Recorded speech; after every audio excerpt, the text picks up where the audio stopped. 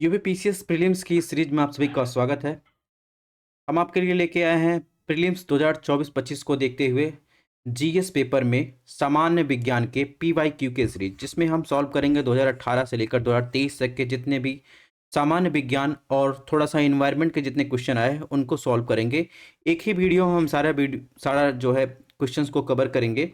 और ध्यान रखिएगा, इसमें 2018 से लेकर और 2023 तक लगभग आपको 200 एमसीक्यू मिलेंगे और इसी के साथ आपका पूरा जनरल साइंस और इन्वायरमेंट सेक्शन का इस सीरीज में कंप्लीट हो जाएगा। नेक्स्ट सीरीज में हम पॉलिटी का लेकर आएंगे, ऐसे ही फिर हिस्ट्री को, ऐसे ही आपको जब तक यूपीपीसीएस का प्रीलिम्स का एग्जाम होगा तब तक आपका सारा जो है एमसीक्यू कंप्लीट हो जाएगा। इससे आपको एक बात ये पता चल जाएगी कितने क्वेश्चन रिपीट हुए हैं, कितने क्वेश्चन जो है आपके लिए इंपॉर्टेंट है। एक्सप्लेनेशन जरूर देखिएगा। हाँ, अगर आपको किसी क्वेश्चंस में कमी दिख रही हो तो कमेंट बॉक्स जरूर पढ़ लीजिएगा, वहां पर उस चीज़ का सुधार किया गया है। ठीक है, कर दिया जाएगा, कमेंट कर दिया जाएगा। ठीक है, तो आप लोग कोशिश करिएगा पूरा लेक्चर देखने की। और इसके अलावा अगर आपको इसकी पीडीएफ क्लासेस के पीडीएफ या ऑनलाइन क्लासेस की अपडेट चाहते हैं या नोट्स आपको चाहिए तो आप टेलीग्राम पर हमको ज्वाइन कर सकते हैं। स्टडी ऑन आईएएस नाम से आपको डिस्क्रिप्शन बॉक्स में लिंक मिल जाएगा, या आप डायरेक्ट जो है मोबाइल से यहाँ से स्कैन कर सकते हैं, वहाँ से ज्वाइन कर सकते हैं। व्हाट्सअप ग्रुप में भी ज्वाइन आप हो सकते हैं, यहाँ से स्कैन करके व्हाट्सअप पेज को ज्वाइन कर सकते हैं। इसके अलावा हमारे इंस्टाग्राम आईडी, फेसबुक पेज और हमारे 2 यूट्यूब चैनल हैं, इसको भी ज्वाइन कर सकते हैं। बहरहाल चलिए क्लास की शुरुआत करते हैं। तो सबसे पहला क्वेश्चन पूछा गया, इसने पूछा है निम्नलिखित में कौन सा राज्य मई जून में निपाह वायरस रोग से प्रकोपित समाचार में था 2018 में? बिहार, केरल, हरियाणा, गुजरात। तो आपको बताना है, इसमें आपको सही आंसर बताना है। और ये क्वेश्चन पूछा गया था यूपीपीसीएस 2018 में। ठीक है, तो आपको बताना है कि 2018 में समाचार में निपाह वायरस की वजह से कौन सा राज्य था। ठीक है, तो बात करें अगर केरल का एक जिला है कोझिकोड, वहाँ पर चमगादड़ जनित जो है निपाह वायरस जो है न्यूज में था, तो इसमें सही हो जाएगा केरला। ठीक है, क्वेश्चन नंबर 2 की बात कैसे पूछा, निम्नलिखित में कौन सा एक उदाहरण है मानव जनित बायोम का? यानी आपको बताना है इन चारों में से एक ताज़ा पानी, क्रैशलैंड, वर्षा, वन भूमि, फसल भूमि, इन चारों में से कौन सा एक जो है मानव जनित बायोम है, यानी ह्यूमन के द्वारा जनरेट किया गया बायोम है। ठीक है, यानी आर्टिफिशियल बायोम, जिसे कहते हैं आर्टिफिशियल बायोम या कृत्रिम बायोम। तो आप देखेंगे इसमें जो एग्रीकल्चर लैंड होता है वो ह्यूमन जनरेटेड जो है बायोम होता है, तो इसमें ऑप्शन डी जो हो जाएगा वो सही हो जाएगा। बाकी अगर बात बात करें फ्रेश रिसोर्स की, वाटर की, या क्रैशलैंड और वर्षा वन की बात करें तो ये सब जो है नेचुरल जो है बायोम होते हैं। क्वेश्चन नंबर 3 की बात करें, इससे पूछा है निम्नलिखित में कौन सा जानवर बिना पानी पिए सबसे अधिक समय तक जीवित रह सकता है? जिराफ, ऊँट, कंगारू, कंगारू चूहा। तो बहुत सारे लोग इसमें आंसर लगा के आएंगे ऊँट। ठीक है, लेकिन डेजर्ट एरिया में या सेमी डेजर्ट एरिया में पाया जाता है एक छोटी सी प्रजाति है कंगारू चूहे की, वो बिना पानी पिए सबसे अधिक समय तक जीवित रह सकता है। ठीक है, तो ध्यान रखना है, एक तो डेजर्ट एरिया में पाया जाता है यानी सेमी एरिड रीजन में या एरिड रीजन में जहाँ शुष्क क्षेत्र होता है, और दूसरा इन्फॉर्मेशन आपको याद रखना, सबसे अधिक समय तक बिना पानी पिए जीवित रहने वाला जीव जो होता है कंगारू चूहा है। ठीक है, क्वेश्चन नंबर 4 की बात करें, से पूछा विश्व जैव विविधता दिवस कब मनाया जाता है? मार्च 22 मार्च, 22 मई, 23 जून, 16 अप्रैल। तो इसमें आपको आंसर बताना है कि विश्व जैव विविधता दिवस कब मनाया जाता है। तो विश्व जैव विविधता दिवस यूएन ने जो है, यूनाइटेड नेशन ने 22 मई को निर्धारित किया है। 22 मई को हर साल जो है विश्व जैव विविधता दिवस मनाया जाता है। ठीक है, इसके अलावा क्वेश्चन नंबर 5 की बात करें, 5 में क्या पूछा है, भारत का पहला राष्ट्रीय समुद्री जैव विविधता केंद्र किस शहर में स्थापित किया गया? भावनगर, जामनगर, मुंबई, पांडिचेरी या पुदुचेरी। तो आपको बताना है कि भारत का पहला जो है राष्ट्रीय समुद्री जैव विविधता केंद्र किस शहर में स्थापित किया गया था। ठीक है, तो ये न्यूज जो है कांग्रेस गवर्नमेंट थी, तो उस समय जो है ये स्थापित किया गया था। यानी आप देखिए कब, 2018 का क्वेश्चन है, 2018 में पूछा गया है, लेकिन ये न्यूज़ में था बहुत साल पहले। बहरहाल अगर बात करें तो राष्ट्रीय जैव विविधता प्राधिकरण की बात करें, अगर इसके अलावा बात करें राष्ट्रीय जैव विविधता प्राधिकरण की बात कर ले, तो उसे चेन्नई में स्थापित किया गया है। अगर आपसे पूछा जाए पहला राष्ट्रीय समुद्री जैव विविधता केंद्र कहाँ स्थापित किया गया है, तो आपको ध्यान रखना गुजरात के भावनगर में स्थापित किया गया है। और आपसे अगर पूछा जाए राष्ट्रीय जैव विविधता प्राधिकरण कहाँ है, तो आपको बताना है कि चेन्नई में है। ठीक है, दोनों अलग अलग चीजें। क्वेश्चन नंबर 6 की बात करें, पूछा दाचीगाम नेशनल पार्क निम्नलिखित में किससे संबंधित? कस्तूरी मृग, गोल्डन ओरियल, ऑर्लो, पीले गले वाले मार्टन से, हांगुल और या कश्मीरी स्टैग से। ठीक है, तो दाचिंगम नेशनल पार्क कहाँ है? दाचिंगम नेशनल पार्क आपको दाचिंगम नेशनल पार्क मिल जाएगा JNK। ठीक है, JNK यूटी में आपको मिल जाएगा, एक श्रीनगर शहर है, श्रीनगर में आपको ये दाचिंगम नेशनल पार्क मिलेगा। और ये फेमस है हांगुल या कश्मीरी स्टैग के लिए। ठीक है, क्वेश्चन नंबर 7 की बात कैसे पूछा? निम्नलिखित में किसका संबंध मिट्टी से है? एडेफिक, जलवायु, जैविक, स्थलाकृति। ठीक है, तो जहां तक बात करें किसका संबंध मिट्टी से है यानी सॉइल से है, तो एडेफी फैक्टर होता है। एडेफी फैक्टर क्या करता है? वो किसी क्षेत्र में पाए जाने वाले भौतिक या रासायनिक मिट्टी की संरचना से संबंधित क्या होता है? अजैविक कारक होता है। इसमें क्या हो जाएगा? ऑप्शन ए सही हो जाएगा, एडेफिक। ये आपको ध्यान रखना है, ये क्वेश्चन जो है रिपीट हुआ है। ठीक है, क्वेश्चन नंबर 8 की बात कैसे पूछा? ओजोन की अधिकतम सांद्रता निम्नलिखित में किसमें पाई जाती है? क्षोभ मंडल, मध्य मंडल, स्ट्रेटोस्फीयर, एक्सोस्फीयर। तो ओजोन की अधिकतम सांद्रता, सबसे पहले ओजोन मंडल कहाँ पाया जाता है? तो आप देखेंगे सबसे नीचे है क्षोभ मंडल, उसके ऊपर है समताप मंडल। क्षोभ मंडल के ऊपर ही समताप मंडल का जो निचला परत होता है, पतला सा एरिया होता है, वहाँ पाया जाता है ओजोन की अधिकतम सांद्रता या ओजोन मंडल पाया जाता है। तो आपको ध्यान रखना स्ट्रेटोस्फीयर में जो है अधिकतम सांद्रता पाई जाती है, यानी ऑप्शन सी इसमें सही है। अब बात करेंगे क्वेश्चन नंबर 9। तो हाँ, यहाँ पे देखिए ये ट्रोपोस्फेयर है। ठीक है, ये है ओजोन लेयर। यहाँ पे आएंगे स्ट्रेटोस्फियर है, समताप मंडल, फिर मेसो मध्य मंडल। और मध्य मंडल में ही आप देखेंगे तो यहाँ पर अरोरा बोरियालिस, अरोरा ऑस्ट्रियालिस की घटना देखने को मिलेगी। ठीक है, ये चीज़ आपको ध्यान। और जो नॉर्मल प्लेन हवाई जहाज है वो क्षोभ मंडल में उड़ते हैं, ये भी आपको ध्यान रखना है। ठीक है, सैटेलाइट आप देखेंगे तो थर्मोस्फेयर में निर्धारित की जाती है। इसके अलावा ओजोन की जहाँ तक बात करें तो ओजोन जो होता है आप देखेंगे सन रेज से देखेंगे, ऑक्सीजन से ये इंटरेक्ट करके जो है ओजोन बनाता है। ठीक है, बाकी क्या इसका केमिकल कंपोजिशन क्या है इसको आपको याद रखने की जरूरत नहीं है, बस टू द पॉइंट याद रखिएगा। ओजोन लेयर कहाँ है? क्षोभ मंडल के ऊपरी सीमा और समताप मंडल के निचली सीमा पर। ये क्या बात? क्षोभ मंडल की अधिकतम सांद्रता, सॉरी, ओजोन की अधिकतम सांद्रता पाई जाती है। ठीक है, क्वेश्चन नंबर 9 की बात करें, 9 में क्या पूछा है? ग्लोबल वार्मिंग के परिणाम स्वरूप, ग्लोबल वार्मिंग के कारण, ठीक है एक ही बात है, ग्लोबल वार्मिंग कारण निम्नलिखित में किसकी आवृत्ति और गंभीरता बढ़ती जा रही है? केवल चक्रवात की, केवल तूफान की, केवल तूफान की? तो इसमें देखिए 2 बार ऑप्शन दे दिया गया है।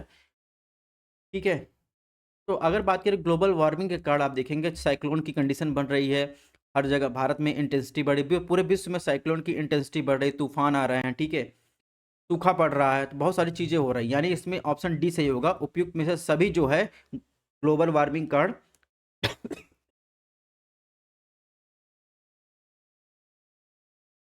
सॉरी, ग्लोबल वार्मिंग कारण ये घटनाएं बढ़ रही हैं। क्वेश्चन नंबर 10 की बात करें, क्वेश्चन नंबर 10 में क्या पूछा है? निम्नलिखित में कौन सा स्वस्थानी संरक्षण यानी इन सीटू कंजर्वेशन? ठीक है, तो बायोडाइवर्सिटी का कंजर्वेशन 2 टाइप का होता है। ठीक है, एक होता है इन सीटू स्वास्थाने, एक होता है एक्स सीटू बायास्थाने।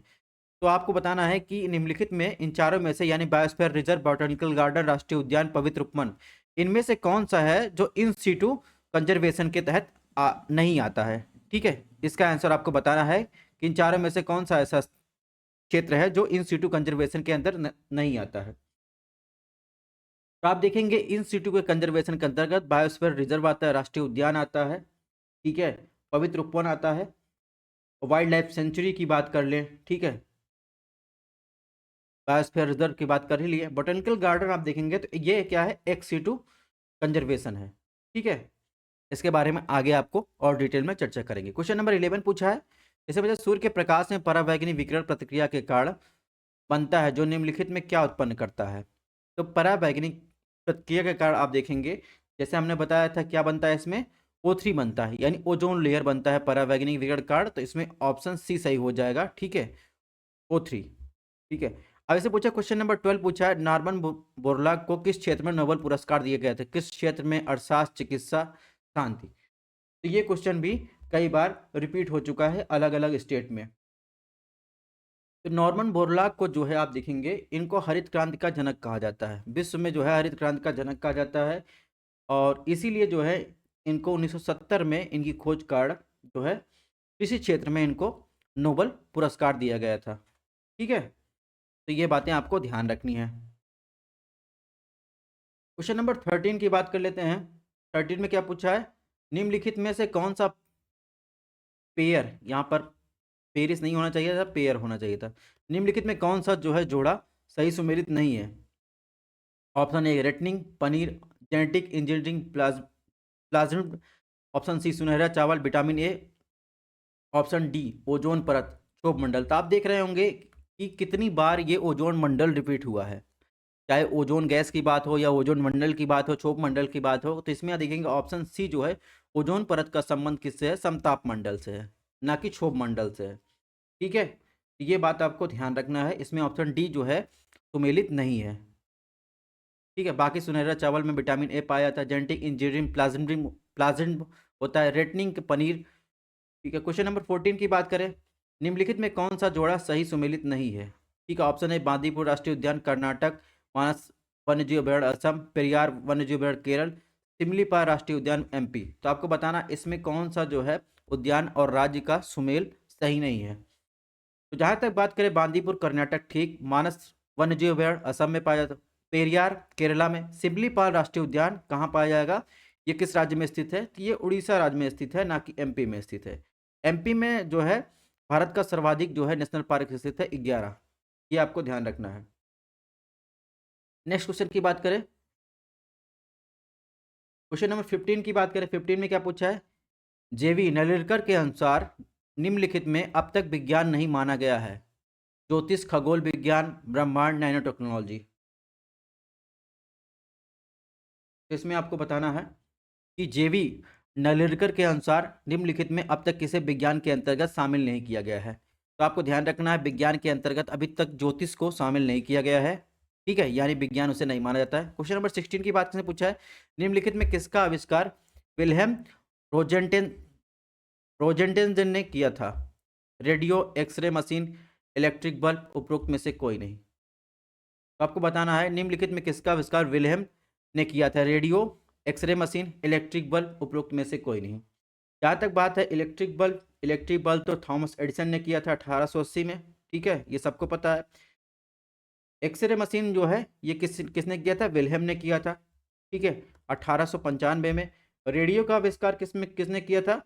तो रेडियो का आविष्कार आप देखेंगे तो मकॉर्नी, इनका पूरा नाम था गुमिल्मो मकॉर्नी। ठीक है, तो इन्होंने किया था। तो इस प्रकार इसमें ऑप्शन बी जो हो जाएगा सही हो जाएगा। क्वेश्चन नंबर 17 की बात करें, 17 में क्या पूछा है? डीएनए की जो द्विकुंडली संरचना होती है यानी डबल हेलिकल स्ट्रक्चर होता है, किसके द्वारा दी गई थी? जैकब और मोनर्ड, वॉटसन, क्रिक, एच.जी. खुराना, उपरोक्त में से कोई नहीं। तो आपको बताना डीएनए की द्विकुंडली संरचना होती है वो किसके द्वारा दी गई थी? तो जहाँ तक बात है एच.जी. खुराना की, एच.जी. खुराना को जो नोबेल प्राइज़ मिला था 1968 में। ये अमेरिकी जैव रसायन, इन्होंने आरएनए की श्रृंखला को एनालाइज किया था। ठीक है, और एंजाइम के द्वारा। तो इस प्रकार जो है इनका संबंध इससे है। ठीक है, जहाँ तक बात है डीएनए के द्विकुंडली संरचना की, तो इनका संबंध जैकब और मोनर्ड से है। सॉरी, जैकब और मोनर्ड का संबंध आप देखेंगे, इन्होंने बैक्टीरिया में ऑपरेंट मॉडल जो है दिया था, जिसके लिए इनको 1965 में नोबेल मिला था। और डीएनए के द्विकुंडली संरचना जो है वाटसन और क्रिक से इनका संबंध है। ठीक है, इसके लिए इनको जो है 1953 में इनको नोबेल प्राइज़ दिया गया था। ध्यान रखना है डीएनए का संबंध जो है वाटसन क्रिक से है, एच.जी. खुराना का संबंध जो है आरएनए के एनालाइज एनालाइज किया था एंजाइम के द्वारा। ठीक है, जैकब और मोनोड जो थे उन्होंने बैक्टीरिया का ऑपरेंट मॉडल दिया था, इसके लिए नोबेल पुरस्कार दिया गया था। क्वेश्चन नंबर 18 की बात करें, इसमें क्या पूछा? निम्नलिखित में किस विद्युत चुम्बकीय विकिरण की अधिकतम ऊर्जा होती है? दृश्य प्रकाश, इंफ्रारेड किरण, पराबैंगनी, एक्सरे। तो आपको बताना किस इलेक्ट्रोमैग्नेटिक जो विकिरण होती है उसकी अधिकतम ऊर्जा होती है। तो ध्यान रखिएगा, कुछ फैक्ट आपको ध्यान रखना है। जो शॉर्टर वेवलेंथ जिसकी होगी, यानी जिसकी शॉर्ट वेवलेंथ होगी, उसका हायर फ्रिक्वेंसी होगा और हायर एनर्जी वो निकालेगी। तो उसमें आप देखेंगे एक्सरे और गामा रेज जो है सबसे अधिक ऊर्जा निकालती है। इसमें ऑप्शन डी जो है सही हो जाएगा। क्वेश्चन नंबर 19 की बात कैसे पूछा हुआ है, मीथेन में निम्नलिखित में किसका मीथेन जो है निम्नलिखित में किससे उत्सर्जित होता है? केवल धान के खेत में, केवल दीमक के घर, ऑप्शन सी ए और बी, ऑप्शन डी इनमें से कोई नहीं। तो आप ध्यान रखिएगा, मीथेन का उत्सर्जन होता है धान के खेत से जो है सबसे ज्यादा होता है, उसके बाद दीमक के घर से भी होता है, यानी ऑप्शन सी सही हो जाएगा। ठीक है। क्वेश्चन नंबर 20 की बात करें, इसमें पूछा निम्नलिखित में कौन सा तत्व अर्धचालक है, यानी सेमीकंडक्टर है? एल्युमिनियम, चांदी, सिलिकॉन, सीसा। तो आपको बताना कौन सा तत्व इन चारों में से सेमीकंडक्टर के रूप में कार्य करता है।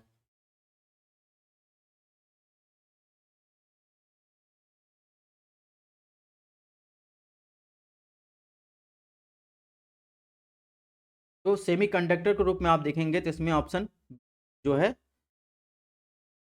यहाँ सी होना चाहिए, सिलिकॉन जो है सही हो जाएगा, ए बी। तो ऑप्शन जो है इसमें क्या है, सी जो है सिलिकॉन जो है सेमीकंडक्टर के रूप में कार्य करता है। तो यहाँ पर देखिए आवृत्ति की बढ़ती क्रम में विद्युत चुम्बकीय स्पेक्ट्रम की बात की गई है, जैसे जिनकी आवृत्ति बढ़ती के क्रम में, तो रेडियो वेव, माइक्रोवेव, इंफ्रारेड, फिर आ जाएगा विजुअल लाइट होती, पराबैंगनी, एक्सरे, गामा। तो यहाँ पर लिखिए, देखिए क्या लिखा है, shorter wavelength higher frequency higher energy, longer wavelength lower frequency lower energy. तो माइक्रोवेव में जो है लोअर एनर्जी प्रोड्यूस होती है, इधर आएंगे तो हायर एनर्जी प्रोड्यूस होगी। यहाँ पर है गामा किरणों में सबसे अधिक ऊर्जा होती है और सबसे छोटी तरंग दैर्घ्य होती है और सबसे अधिक आवृत्तियाँ होती है। ये क्या है, फ्रिक्वेंसी है। ठीक है, ये चीज़ आपको ध्यान रखना है। इसके अलावा मेथेन के बारे में यहाँ पर लिखा, मेथेन का उत्पादन कोयला, प्राकृतिक गैस, तेल उत्पादन और परिवहन के दौरान होता है। मीथेन का उत्सर्जन आप देखेंगे पशुओं से भी होता है, दीमक से भी होता है, अन्य कृषि पद्धतियों में धान की खेती से होता है। ठीक है, लैंडफिल जैविक कचरे के क्षय के परिणाम स्वरूप होता है। इसके अलावा आप देखेंगे, ये कुछ डाटा है 2019 का US methane emission by source का। तो आप देखेंगे यहाँ पे किसके किसके द्वारा कितना जो है मीथेन का इमिशन होता है। फिर आप देखेंगे ये पीरियोडिक टेबल है, इसमें जो है जितने ये जो है डार्क येलो से लिखे गए हैं, ये सब क्या है, सेमीकंडक्टर है। कंडक्टिविटी सेमीकंडक्टर आप कैसे जाने, एक होता है सेमीकंडक्टर, सेमीकंडक्टर होता है ये कंट्रोल करता है। आप सेमीकंडक्टर से इधर की तरफ आएंगे तो इसमें जो है कंडक्टर जो पाएगा, जो कंडक्टर होता है वो इजी टू कंडक्ट इलेक्ट्रिसिटी होता है।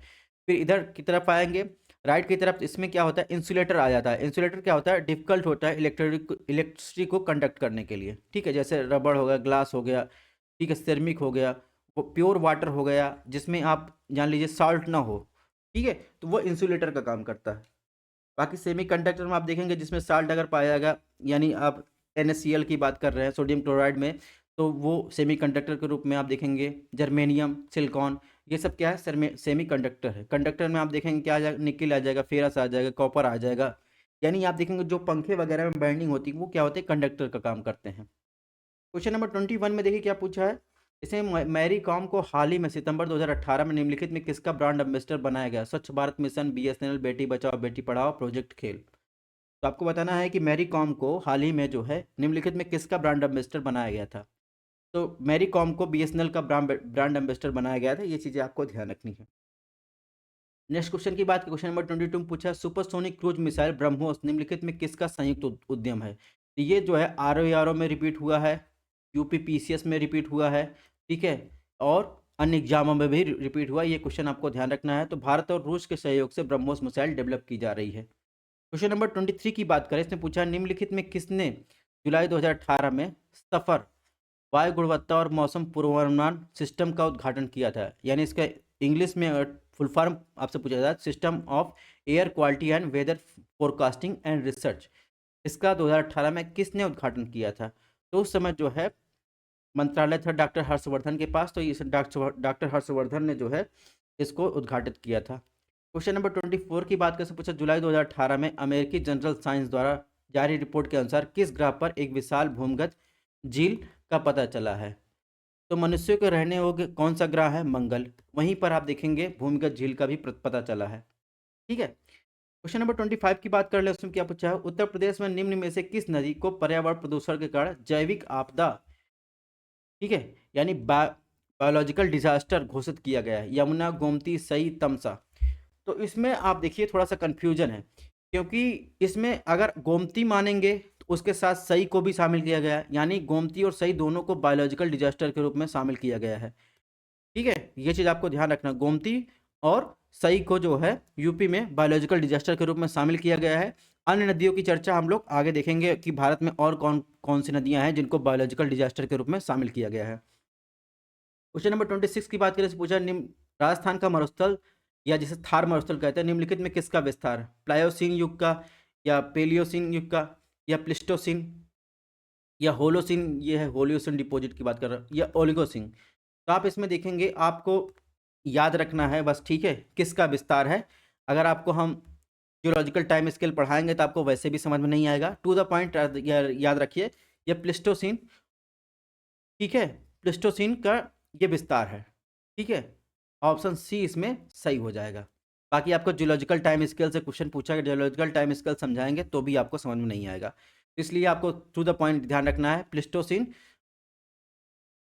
से संबंधित है। क्वेश्चन नंबर 27 की बात करें, 27 ने क्या पूछा है, निम्नलिखित में किस देश में प्रति गाय दूध का उत्पादन सर्वाधिक है? यहाँ ध्यान रखिएगा, किस देश में गाय के बारे में पूछ रहा है, प्रति गाय दूध का उत्पादन सर्वाधिक है, Netherlands, Great Britain, Denmark, Bharat.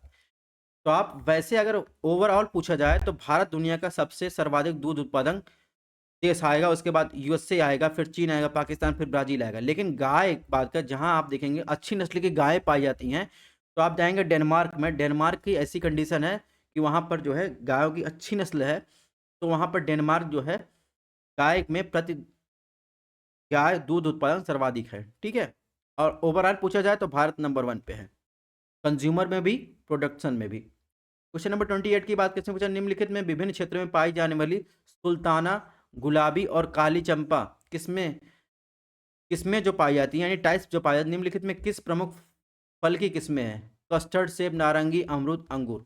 तो आपको बताना है कि ये जो किस्में पाई जाती है, सुल्ताना, गुलाबी, काली चंपा, ये चारों फसलों में से, जिसमें कस्टर्ड, सेब, नारंगी, अमरूद और अंगूर शामिल है, इनमें किसकी फसल की वैरायटी है? तो ध्यान रखिएगा, इसमें आपको लगाना है कि अंगूर फसल की जो वैरायटी है, सुल्ताना, गुलाबी और काली चंपा, ये सब जो है क्या है, अंगूर की फसल की वैरायटी है। नेक्स्ट क्वेश्चन की बात करें, क्वेश्चन नंबर 28 की बात करें, उसके पहले हम आपको कुछ डाटा दिखा देते हैं। तो यहाँ पर देखिए, उत्तर प्रदेश में देखिए गोमती, सई, और केरल में पेरियार, चेलियार, तमिलनाडु में आप देखेंगे ताम्रपर्णी नदियाँ। यहाँ पर अवैध खनन, अवैध प्रदूषण की मात्रा इतनी बढ़ चुकी है कि इन्हें क्या बायोलॉजिकल डिजास्टर घोषित किया गया है। तो आने वाले एग्जाम के लिए अभी तो आपसे गोमती सही पूछा गया है, लेकिन ये न्यूज में था। ठीक है, तो ये चीज़ें नदियाँ ध्यान रखनी है कि अगर इनमें किसी नदी का नाम दे दिया जाए तो आपको ध्यान रखना, बायोलॉजिकल डिजास्टर के रूप में ये सब नदियाँ भी शामिल हैं। और यहाँ पर देखिए थार रेगिस्तान के बारे में जो है बताया गया है, इसको आपको देख लेना है। डेनमार्क के बारे में यहाँ पर कुछ डाटा दिया गया है, डेयरी इंडस्ट्री के बारे में। ठीक है, और इसके अलावा अगर पूछा जाए भारत में सर्वाधिक दुग्ध उत्पादन में ओवरऑल राज्य पहले नंबर पर कौन सा है, तो उत्तर प्रदेश पहले नंबर पर है, राजस्थान दूसरे नंबर पर है, तीसरे मध्य प्रदेश, चौथे पर आप देखेंगे आंध्र प्रदेश। बाकी डाटा यहाँ पर दिया गया है, पीडीएफ हम आपको देंगे आंसर के साथ, आप उसको देख लीजिएगा। क्वेश्चन नंबर 29 देखिए, 29 में क्या दिखा है, इसमें पूछा है कि निम्नलिखित में कौन सा राज्य भारत में इलायची और काली मिर्च का सबसे बड़ा उत्पादक है? ये भी क्वेश्चन रिपीट हुआ है, आर यूपी पीसीएस में कई बार रिपीट हुआ है। ऑप्शन ए दिया तमिलनाडु, बी गोवा, सी केरला और डी महाराष्ट्र। तो जहां तक बात करें इलायची की, इलायची में नंबर 1 पर आता है केरला, दूसरे पे आता है, आप देखेंगे केरला के बाद आता है सिक्किम आता है। ठीक है, सिक्किम के बाद आप देखेंगे नागालैंड आता है, आंध्र प्रदेश आता है, कर्नाटका आता है। और वहीं काली मिर्च की बात करें तो नंबर 1 पर आता है कर्नाटका। ठीक है, 2 पे आता है आप देखेंगे केरला, यानी केरल की बात करें, तीसरे नंबर पर आता है आप असम आ जाएगा। लेकिन अब इसमें देखिए, अब इसमें पूछा है काली मिर्च और इलायची का सबसे बड़ा उत्पादक, तो इसमें आप देखिए केरल दिया है तो यही कॉमन में केरल मार देंगे। लेकिन वैसे अगर देखा जाए तो इलायची का सबसे बड़ा उत्पादक केरल है, लेकिन काली मिर्च का सबसे बड़ा उत्पादक कर्नाटका है, ये चीज आपको ध्यान रखनी है। क्वेश्चन नंबर 30 की बात करें से पूछा है, निम्नलिखित में कौन सा देश विश्व में आयोडीन, ठीक है, का अग्रणी उत्पादक है? जापान, चिली, यूएसए, चीन। तो आप देखेंगे आयोडीन का सबसे अग्रणी उत्पादक पूरे विश्व में आप देखेंगे तो जो चिली है, जो साउथ अमेरिका का एक राज्य है वो जो है पूरे विश्व का जो है सबसे बड़ा आयोडीन उत्पादक होता है। सेकंड नंबर पर आप देखेंगे, सेकंड नंबर पर आ जाएगा जापान, और थर्ड नंबर पर आप देखेंगे तो थर्ड नंबर पर अन्य देशों का नाम आएगा। अगर भारत में पूछा जाए कि सर्वाधिक आयोडीन उत्पादन कहाँ होता है तो आपको ध्यान रखना है गुजरात से होता है। ठीक है। क्वेश्चन नंबर 31 की बात करें तो पूछा निम्नलिखित घटनाओं पर विचार कीजिए। उपरोक्त घटनाओं के पृथ्वी की उनकी उत्पत्ति क्रोनोलॉजी के क्रम में व्यवस्थित करना है, आपको सही कोड बताना है। ठीक है, तो ये भी आप समझ लिए एक एक्सेप्शन जो है क्वेश्चन आया है, क्योंकि बहुत लोगों को नहीं पता, ये भी ज्योग्राफिकल टाइम स्केल से आया है। ठीक है, यानी प्रथम सरीसृप जो है, पहली बार जो है सरीसृप रेंगने वाला जो है वो कब पृथ्वी पर आया, प्रथम कीट कब आए, कवच वाले जानवर कब आए, प्रथम स्तनधारी कब आए, तो इसका बताना है, क्रोनोलॉजी बताना है। बहरहाल हम आपको आंसर बता दे रहे हैं। एक्सप्लेनेशन आप हमने दे दिया है, आप वहाँ से पढ़ सकते हैं, लेकिन कोई फायदा है नहीं। ठीक है, तो अगर इसकी बात करेंगे पहले क्या आया, तो इसमें जो पहले आया तो पहले जो है प्रथम कीट जो है धरती पर आए। ठीक है, उसके बाद आप देखेंगे तो उसमें कवच वाले जानवर आए, फिर नंबर आया प्रथम सरीसृप आया, उसके बाद जो है लास्ट में आए प्रथम स्तनधारी। तो इसमें ऑप्शन बी जो हो जाएगा सही हो जाएगा। यहाँ पर देखिए डाटा दिया गया कार्डमम का या इलायची का, और यहाँ पर देखिए काली मिर्च का पूछा है, हमने लौंग का भी दे दिया। लौंग में पहला स्थान पर तमिलनाडु, दूसरे पर कर्नाटका, तीसरे में केरला, उसके बाद अदर स्टेट है। और यहाँ पर देखिए जो हमने बताया ज्योग्राफिकल टाइम स्केल से जो क्वेश्चन दिए गए हैं उसका आंसर यहाँ पर दिया गया, अगर आपको डिटेल पढ़ना हो तो यहाँ से पढ़ सकते हैं।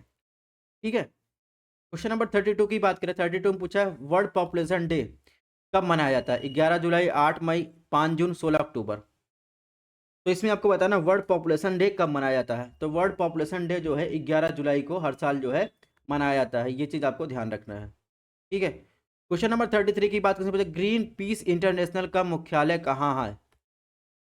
एम्स्टर्डम, जो नीदरलैंड में, कैनबरा, ओटावा, नागासाकी।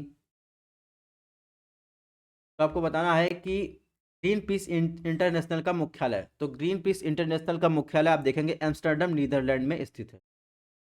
ठीक है, क्वेश्चन नंबर 34 में आप देखें क्या पूछा गया, भारत सरकार द्वारा घोषित ABC इंडेक्स निम्नलिखित किससे संबंधित? ये भी जो है क्वेश्चन रिपीट हुआ है, RO यूपीपीएससी 2018 में, RO में भी रिपीट हुआ है। तो ABC इंडेक्स आप देखेंगे कृषि, संचार, स्वास्थ्य, शिक्षा।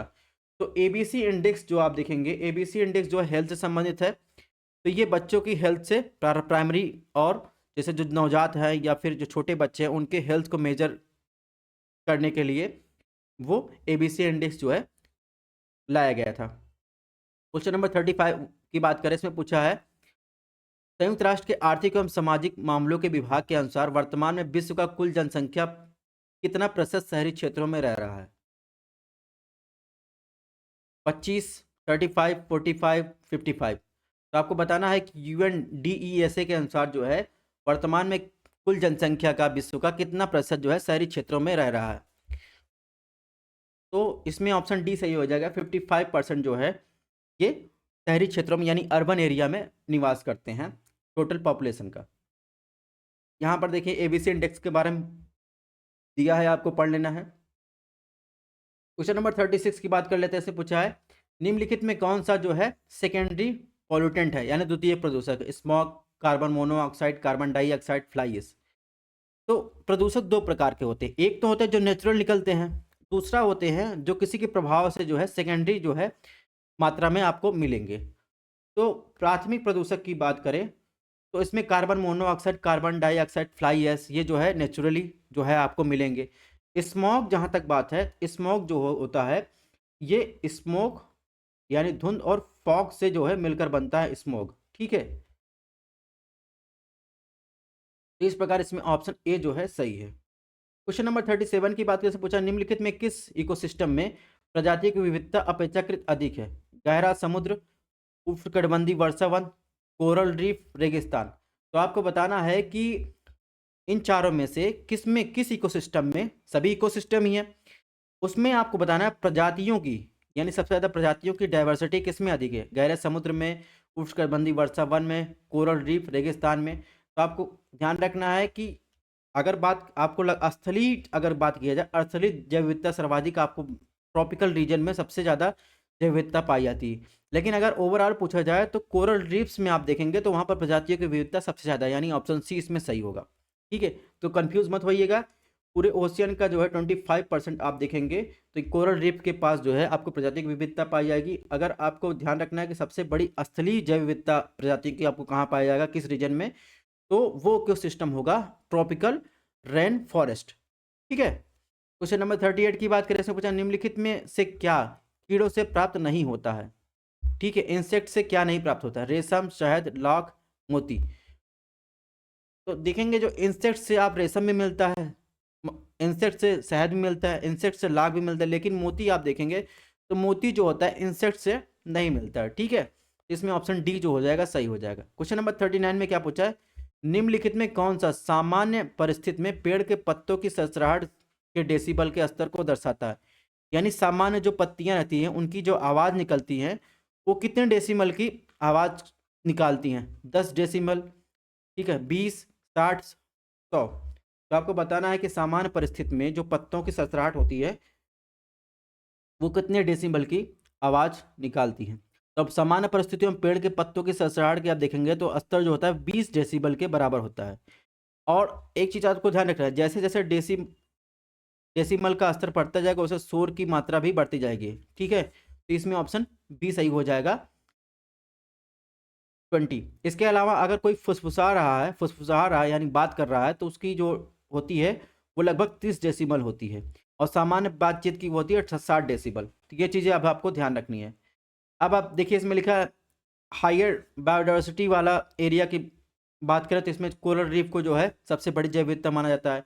इसके अलावा इसमें आप देखेंगे प्राथमिक पोल्यूटेंट कौन कौन से, सेकेंडरी पोल्यूटेंट कौन कौन से हैं, यानी इमिशन का सोर्स क्या होता है, क्या इफेक्ट करते हैं। ठीक है, एग्जाम्पल दिया है तो एग्जाम्पल आपको ध्यान रखना है, ये चीज़ आपको ध्यान रखना है। ठीक है, प्राइमरी और सेकेंडरी डेसिबल एक के बारे में यहाँ पर दिया गया है, इसको भी आपको ध्यान रखना है। और केंद्रीय प्रदूषण नियंत्रण बोर्ड ने क्या विभिन्न क्षेत्रों के लिए क्या अनुमान शोर निर्धारित किए हैं वो भी आपको ध्यान रख, यानी इंडस्ट्रियल एरिया के लिए ये क्वेश्चन इससे पूछे गए हैं।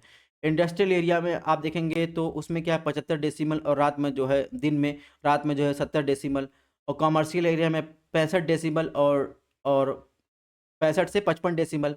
जबकि जहाँ रेजिडेंशियल एरिया है वहाँ पर देखेंगे 55 डेसिमल से और 45 डेसिमल ये निर्धारित किए गए हैं। क्वेश्चन नंबर 40 की बात करें से क्या पूछा है, जलवायु परिवर्तन पर संयुक्त राष्ट्र सम्मेलन COP21 कहाँ आयोजित किया गया। COP21 की बात कर रहा है ये, यानी 2015 की बात कर रहा है। कहाँ पर आयोजित किया गया था, मॉस्को, पेरिस, बर्लिन, टोक्यो। तो COP21 जो है 12 दिसंबर 2015 को आयोजित किया गया था। पेरिस एग्रीमेंट, यहीं से पेरिस एग्रीमेंट निकला था। वर्तमान में आप देखेंगे COP27 होगा इजिप्ट में, इसके बाद COP28 आप देखेंगे यूएई में होने वाला है। ठीक है, क्वेश्चन नंबर 41 की बात कर लेते हैं। 41 में क्या है, जलवायु परिवर्तन में भारत की पहली राष्ट्रीय कार्य योजना कब जारी की गई, यानी national action plan on climate change. ठीक है, कब जारी किया गया। तो पहली बार जो भारत ने अपना national action plan on climate change पर जारी किया था वो 2008 में जारी किया था। ठीक है, इसके तहत भारत ने कुछ अपने टारगेट अलग अलग एरिया में निर्धारित किए थे जिनकी चर्चा हम लोग आगे करेंगे। बहरहाल आपको टू द पॉइंट याद रखना है कि नेशनल एक्शन प्लान जो है 2008 में जो है भारत ने अपना जारी किया था। ठीक है, क्लाइमेट चेंज से को कम करने के लिए। क्वेश्चन नंबर 42 की बात करें, सबसे स्थिर इकोसिस्टम तंत्र यानी इकोसिस्टम कौन सा है, समुद्र यानी जैसे महासागर, वन, पर्वत, रेगिस्तान। तो सबसे स्टेबल आपको इकोसिस्टम आपको इसमें बताना है कि सबसे स्टेबल इकोसिस्टम इनमें से कौन सा है। तो जहाँ तक बात है सबसे स्टेबल इकोसिस्टम आपको ध्यान रखना है, दिमाग में बैठा लेना है कि ओशियन, महासागर सबसे स्टेबल इकोसिस्टम है। ठीक है, ज़्यादा फर्क नहीं पड़ता इस पर बारिश और या फिर अन्य चीज़ों का। ठीक है, तो इतना आपको ध्यान रखना है कि सबसे स्टेबल इकोसिस्टम क्या है, ओशियन है। ठीक है, क्वेश्चन नंबर 43 में पूछा है भस्मक का उपयोग निम्नलिखित में से किसके लिए किया जाता है, अवशिष्ट जलाने में, उनमें कचरा डालने में, हरे पेड़ों को काटने के लिए, उर्वरक बनाने के लिए। तो आपको बताना है भस्मक का प्रयोग यानी भस्मीकरण एक प्रक्रिया है। जब आप देखेंगे तो वहाँ पर अपघटन की प्रक्रिया को क्या कहते हैं, भस्मीकरण कहते हैं। तो वो अपशिष्टों को जलाने में आप देखेंगे भस्मीकरण की प्रक्रिया का प्रयोग किया जाता है। तो आपको ध्यान रखना है अवशिष्ट को जलाने में भस्मीकरण की प्रक्रिया को प्रयोग किया जाता है, ये चीज़ आपको ध्यान रखना है। तो जलवायु परिवर्तन पर यहाँ पर देखिए नेशनल एक्शन प्लान की बात किया गया है, 2008 में लाया गया। तो इसके 8 जो है नेशनल मिशन निर्धारित किए गए थे। तो राष्ट्रीय सौर मिशन चालू किया गया था, उन्नत दस्ता के लिए राष्ट्रीय मिशन, अस्थायी निवास के लिए राष्ट्रीय मिशन, राष्ट्रीय जल मिशन जो है इसी के अंतर्गत चालू किया गया था, और national mission for green India, Himalayan ecosystem को बनाए रखने के लिए जो है नेशनल मिशन चालू किया गया था। सस्टेनेबल एग्रीकल्चर के लिए नेशनल मिशन चालू किया गया था। इसके अलावा देखेंगे क्लाइमेट चेंज को रोकने के लिए उनका राष्ट्रीय मिशन चालू किया गया था। तो ये सब चीज़ें आपको ध्यान रखना है। क्वेश्चन नंबर 44 की बात कैसे पूछा, ग्रीन हाउस प्रभाव यानी ग्रीन हाउस इफेक्ट क्या है? वैश्विक तापमान में वृद्धि करना, वैश्विक तापमान में कमी करना, समुद्र के पानी के तापमान में वृद्धि करना, नदियों और झीलों के तापमान में वृद्धि करना। तो ग्लोबल ग्रीन हाउस इफेक्ट आप देखेंगे तो ग्लोबल ग्रीन हाउस इफेक्ट की बात करें या फिर ग्रीन हाउस इफेक्ट की बात करें, उससे क्या होता है, जो ग्रीन हाउस गैसेज होती हैं उससे जो है ग्लोबल लेवल पर आप देखेंगे वो तापमान में वृद्धि करती हैं। ठीक है, क्वेश्चन नंबर 45 में देखिए क्या पता, निम्नलिखित में कौन सा नेचुरल गैस का मुख्य घटक है? Ethane, butane, carbon monoxide, methane. तो नेचुरल गैस आपको बताना है कि मुख्य घटक कौन सा है। तो नेचुरल गैस का मुख्य घटक आपको ध्यान रखना है मीथेन जो है, ये नेचुरली जो है कई जगहों से निकलता है। तो आप देखेंगे नेचुरल गैस का मुख्य घटक मीथेन है। ठीक है, क्वेश्चन नंबर 46 की बात कैसे पूछा, भारत में गिद्धों की लगभग विलुप्त के लिए मवेशियों को दी जाने वाली कौन सी दर्द निवारक दवा थी? तो ये भी क्वेश्चन रिपीट हुआ है और ये भी क्वेश्चन कई एग्जाम में रिपीट हुआ है, ये भी आपको ध्यान रखना है। तो पशुओं को जो दवा दी जाती थी और जो पशु मर जाते थे, उन गिद्ध जब उनका भक्षण करते थे तो वो दवा थी डाइक्लोफेनाक। ठीक है, तो इसमें ऑप्शन डी सही है। क्वेश्चन नंबर 47 की बात कैसे पूछा, 2015 में निम्नलिखित में कौन सा देश CO2 का सबसे बड़ा उत्सर्जक था? चीन, यूएसए, भारत, फ्रांस। तो 2015 की बात करें, वर्तमान की बात करें तो कार्बन डाइऑक्साइड की बात करें तो उससे चीन नंबर 1 पर है, यूएसए भी सेकंड नंबर पर है, तीसरे नंबर पर रशिया है, चौथे नंबर पर जो है जापान है। तो पूरा ग्लोबल लेवल पर कार्बन डाइऑक्साइड के उत्सर्जन में चीन नंबर 1 पर है, सेकंड नंबर पर यूएसए भूमिका निभाता है। ठीक है, इसके अलावा यहाँ पर देखिए नेचुरल गैस के बारे में आपको दिखा गया है। तो यहाँ पर प्राकृतिक गैस मुख्य रूप से मीथेन का मिश्रण है, जिसमें अन्य उच्च एल्केनेंस के विभिन्न मात्रा और carbon dioxide, nitrogen, hydrogen sulphide, helium की छोटी मात्रा शामिल होती है। बहरहाल क्वेश्चन नंबर 48 की बात कर लेते हैं, क्या पूछा है, निम्नलिखित जो कथन दिए गए हैं, ये बयान दिए गए, कौन सा कथन सही है? प्राकृतिक आपदाओं से सबसे अधिक नुकसान विकासशील देशों में होता है। ऑप्शन 2, भोपाल गैस त्रासदी मानव निर्मित थी। ऑप्शन सी, भारत एक आपदा मुक्त देश है। ठीक है, ऑप्शन 4, मैंग्रोव चक्रवातों के प्रभाव को कम करते हैं। तो आप ऑप्शन 4 तो बिल्कुल सही है कि मैंग्रोव की जड़ें जो रहती हैं वो काफ़ी ऊंचाई पर रहती हैं, तो वहाँ पर जो भी रहता है कि एक तो इरोजन को कम करते हैं, ठीक है, बाढ़ को कम करते हैं, तो इससे चक्रवातों का जो प्रभाव होता है वो कम करते हैं। और भारत एक आपदा मुक्त देश नहीं है, क्योंकि यहाँ पर जो है देखेंगे तो आपको चक्रवात, ठीक है, सूखा, बहुत सारी चीज़ें जो आप डिजास्टर से संबंधित है, बाढ़, ये सब आते रहते हैं। तो इसमें ऑप्शन 3 जो है गलत हो जाएगा। अब ऑप्शन 3 जहाँ जहाँ उसको एलिमिनेट कर दीजिए। ऑप्शन 3 इसमें भी है, ऑप्शन 3 इसमें भी है, बचा 1 2 4, तो 1 2 4 सही है। और प्राकृतिक आपदाओं से सबसे अधिक कौन प्रभावित होता है? जो डेवलपमेंट, ठीक है, जो देश होते हैं। इसके अलावा भोपाल गैस त्रासदी की बात करें तो भोपाल गैस त्रासदी जो है मानव निर्मित थी। ठीक है, ये भी आपको ध्यान रखना। जहाँ तक भोपाल गैस त्रासदी की बात है तो यहाँ पर जो है मिथाइल आइसोसाइनेट एक गैस जो है लीक हुई थी 1984 में, जिससे कई हजार लोग मर गए थे और वर्तमान में भी वो प्रभावित हैं। यहाँ पर एक कीटनाशक बनाया जाता था, ठीक है, खेतों के लिए, और अमेरिकी कंपनी थी, ठीक है, जो ये बनाती थी। तो इस प्रकार इसमें ऑप्शन सी जो हो जाएगा सही हो जाएगा। क्वेश्चन नंबर 49 में क्या पूछा है, निम्नलिखित में किसका वेग सर्वाधिक होता है? कॉस्मिक किरण, प्रकाश, इलेक्ट्रॉन, सुपरसोनिक। तो वेग की बात करें, सर्वाधिक वेग की बात करें तो आपको ध्यान रखना है जो लाइट का वेग होता है वो सर्वाधिक होता है। ठीक है, सुपरसोनिक वेव मतलब अगर चलिए लाइट का वेग कितना होता है? 3 × 10.8 मीटर प्रति सेकंड। ठीक है, क्वेश्चन नंबर 50 पूछा है, ग्राफीन क्या है? कार्बन एक मिश्र धातु है, कार्बन की नैनो संरचना है, कार्बन का आइसोटोप है, उपरोक्त में से कोई नहीं। तो ग्राफीन आप देखेंगे, ग्राफीन जो है कार्बन का नैनो स्ट्रक्चर है। ठीक है, और इसके बहुत सारे जो है बहुत सारे प्रकार पाए जाते हैं। तो ग्राफीन आप देखेंगे कार्बन का एक क्या है? नैनो स्ट्रक्चर है। तो इसमें ऑप्शन बी जो हो जाएगा सही हो जाएगा। ठीक है, तो यहाँ पर देखिए ग्राफीन के बारे में दिया गया है, इसको भी आपको ध्यान रखना है। और कार्बन की नैनो संरचना में इससे जो है क्वेश्चन पूछा था यूपीएससी में। ठीक है, कार्बन की नैनो संरचना में carbon fibre, carbon nano tubes यानी CNT जिसे कहते हैं, फुलरिन, ग्राफीन सहित कार्बन के विभिन्न कम धीमी जो है का वेग यानी साउंड का वेग सबसे अधिक कहाँ होगा? तो ध्यान दीजिए, ध्वनि क्या है? एक मैकेनिकल वेव है यानी यांत्रिक तरंग है। इसके लिए क्या मीडियम की आवश्यकता होती है, यानी ध्वनि के लिए क्या होती है? माध्यम की आवश्यकता होती है। ठीक है, तो आप वैक्यूम अगर रहेगा, निर्वात रहेगा, तो वहां कोई माध्यम है नहीं, तो ध्वनि वहां पर वेग तो होगा नहीं।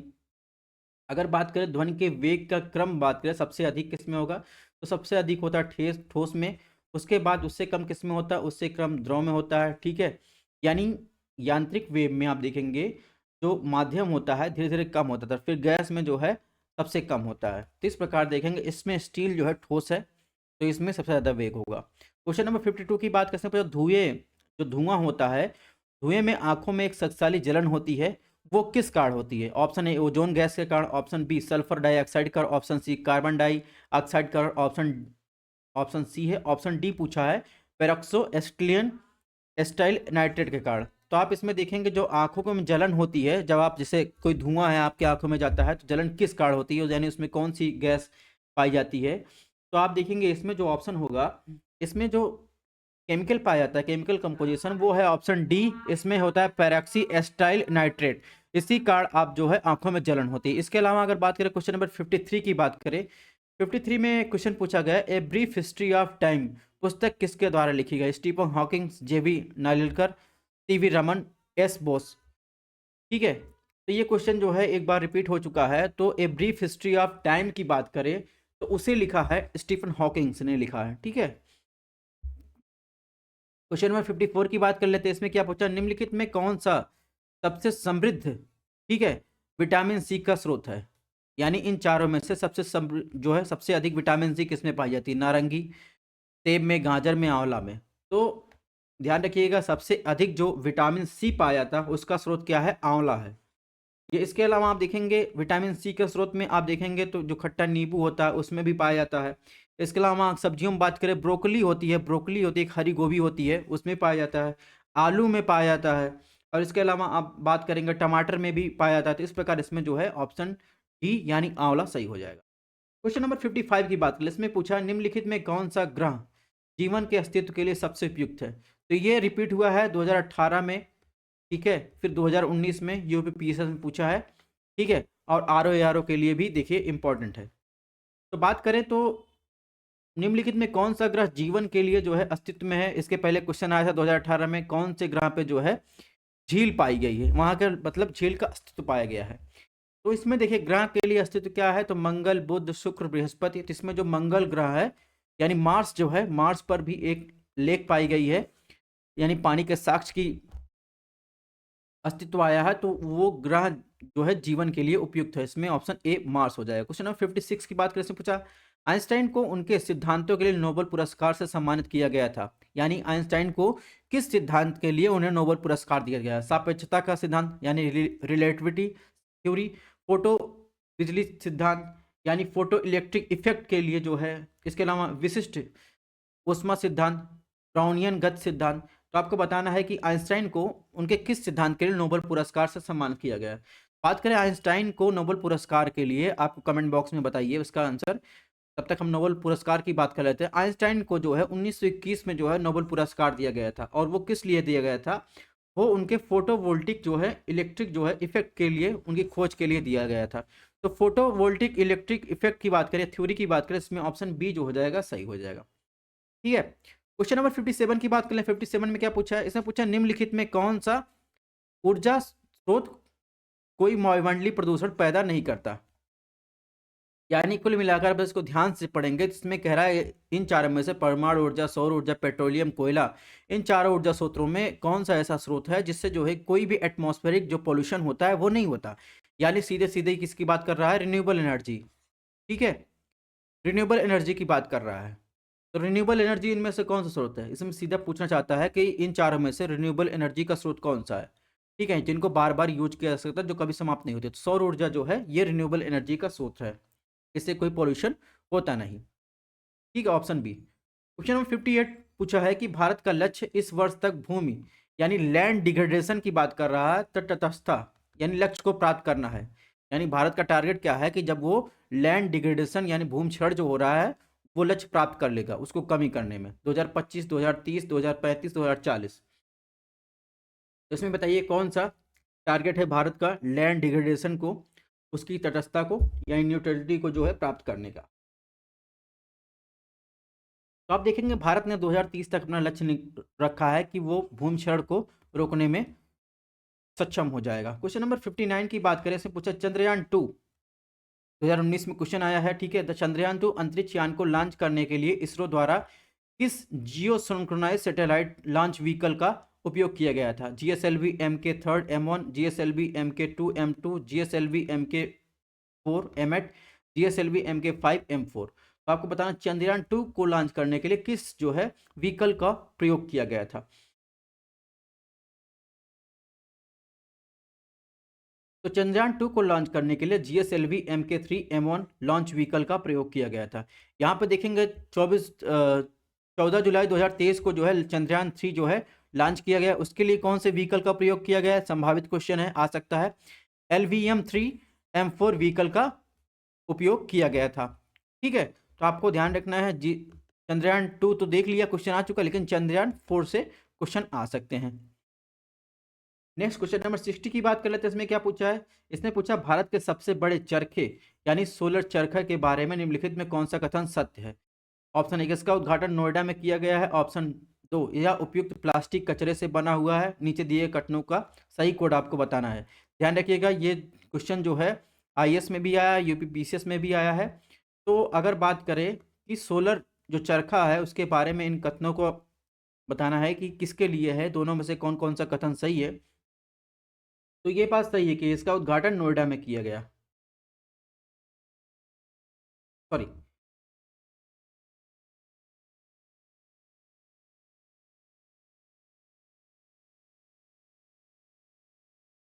इसका उद्घाटन कहाँ किया गया? नोएडा में किया गया। इसके अलावा ये किस लिए सोलर चरखे का उपयोग किया जा रहा है? जो प्लास्टिक कचरा है वो उसके निस्तारण के लिए ये पूरा जो है प्लास्टिक कचरे से बना है, ठीक है। इस प्रकार इसमें ऑप्शन सी जो हो जाएगा 1 और 2 सही है। क्वेश्चन नंबर 60 की बात कैसे पूछा है? निम्नलिखित में किस जीव का रक्त सफेद होता है? ठीक है, तो आपको बताना है कि 4 जीव दिए गए हैं, छिपकली, कॉकरोच, घरेलू बग, मच्छर। इनमें से किसका रंग जो है, इनका ब्लड का रंग जो है सफ़ेद होता है? तो मच्छर का रंग तो रेड होता है। घरेलू बग में भी आप देखेंगे जो खटमल कहते हैं वो भी रेड होता है। छिपकली में वो भी होता है। कॉकरोच का जो ब्लड का रंग होता है, ठीक है, क्या होता है, ये जिसे तिलचट्टा कहते हैं, वो होता है वाइट कलर का होता है। क्वेश्चन नंबर 61 की बात करें, इसमें पूछा नाइट्रोजन स्थिरीकरण करने वाले जीवाणु जड़ों की कोशिकाओं के साथ संयोजन बनाते हैं। दालें, चावल, गेहूं, गन्ना। तो आपको बताना है इन चारों फसलों में से किनकी जड़ें हैं जो नाइट्रोजन स्थिरीकरण में अपनी भूमिका निभाती हैं। तो दलहन की फसलें ऐसी हैं जो नाइट्रोजन के स्थिरीकरण, भूमि में जो है नाइट्रोजन स्थिरीकरण में अपनी भूमिका निभाती हैं, ठीक है। तो दलहन की फसलें, ये आपको ध्यान रखना है। दालें या दलहन की फसलें जो हैं, चाहे अरहर हो गया, मटर हो गया, कोई भी है, अगर वो फसलें बोई जाती हैं गैप कर कर, तो भूमि की उर्वरता यानी नाइट्रोजन के स्थिरीकरण में अपनी भूमिका निभाती हैं। ये चीज़ें आपको ध्यान रखनी है कि दलहन या दालें। क्वेश्चन नंबर 62 की बात करें, क्या होता है जब साबुन के बुलबुले पर कुछ चार्ज रखा जाता है? ये भी क्वेश्चन रिपीट हुआ है। ऑप्शन 1 इसकी त्रिज्या बढ़ जाती है, ऑप्शन बी इसकी त्रिज्या घट जाती है, ऑप्शन सी बुलबुला ढह जाता है, ऑप्शन डी उपरोक्त में से कोई नहीं। जब आप देखेंगे कि जब साबुन के बुलबुले पर कोई चार्ज रखा जाता है तो उसकी त्रिज्या बढ़ जाती है। ऐसा क्यों होता है? क्योंकि एक फोर्स काम करता है। जब कोई चार्ज हम रखते हैं साबुन के बुलबुले पर, इलेक्ट्रोस्टैटिक फोर्स काम करता है, इसी कारण जो है उसकी त्रिज्या क्या होती है? बढ़ जाती है, ठीक है। तो ये भी आपको ध्यान रखना है। क्वेश्चन नंबर 63 में क्या पूछा है? इसने पूछा निम्नलिखित में कौन सा जोड़ा सही सुमेलित नहीं है?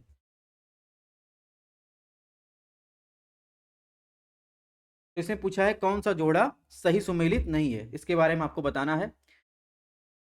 Oxytocin hormone, aspartame synthetic sweetener, neoprene, spliced rubber, rayon संशोधित स्टार्च। तो आपको बताना है कि कौन सा जोड़ा इसमें सुमेलित नहीं है। ध्यान रखिएगा ये भी जो है रिपीट हुआ है। RO और UPPCS दोनों में ये क्वेश्चन पूछा गया है।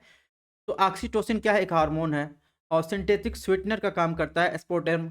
नियोप्रीन क्या है? स्प्लाइस्ड एक रबड़ है, ठीक है। रेयॉन की जहां तक बात है, रेयॉन क्या है? रेयॉन एक जो है फाइबर है, ठीक है। तो इसमें ऑप्शन डी इसमें सुमेलित हो जाएगा। क्वेश्चन नंबर 64 की बात करें, इसमें पूछा निम्नलिखित में कौन सा पदार्थ प्रोटीन नहीं है, ठीक है। कौन से पदार्थ में प्रोटीन नहीं है बताइए? कपास, बाल, मकड़ी, रेशम और खुर। तो जहां तक बात करें खुर या नाखून और बाल की बात करें, इसमें एक प्रोटीन पाया जाता है जिसके कारण ये बढ़ता है, केराटिन, ठीक है। केराटिन प्रोटीन पाया जाता है, ठीक है।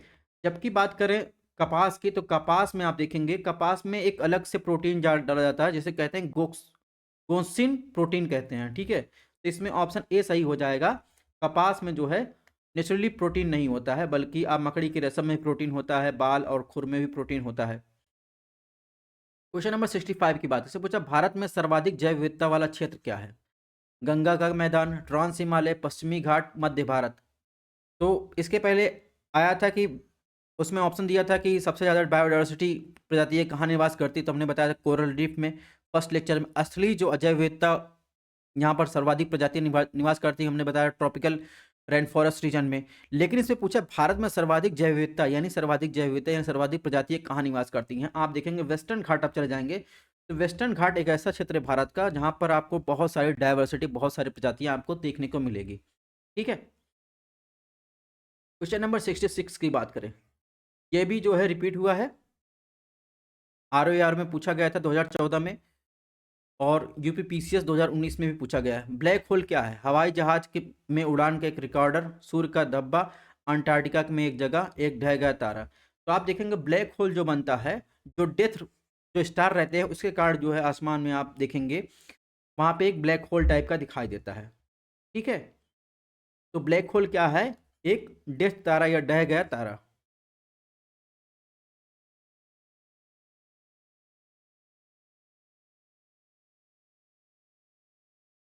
नेक्स्ट बात करते हैं क्वेश्चन नंबर 69।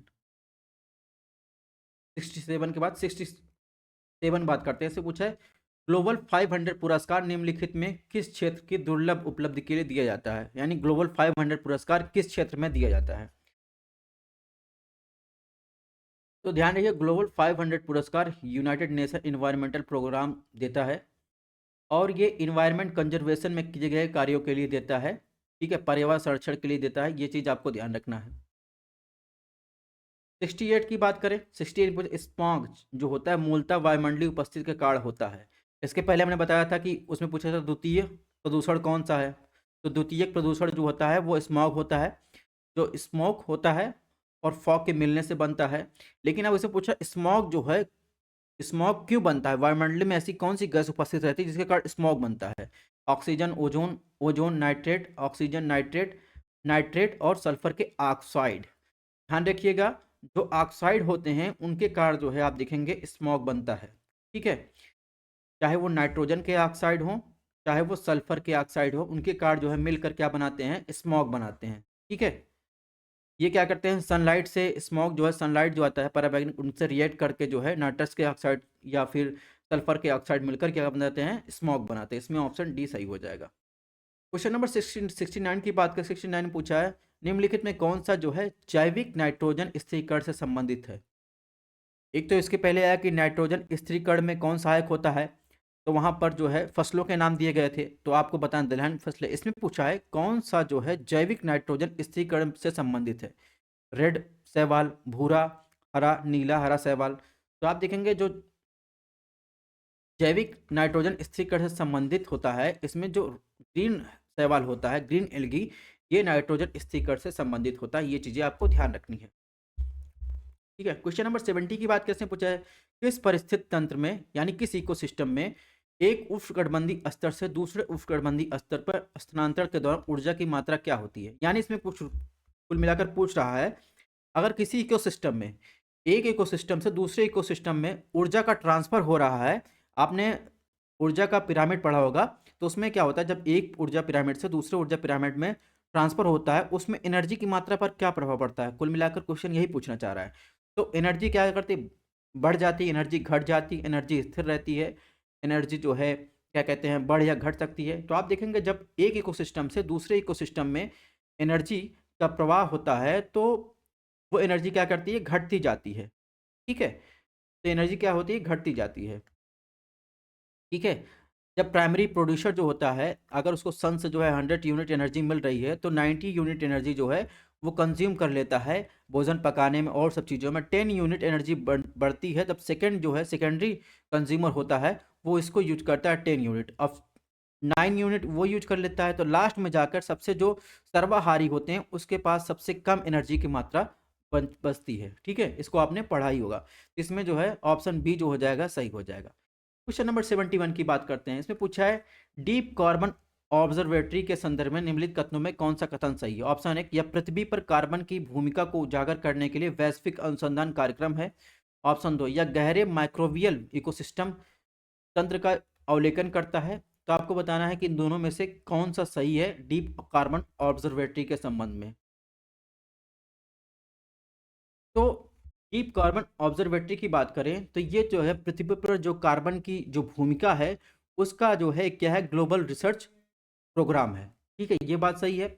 इसके अलावा ये क्या करता है, गहरे माइक्रोबियल जो तत्व होते हैं इकोसिस्टम का उनका क्या करता है, अवलोकन करता है। इसमें जो है ऑप्शन 1 और 2 दोनों सही है। ठीक है, क्वेश्चन नंबर 72 की बात करते हैं। पूछा निम्नलिखित में कौन सा एल्बिडो एल्बिडो एल्बिडो से संबंधित है। एक शक्ति संचारित करना, शक्ति अवशोषित करना, उत्सर्जक शक्ति, परावर्तक शक्ति। तो आपको बताना इसमें एल्बिडो के बारे में पूछता है। तो एल्बिडो का मतलब होता है, एल्बिडो का मतलब होता है कि सूर्य द्वारा परावर्तित जो है उष्मा यानी कितनी मात्रा जो है सूर्य की परावर्तित हो रही है उसके बारे में बात कर रहा है। यानी ये क्या है, एक रिफ्लेक्टर या परावर्तक शक्ति है। यानी जितनी चिकनी सतह रहेगी उतना जो है एल्बिडो का मान उतना अधिक रहेगा।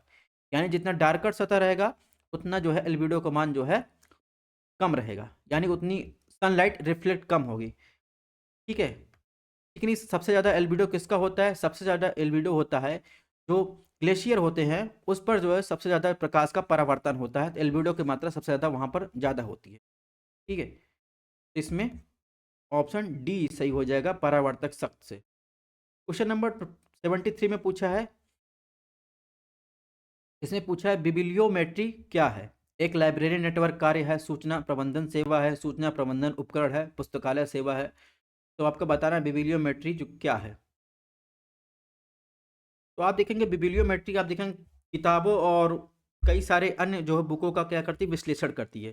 तो ये क्या है, एक सूचना प्रबंधन उपकरण है बिबिलियोमेट्री। ठीक है, उसका एनालिसिस करती है। तो इसमें ऑप्शन सी सही हो जाएगा।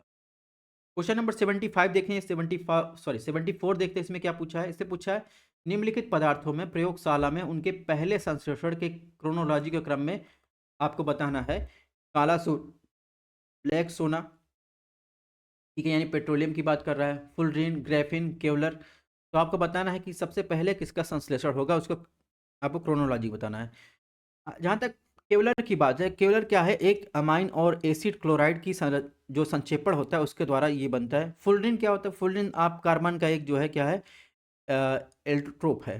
ठीक है, तो कुल मिलाकर अगर इसमें क्रम देखा जाए कि सबसे पहले किसका संश्लेषण होगा तो सबसे पहले वह केवलर का, उसके बाद आप देखेंगे फुलरीन का होगा, फिर ग्रेफिन का, लास्ट में देखेंगे तो जो ब्लैक गोल्ड या फिर सोना कह रहे हैं पेट्रोलियम का, उसका होगा। तो इसमें जो है ऑप्शन बी सही हो जाएगा। क्वेश्चन नंबर 75 देखिएगा रिपीट हुआ है। इसमें पूछा है माँ का दूध नवजात शिशु को लगभग संपूर्ण आहार प्रदान करता है। ठीक है, लेकिन इसमें किस चीज़ का अभाव होता है, लोहा, कैल्शियम, मैग्नीशियम, पोटेशियम। तो आपको बताना है माँ के दूध में किस जो है इसमें इन चारों में से किसका अभाव होता है। तो माँ के दूध में दोस्तों लोहे का अभाव होता है, फेरस का। और ये क्यों होता है, क्योंकि माँ के दूध में एक तत्व पाया जाता है जिसे कहते हैं लैक्टोफॉर्मिन। उसके कारण क्या होता है, अगर उसमें लोहा मिल जाए तो उसमें क्या बच्चे की आंत को जो है वो लय तत्व को बांध लेता है, तो वो नुकसान करता है। तो इसलिए माँ के दूध में आप देखेंगे लोहा नहीं पाया जाता। क्वेश्चन नंबर 76 की बात कर लें। 76 में पूछा है प्रकाश ऊर्जा के संचरण के लिए ऑप्टिकल फाइबर का उपयोग की जाने वाली घटना है। एक पूर्ण आंतरिक प्रतिबिंब, विवर्तन, बिखराव, अपवर्तन। तो आपको बताना है कि प्रकाश ऊर्जा के संचरण के लिए जो ऑप्टिकल फाइबर का उपयोग की जाने वाली घटना इन चारों में से क्या है।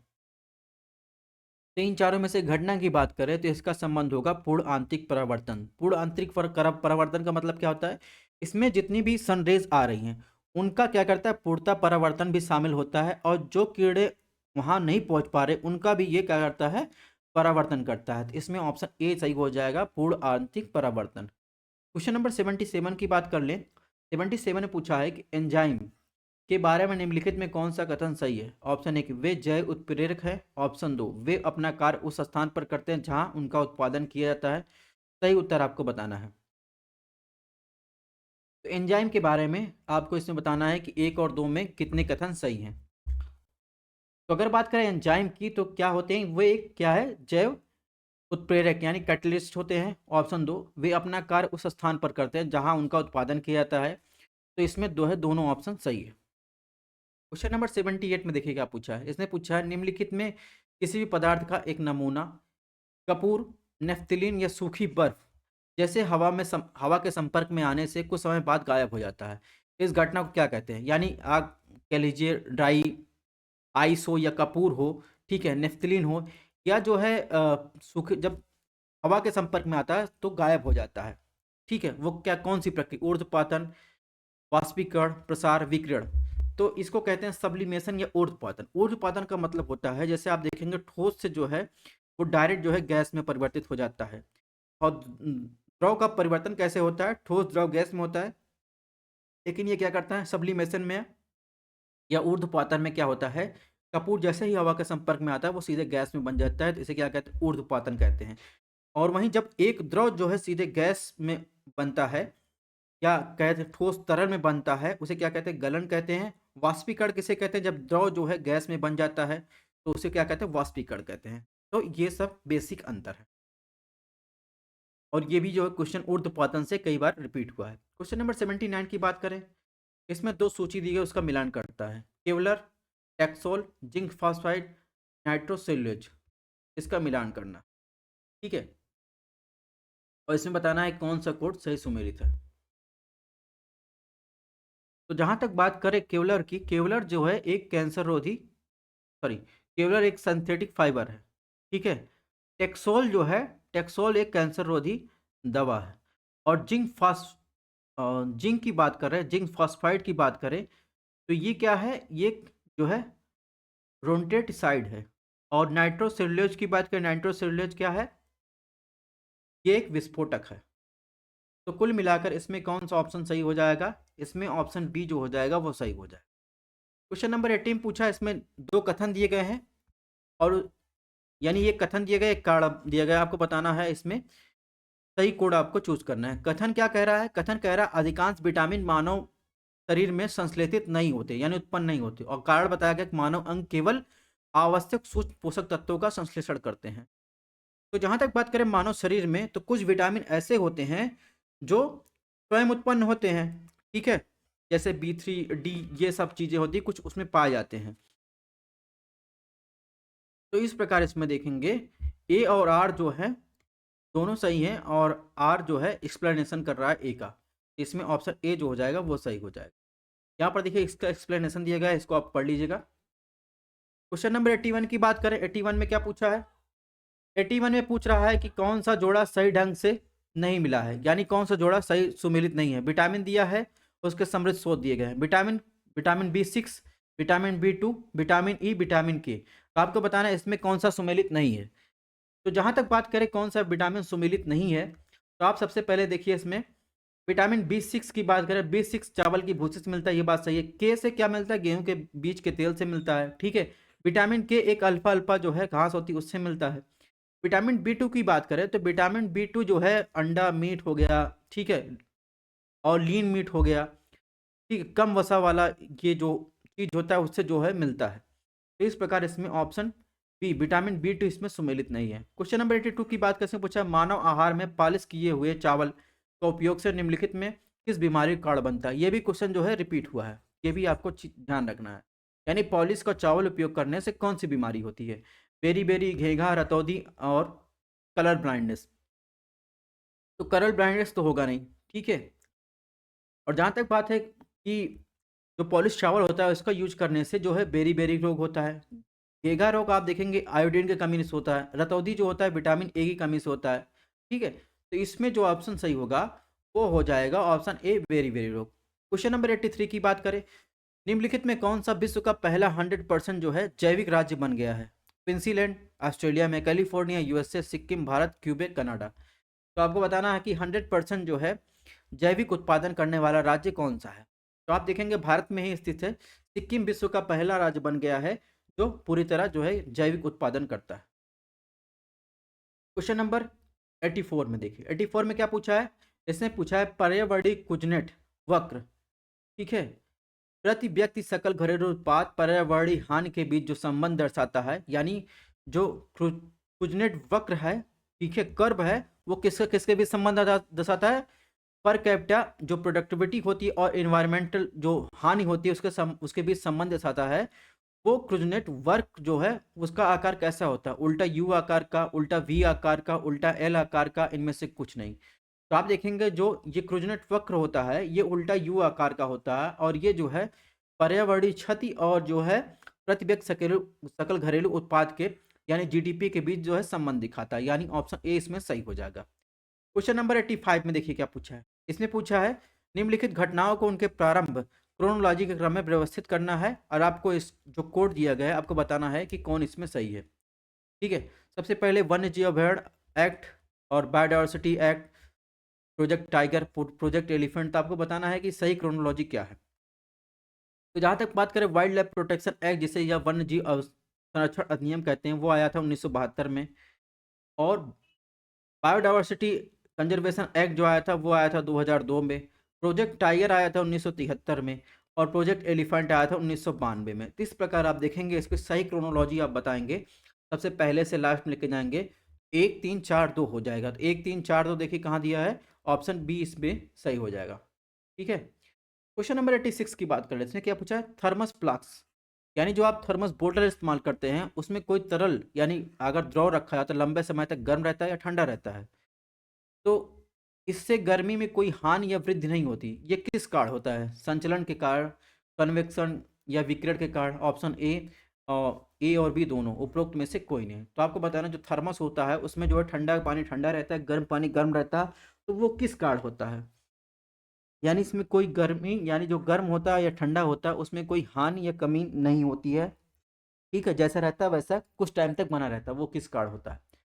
तो ध्यान रखिएगा वो उसमें जो संचलन होता है और संवहन और विकिरण होता है, ये दोनों कारण है जिसके कारण वो अवस्था बनी रहती है। ठीक है, क्वेश्चन नंबर 87 में आप देखिए क्या पूछा, मानव शरीर में निम्नलिखित में कौन सी ग्रंथि अंतःस्रावी ग्रंथि के साथ साथ बहिःस्रावी ग्रंथि के रूप में भी कार्य करती? आध्विक ग्रंथि, लेक्रिमल ग्रंथि, अग्नाशय, थायराइड। तो आपको बताना है कौन सी ग्रंथि है इन चारों में से जो बहिःस्रावी ग्रंथि और अंतःस्रावी ग्रंथि दोनों का कार्य करती है।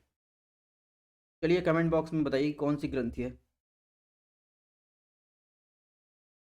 तो आप इसमें देखेंगे अग्नाशय एक ऐसी ग्रंथि है जो अंतःस्रावी और बहिःस्रावी ग्रंथि के रूप में कार्य करती है। क्वेश्चन नंबर 88 की बात करें, इसमें क्या पूछा है? निम्नलिखित में किस पदार्थ में कैल्शियम होता है? चीनी मिट्टी में, कोडरम में, जिप्सम में, टैल्क में। तो आपको बताना है किस में जो है कैल्शियम होता है।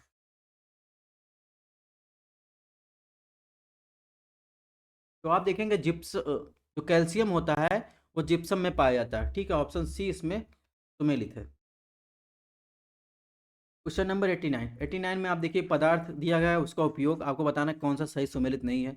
सिल्वर ब्रोमाइड कृत्रिम प्रकाश संश्लेषण में, सिल्वर आयोडाइड कृत्रिम वर्षा में, लिथियम का बाइकार्बोनेट आपको बताना है थ्यूमेजिड उपचार में, मिल्क ऑफ मैग्नीशिया एंसिड में। तो आपको बताना है इसमें कौन सा सही सुमेलित नहीं है।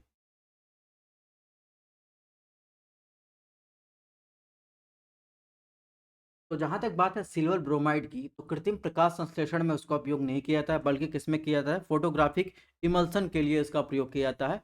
इसमें ऑप्शन ए सुमेलित नहीं, बाकी जो तीनों ऑप्शन है वो सुमेलित है। क्वेश्चन नंबर 90 की बात कैसे पूछा? निम्नलिखित में किस उपस्थित के कारण तुलसी के पौधे में औषधीय गुण मिलते हैं? कार्बनिक एसिड, अकार्बनिक एसिड, फिनोल और टोनोइड, उपरोक्त में से कोई नहीं है। तो आपको बताना है तुलसी के पौधे में ऐसा कौन सा जो है केमिकल पाया जाता है जिसके कारण उसके औषधीय गुण मिलते हैं।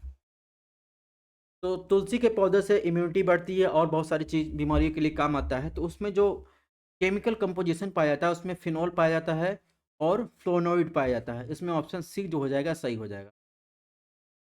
क्वेश्चन नंबर 91, यूट्रिफिकेशन, ठीक है, यानी संपोषण के बारे में पूछा है, के संदर्भ में कौन सा कथन सही है? ऑप्शन एक, या एक जल निकाय में पोषक तत्वों का क्या करता है, पोषक तत्वों की मात्रा को बढ़ा देता है। ऑप्शन दो, या पानी में घुली हुई ऑक्सीजन को खत्म कर देता है। नीचे दिए गए कथनों में आपको बताना है कौन सा कथन सही है। तो यूट्रोफिकेशन एक होता है कि जिसमें अगर कोई पानी का स्रोत है उसमें अगर जो है कोई भी कचरा या फिर जो भी केमिकल आके मिल रहा है उसे क्या बढ़ता है, पानी में पोषक तत्वों की मात्रा को बढ़ा देता है।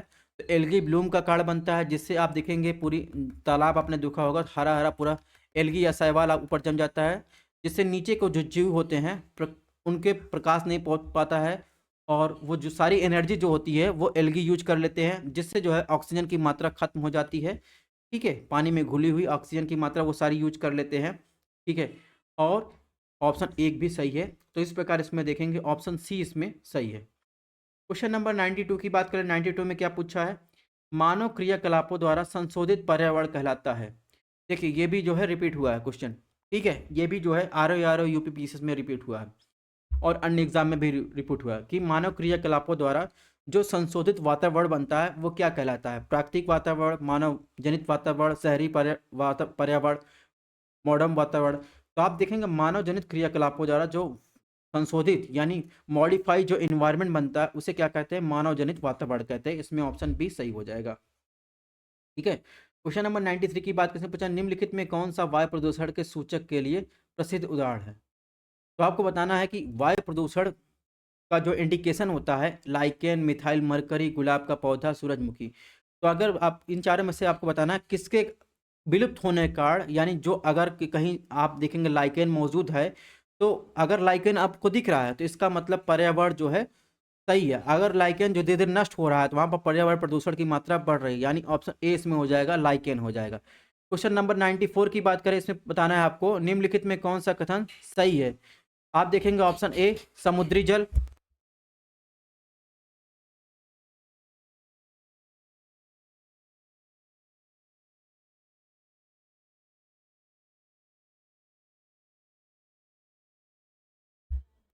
तो इसमें देखेंगे निम्नलिखित में कौन सा सुमेलित नहीं है? समुद्री जल, अलवणीकरण, रिवर्स ऑस्मोसिस, फोटोबिक पानी, और इसके अलावा ऑप्शन सी विकृतीकरण, D neutralisation, protein, option D पौष्टिकरण, चाय।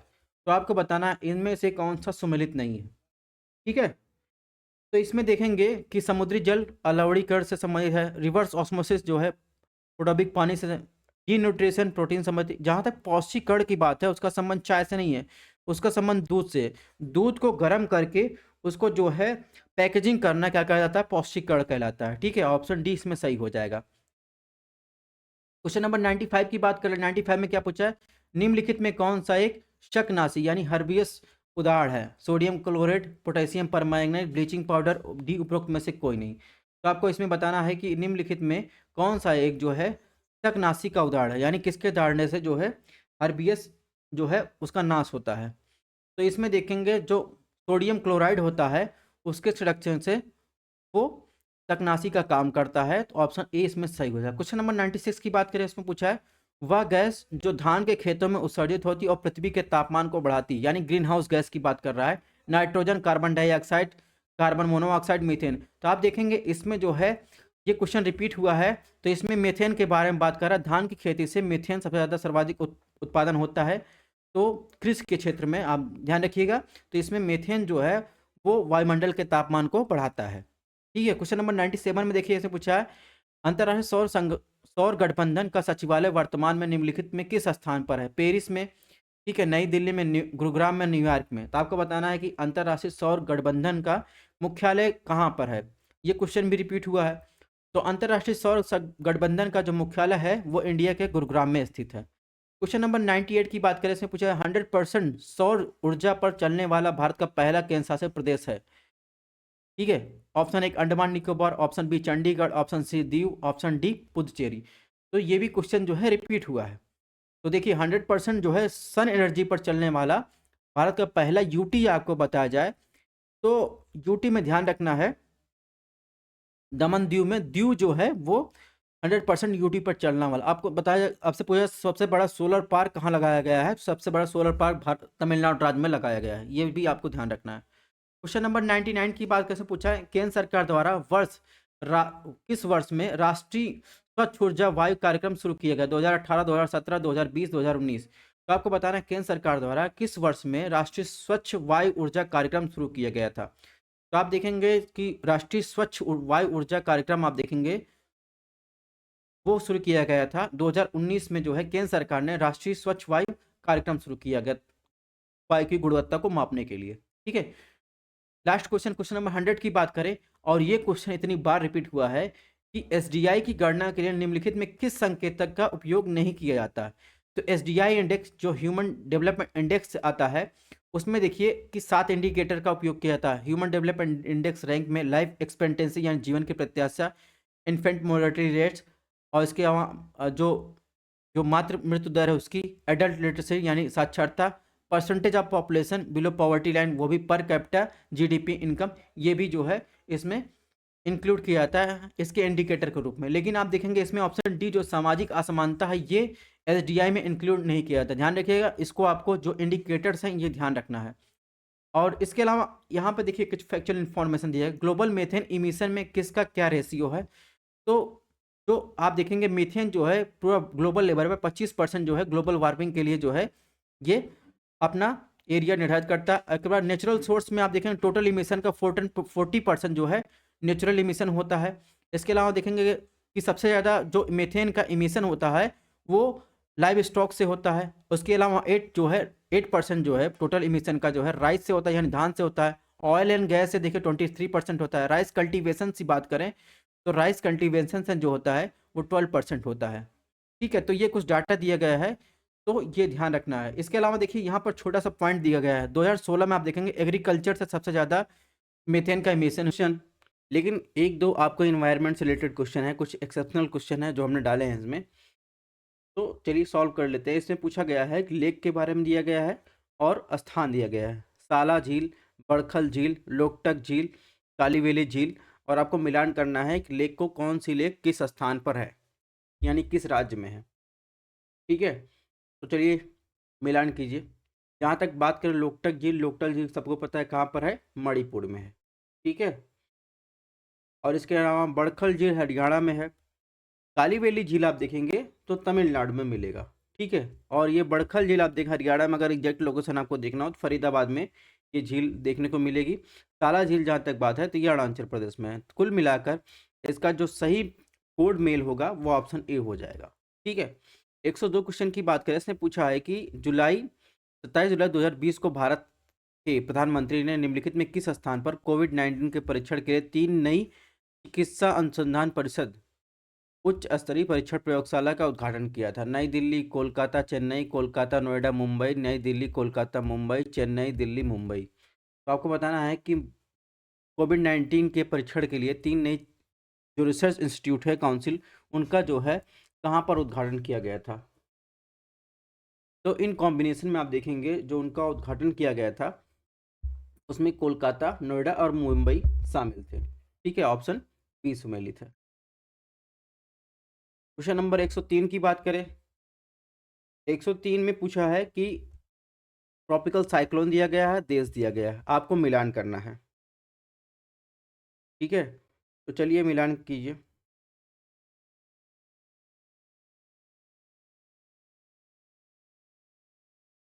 तो सबसे पहला ऑप्शन ए दिया गया है वर्गोस, बी हरिकेन, सी टाइफून, डी विलीविलीज, और आपको इनमें राज्य के नाम से बताना है कि इन ट्रॉपिकल साइक्लोन जो आते हैं किस किस देश में आते हैं। तो जहाँ तक बात है हरिकेन, हरिकेन कहाँ आता है, हरिकेन आता है यूएसए में। ठीक है, और विलीविलीज जो आता है वो ऑस्ट्रेलिया में आता है। ठीक है, टाइफून जो आता है, टाइफून जापान के पास आता है। ठीक है, प्रशांत महासागर में, ईस्ट चीन के पास। ठीक है, बचा पेंगुस जो आता है वो फिलीपींस में ट्रॉपिकल साइक्लोन आता है। ठीक है, यानी पूरा क्या है, ट्रॉपिकल साइक्लोन ही है। इनको अलग अलग देश में अलग अलग नामों से जानते हैं। कहने का मतलब भारत में उसे क्या कहते हैं, चक्रवात कहते हैं। तो कुल मिलाकर इसमें जो होगा ऑप्शन बी जो होगा वो सुमेलित होगा। क्वेश्चन नंबर 104 104 में देखिए यूट्रिफिकेशन से क्वेश्चन आया है, ठीक है, यानी सुपोषण से क्वेश्चन आया है। सुपोषण के संदर्भ में निम्नलिखित में कौन सा कथन सही है? ऑप्शन 1, यह पानी में घुलनशील ऑक्सीजन को कम करता है। ऑप्शन 2, यह एक जल निकाय के पोषक तत्व के संवर्धन की घटना है, यानी पोषक तत्व की मात्रा बढ़ जाती है। सही उत्तर आपको बताना है। तो यूट्रिफिकेशन होता क्या है? यूट्रिफिकेशन या कोई ऐसा वाटर बॉडी है, ठीक है, यानी कोई तालाब, कोई भी चीज़ है, उसमें जितने भी आप देखेंगे जो वेस्ट मटेरियल होते हैं, फर्टिलाइजर वगैरह होते हैं, उसमें मिल जाते हैं, तो उसमें क्या पोषक तत्व बढ़ जाते हैं, जिससे एल्गी ब्लूम की स्थिति देखने को मिलती है। तो पूरा तालाब जो है आप देखेंगे हरे कलर के एल्गी से क्या होता है, जो है पट जाता है। तो इससे क्या होता है, जो सनरेज आती हैं, सनरेज का जो होता है वो क्लोरोफिल की यूज से अपना भोजन जो बनाते हैं, सारा ऑक्सीजन का जो भी यूज होता है वो क्या कर लेते हैं, एल्गी यूज कर लेते हैं। इसके नीचे जो जीव जंतु रहते हैं वो ऑक्सीजन उनके लिए कम पड़ जाता है। तो उससे क्या होता है, इसमें ऑक्सीजन की घुलने की मात्रा कम हो जाती है, यानी इसमें पोषक तत्वों का एक तो संवर्धन हो जाता है, बढ़ जाता है, ठीक है, और दूसरा क्या, ऑक्सीजन को कम कर देता है। इसमें ऑप्शन सी जो है सही है। यहाँ पर जो लोकल लेवल पर जिनको ट्रॉपिकल साइक्लोन का अलग अलग नामों से ज़्यादा उनकी लोकेशन है और कब आते हैं इनके बारे में दिया गया है, ठीक है। क्वेश्चन नंबर 105 की बात इसमें पूछा है कि किसी पारिस्थितिक तंत्र के विभिन्न घटकों के माध्यम से पोषक तत्वों की गति को क्या कहा जाता है? जैव भू रासायनिक तत्व यानी चक्र, जैव भू वैज्ञानिक चक्र, बायोटिक इकोलॉजिकल सक्सेशन या जैविक चक्र। तो आपको बताना है किसी इकोसिस्टम के विभिन्न घटकों के माध्यम से जो पोषक तत्व होते हैं उनका जो एक साइकिल बनता है, यानी जो पोषक तत्वों का प्रवाह होता है, उनको क्या कहते हैं? तो उनको ध्यान रखिएगा, उनको जो है बायोकेमिकल साइकिल कहते हैं, यानी जैव भू रासायनिक चक्र कहते हैं। एक एक एक चक्र से दूसरे चक्र में ये प्रवाह होता है पोषक तत्वों का, ठीक है। जैसे नाइट्रोजन साइकिल, फास्फोरस साइकिल, तो ये सब जो साइकिल होते हैं इसमें पोषक तत्वों का एक इकोसिस्टम से दूसरे इकोसिस्टम में प्रवाह होता है। तो इसमें जो है क्या ऑप्शन सही होगा? ऑप्शन ए, जैव भू रासायनिक चक्र। क्वेश्चन नंबर 107 में पूछा है किसी क्षेत्र विशेष में क्रमिक रूप से परिवर्तित होने वाले समुदायों को संपूर्ण अनुक्रम यानी सक्सेशन को क्या कहा जाता है? इकोलॉजिकल सक्सेशन, सीरी या सेरे, और कम्युनिटी डायनेमिक्स, ठीक है, पिरामिड ऑफ बायोमास। इसमें बताना है कि किसी क्षेत्र विशेष से जो क्रमिक रूप से परिवर्तित होने वाले समुदायों के संपूर्ण, यहाँ ध्यान रखिएगा, संपूर्ण अनुक्रम को क्या कहा जाता है? तो संपूर्ण अनुक्रम को जो कहा जाता है सेरे कहा जाता है, ठीक है, SERE, या सेरे या सेरे, ठीक है। इकोलॉजिकल सक्सेशन अलग चीज होता है, इसको हम आगे वाले स्लाइड में पढ़ेंगे। क्वेश्चन नंबर 106 में पूछा है कि ग्रीन हाउस इफेक्ट के बिना, यानी ग्रीन हाउस गैस के बिना पृथ्वी की सतह का औसत तापमान क्या होगा? 0 degree Celsius, -18 degree Celsius, 5 degree Celsius, T है -20 डिग्री सेल्सियस। तो आपको बताना है ग्रीन हाउस इफेक्ट के बिना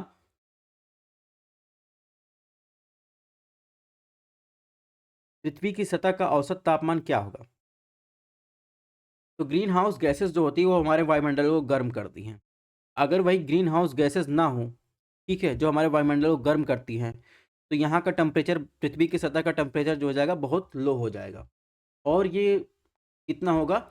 ये हो सकता है 0 फ़ारेनहाइट, ठीक है, या इससे डिग्री सेल्सियस में बदलेंगे तो 18 डिग्री सेल्सियस आएगा, यानी -18 डिग्री सेल्सियस तक गिर सकता है अगर ग्रीन हाउस गैसेस नहीं है, ठीक है। इसको आप हीट बजट से भी समझ सकते हैं कि कैसे जो है एटमॉस्फेयर और जो है तब जो टेम्परेचर रहता है वो संतुलन रहता है, ठीक है। यहाँ पर इसका एक्सप्लेनेशन दिया गया है भूजैव रासायनिक चक्र का। यहाँ पर देखिए जैसे नाइट्रोजन साइकिल होता है, इसमें पोषक तत्वों का नाइट्रोजन का कैसे प्रवाह होता है, ठीक है। सल्फर साइकिल होता है, ठीक है। तो इन सब के बारे में दिया गया, इसको आपको पढ़ लेना है।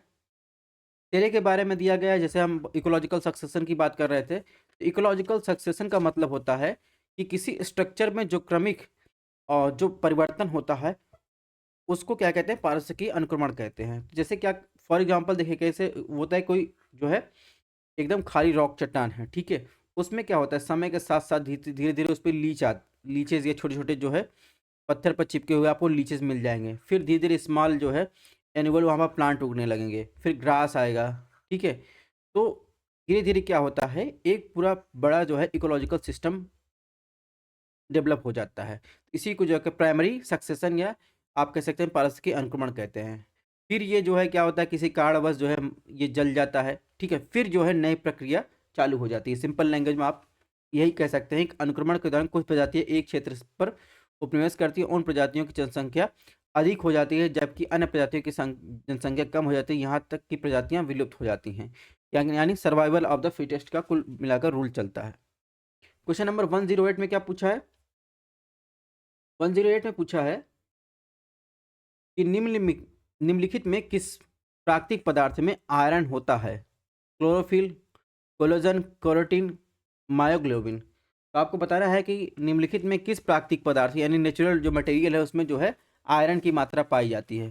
Chlorophyll, collagen, keratin, myoglobin.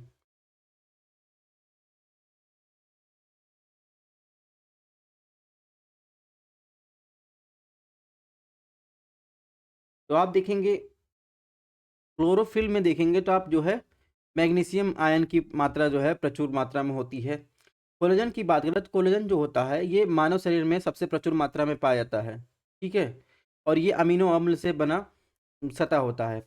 जहाँ तक बात करें इसके अलावा कैरोटीन की बात करें तो कैरोटीन आपके बाल, नाखून और त्वचा में पाए जाते हैं, ठीक है, वो प्रोटीन। और इसमें जिसमें आयरन होता है उसका नाम है मायोग्लोबिन, ठीक है। इसमें जो है फेरस यानी आयरन की और ऑक्सीजन की मात्रा पाई जाती है, ठीक है। इसमें ऑप्शन डी सही हो जाएगा। नेक्स्ट क्वेश्चन की बात से पूछा किसी जीन के भीतर आधार यानी बेस ही जो होता है वो अनुक्रम में परिवर्तित हो जाता है। वो जो अनुक्रम में परिवर्तन होता है वो क्या कहलाता है? उत्परिवर्तन, क्लोनिंग, संलयन, प्रजनन। तो आपको बताना है कोई जीन है, उस जीन का पूरा म्यूटेशन हो जाता है, उसका बेस ही पूरा बदल जाता है। वो बेस अगर बदलता है तो उसको क्या कहते हैं साइंटिफिक वर्ड में? उत्परिवर्तन कहते हैं, क्लोनिंग कहते हैं, संलयन कहते हैं, प्रजनन कहते हैं। उत्परिवर्तन का मतलब होता है म्यूटेशन। तो जैसे आपने देखा होगा, कई बार न्यूज़ में भी सुना होगा कि कोविड-19 का वेरिएंट है, उसका म्यूटेशन हो गया। यानी उसका जो बेस का जो होता है, बेस का जो परिवर्तन होता है, वो पूरा बदल के किसी नए वेरिएंट में आ गया। तो उसे क्या कहते हैं? म्यूटेशन कहते हैं। क्लोनिंग जो होता है, क्लोनिंग एज़ इट इज़ रहता है, लेकिन जो म्यूटेशन होता है, वो अलग चीज़ होती है, ठीक है? यानी उसके बेस में ही परिवर्तन होता है। इसमें ऑप्शन ए सही है। क्वेश्चन नंबर 109 पूछा है फायर अलार्म में निम्नलिखित में किसका उपयोग किया जाता है? फोटो सेल, पानी, सौर सेल, उपरोक्त में से कोई नहीं। तो आपको बताना है फोटो सेल, पानी, सौर सेल, उपरोक्त में से कोई नहीं में इन चारों में से किसका ऑप्शन सही है कि फायर अलार्म में निम्नलिखित में इन चारों में से किसका प्रयोग किया जाता है? तो आपने देखा होगा कई जगह फायर अलार्म लगे होते हैं, ठीक है, और वो जो है जुड़ी होती हैं, जैसे ही आग लगती है वो बजने लगते हैं, तो उसमें फोटो सेल प्रयोग किया जाता है, ठीक है। नॉर्मल टेम्परेचर पे ऐसे रहते हैं, जब टेम्परेचर हीट होता है तो यहाँ से देखिए यहाँ फोटो सेल लगा होता है, ये हीट होकर जो है क्या करने लगते हैं? बिजने लगते हैं। तो ये जो ब्रास देख रहे हैं ये हीट होकर क्या होता है, जब बजता है तो ये जो है इसमें टच हो जाता है। तो कुल मिलाकर इसी से ये सिस्टम जो है काम करता है। क्वेश्चन नंबर 1010 में बात करें, से पूछा निम्नलिखित में कौन सा बहुलक थर्मोप्लास्टिक नहीं है? Teflon, neoprene, polystyrene, polythene. तो आपको बताना है निम्नलिखित में कौन सा बहुलक थर्मोप्लास्टिक नहीं है, ठीक है। तो चलिए बताइए इसमें कौन सा जो है थर्मोप्लास्टिक नहीं है यानी बायोडिग्रेडेबल है। तो आप देखेंगे इसमें जो नियोप्रॉन है, नियोप्रॉन क्या है? सिंथेटिक रबर है, ये है बायोडिग्रेडेबल मटेरियल है, ठीक है, ये थर्मोप्लास्टिक नहीं है। और ये क्वेश्चन कई बार रिपीट हो चुका है, इसमें ऑप्शन बी सही है। यहाँ पर इसका एक्सप्लेनेशन क्लोरोफिल वाले का दिया है, जिसमें आप देखिए मैग्नीशियम आयन पाया जाता है, और मायोग्लोबिन के बारे में जो है डिटेल में दिया गया है। क्वेश्चन नंबर 111 में देख लेते हैं क्या पूछा है। इसने पूछा है मानव शरीर में प्रोटीन का पाचन निम्नलिखित में किस अंग से शुरू होता है? लीवर, मुंह, या छोटी आंत, पेट, या जिसे अमाशय कहते हैं, ठीक है, अमाशय। यहाँ पर अमाशय भी आप लिख सकते हैं। तो आपको बताना है कि मानव शरीर में जो प्रोटीन का जो पाचन की क्रिया होती है वो किस अंग से स्टार्ट होती है? तो आप देखेंगे जो जो मेन आप देखेंगे जो पेट में जाता है, जिससे खाना प्रोटीन जाता है, उसकी पाचन क्रिया आप देखेंगे तो वो पेट में आमाशय में होता है, ठीक है, ऑप्शन डी इसमें सही है।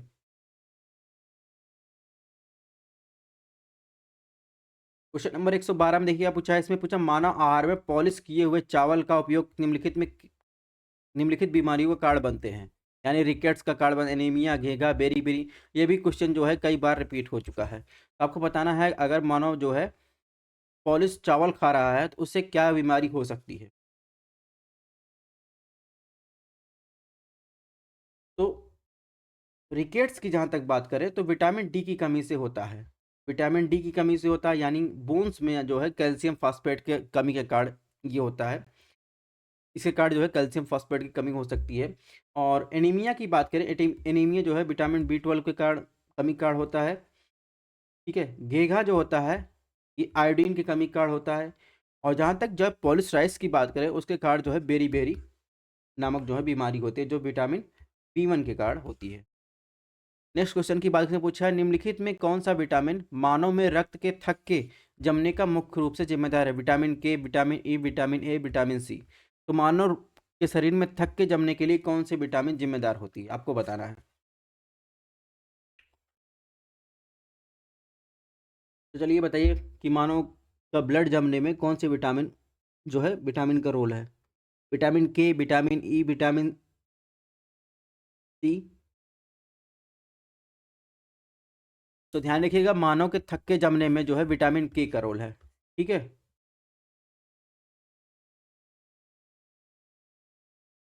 बाकी vitamin E, vitamin A, vitamin C का जो है इसमें रोल नहीं है। इन सब विटामिन के बारे में हम लोग आगे भी चर्चा करेंगे।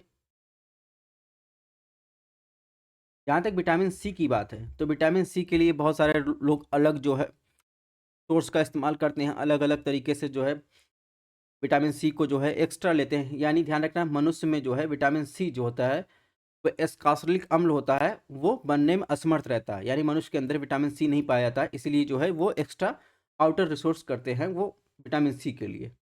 विटामिन सी जो होता है वो पौधों और जानवरों में पाया जाता है। ठीक है, मनुष्य में नहीं पाया जाता। यहाँ पर देखिए इसका लिखा गया है कि जो क्वेश्चन हमने पूछा था ना कि प्रोटीन कहाँ पर पचना चालू होता है, तो आमाशय में होता है। इसका जो है यहाँ पर एक्सप्लेनेशन दिया गया है। क्वेश्चन नंबर 114 में देखिए क्या पूछा है, मानव मस्तिष्क के बारे में निम्नलिखित कथनों पर विचार करें। ऑप्शन 1, मस्तिष्क हृदय की धड़कन को नियंत्रित करने के लिए जिम्मेदार होता है। ऑप्शन 2, या शरीर को संतुलित करने के लिए जिम्मेदार होता है। तो नीचे दिए गए कोड को आपको जो है यूज करके ए बी सी डी में बताना है कौन सा सही है। ह्यूमन ब्रेन के बारे में, तो ह्यूमन ब्रेन ही वो होता है जो मनुष्य का जो धड़कन होता है उसको नियंत्रित करता है। और मनुष्य का जो जो भी शरीर का संतुलन है वो ह्यूमन के ब्रेन के द्वारा ही निर्धारित होते हैं। यानी इसमें ऑप्शन सी सही है। इसके अलावा जो ह्यूमन ब्रेन का वजन होता है वो 3.3 पाउंड होता है, या कह लीजिए 1.5 केजी होता है। इसके अलावा एक बात और कि मेल का जो ब्रेन का साइज होता है वो 10% जो है अधिक होता है फीमेल ब्रेन से। ठीक है, क्वेश्चन नंबर 115 की बात से पूछा, निम्नलिखित में कौन सा पदार्थ एक पेड़ से प्राप्त होता है। हींग, विटामिन, टिंकल, उपरोक्त में से कोई नहीं। तो आपको बताइए इन चारों में से कौन सा पदार्थ है जो एक पेड़ से प्राप्त होता है। टिंकल का मतलब क्या होता है, सुहागा, जिसे हिंदी में क्या कहते हैं, सुहागा। विटामिन का मतलब होता है शिलाजीत। ठीक है, तो आपको बताना है इनमें से कौन सा जो है पेड़ से प्राप्त होता है। तो ये देखिए हींग का पौधा है। ठीक है, तो हींग जो होता है वो पेड़ से प्राप्त होता है, ये चीज़ आपको ध्यान रखना है। तो इसमें ऑप्शन ए जो है वो सही है। क्वेश्चन नंबर 116 में क्या पूछा है, इसमें पूछा है दो कथन दिए गए, सॉरी एक कथन दिया गया एक कार्ड दिया गया है। कथन में बताया गया है, कथन में सुक्रोज की तुलना में शर्करा अधिक मीठा होता है। कार्ड बताया गया है कि शर्करा को सुक्रोज के जलीय विश्लेषण द्वारा प्राप्त किया जाता है। ठीक है, तो जहाँ तक शर्करा की बात है, शर्करा या जिसे कहें कि शुगर सिरप एक होता है, उसका यूज जो होता है आप देखेंगे तो बेकरी इंडस्ट्री में होता है। आइसक्रीम खाते हैं उसमें जो है मीठा बढ़ाने के लिए होता है, तो उसमें यूज किया जाता है। ठीक है, और ये बात सही है कि जो सुक्रोज की तुलना में शर्करा जो है अधिक मीठा होता है, और इसलिए भी डालते हैं इसको क्योंकि ताकि जो है उसमें आइसक्रीम या बेकरी में क्या है, नमी बनी रहे। ठीक है, और इसके अलावा शर्करा का यूज आप देखेंगे शरबत के रूप में भी होता है।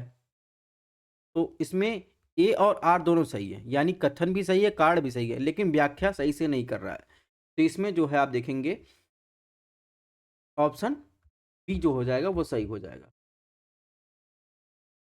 क्वेश्चन नंबर 17 में क्या पूछा है, धातु दिया गया है, उनकी प्रॉपर्टी बताई गई है, सोडियम, पारा, ठीक है, चांदी, सीसा। तो आपको उनकी प्रॉपर्टी से मिलान करना है कि सोडियम की क्या प्रॉपर्टी है, पारा की क्या प्रॉपर्टी है, ठीक है, चांदी की क्या प्रॉपर्टी है, सीसा की क्या प्रॉपर्टी है। आपको उसको बताना है कि इन जो धातुओं को जो है मिलान करना है। जहाँ तक सोडियम की बात है, तो सोडियम को जो आप देखेंगे, सोडियम को जो है चाकू से आसानी से काटा जा सकता है, ठीक है। चांदी की बात करें तो चांदी जो है ये विद्युत का क्या है, सुचालक है। सीसा ऊष्मा का कुचालक है। और पारा की बात करें, लेड की हम बात कर रहे हैं, ये जो कमरे के तापमान पर क्या करता है, पिघल सकता है, ठीक है। तो इस प्रकार इसमें देखेंगे ऑप्शन सी जो हो जाएगा वो सही हो जाएगा। यहां पर देखिए इसका एक्सप्लेनेशन दिया गया है। शर्करा, ये शर्करा इस टाइप की सिरप पाई जाती है, इसका जो है बेकरी इंडस्ट्री में यूज होता है, आइसक्रीम में यूज होता है। इन सब चीज़ों को आपको ध्यान रखना है। क्वेश्चन नंबर 118 की बात करें, 118 में पूछा है निम्नलिखित में कौन सा पदार्थ कृत्रिम नहीं है, फाइब्रोन, लेक्सन, नियोप्रिन, टेफ्लॉन। तो ये भी कई बार जो है रिपीट हुआ है। तो आपको बताना है इनमें से जो है कौन सा पदार्थ कृत्रिम नहीं है, यानी मैन मेड नहीं है, यानी वो नेचुरल रूप में पाया जाता है। तो आप देखेंगे जो फाइब्रियन होता है ये नेचुरल रूप में पाया जाता है। ये एक अघुलनशील प्रोटीन होता है, जो आप कच्चे रेशम होते हैं उसमें ये प्राकृतिक रूप से मिलता है। तो इसमें जो है ऑप्शन ए फाइब्रोन सही हो जाएगा, ठीक है। क्वेश्चन नंबर 119 में देखिए, प्रजनन क्षमता के प्रतिस्थापन स्तर तक पहुंचने के लिए किसी जनसंख्या की कुल प्रजनन दर क्या होनी चाहिए, 1.0, 1.6, 2.1, 2.3। तो आप देखेंगे जो टोटल फर्टिलिटी रेट होता है यानी टीफार होता है, यूनाइटेड नेशन के अनुसार जो है 2.1 होनी चाहिए। कहने का मतलब ये है कि अगर कोई महिला जो है, प्रत्येक महिला 2.1 बच्चे से कम अगर टीएफआर रखती है, तो यह इंगित करता है कि एक पीढ़ी जो है स्वयं को प्रतिस्थापित करने के लिए क्या है, पर्याप्त बच्चे नहीं पैदा कर रही है। इसका मतलब है कि जनसंख्या में कमी आ रही है। तो इसका जो निर्धारित किया गया है 2.1 निर्धारित किया गया है। क्वेश्चन नंबर 120 में देखिए क्या पूछा है, पदार्थ दिए गए हैं उनका उपयोग पूछा गया है, blue vitriol, eosin, silver iodide, zinc phosphide. तो आपको बताना है कि कौन सा पदार्थ किस यूज में आता है, आपको मिलान करना है, ठीक है। और सही कोड का यूज करके आपको बताना है कौन सा इसमें सही है। यहाँ तक सिल्वर आयोडाइड की बात है, ये तो सबको पता है, ये कृत्रिम बारिश में यूज होता है, ठीक है। और ब्लू विट्रियल एक क्या होता है, क्रिस्टली जो है ब्लू रंग का जो है पत्थर टाइप में होता है। ये जो है क्या होता है, कवकनाशी के रूप में या कीटनाशक के रूप में यूज होता है। इओसिन जो होता है, इसका जो यूज होता है सौंदर्य प्रसाधन में टोनर के रूप में यूज होता है, ठीक है। और इसके अलावा अगर बात करें तो इओसिन का जो है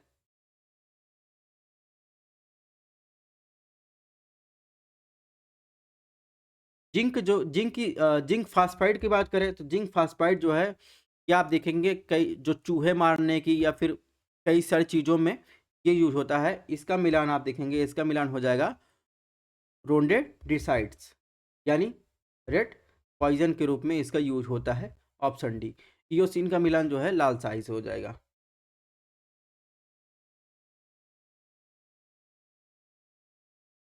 तो इस प्रकार आप देखेंगे इसमें ऑप्शन सी जो होगा वो सही हो जाएगा। यहाँ पर एक्सप्लेनेशन दिया गया है, इसको आपको देख लेना है। क्वेश्चन नंबर 121 में देखिए, 121 में क्या पूछा है, 121 में पूछा है कि मानव विकास रिपोर्ट 1997 में मानव की गरीबी सूचकांक एचपीआई की अवधारणा पेश की, लेकिन मानव विकास रिपोर्ट ने इसे वर्ष में बहुआयामी गरीबी सूचकांक मल्टी पॉवर्टी इंडेक्स में बदल दिया। यानी किस वर्ष में जो है इसे मल्टी पॉवर्टी इंडेक्स में बदल दिया, एचपीआई से एमपीआई कर दिया, 1999, 2005, 2010, 2015। तो आप देखेंगे कि ह्यूमन डेवलपमेंट रिपोर्ट जो आती है उसे पहले एचपीआई में कॉन्सेप्ट आया था, फिर उसको एमपीआई में बदल दिया गया था। वो ईयर था, वो था 2010। नेक्स्ट क्वेश्चन में पूछा है उत्तर प्रदेश में जैव प्रौद्योगिकी पार्क निम्नलिखित में किस स्थान पर स्थापित किया गया है? कानपुर, गाजियाबाद, नोएडा, लखनऊ।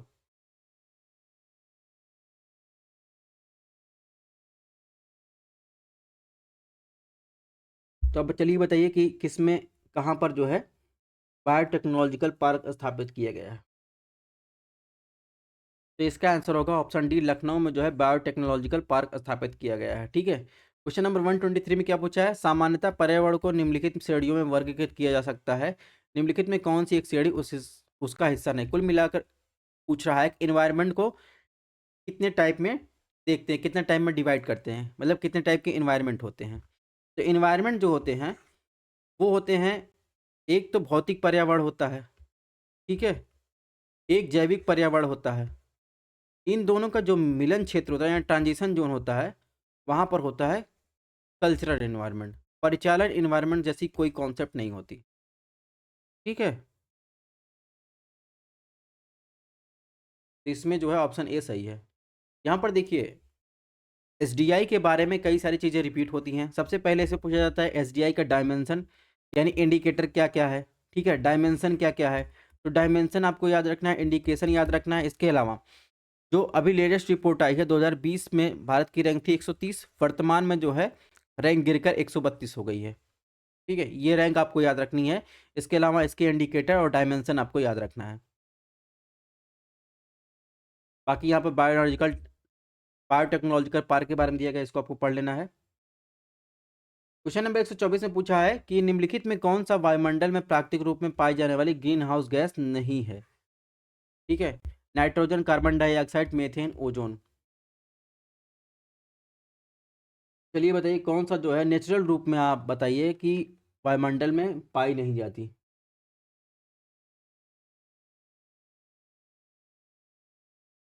तो इसमें जो ओजोन है यानी O3 है, वो नेचुरल रूप में जो है वायुमंडल में नहीं पाई जाती, बल्कि O3 जो होता है फोटोकेमिकल रिएक्शन से, जब आप देखेंगे क्षोभ मंडल में ये बनता है।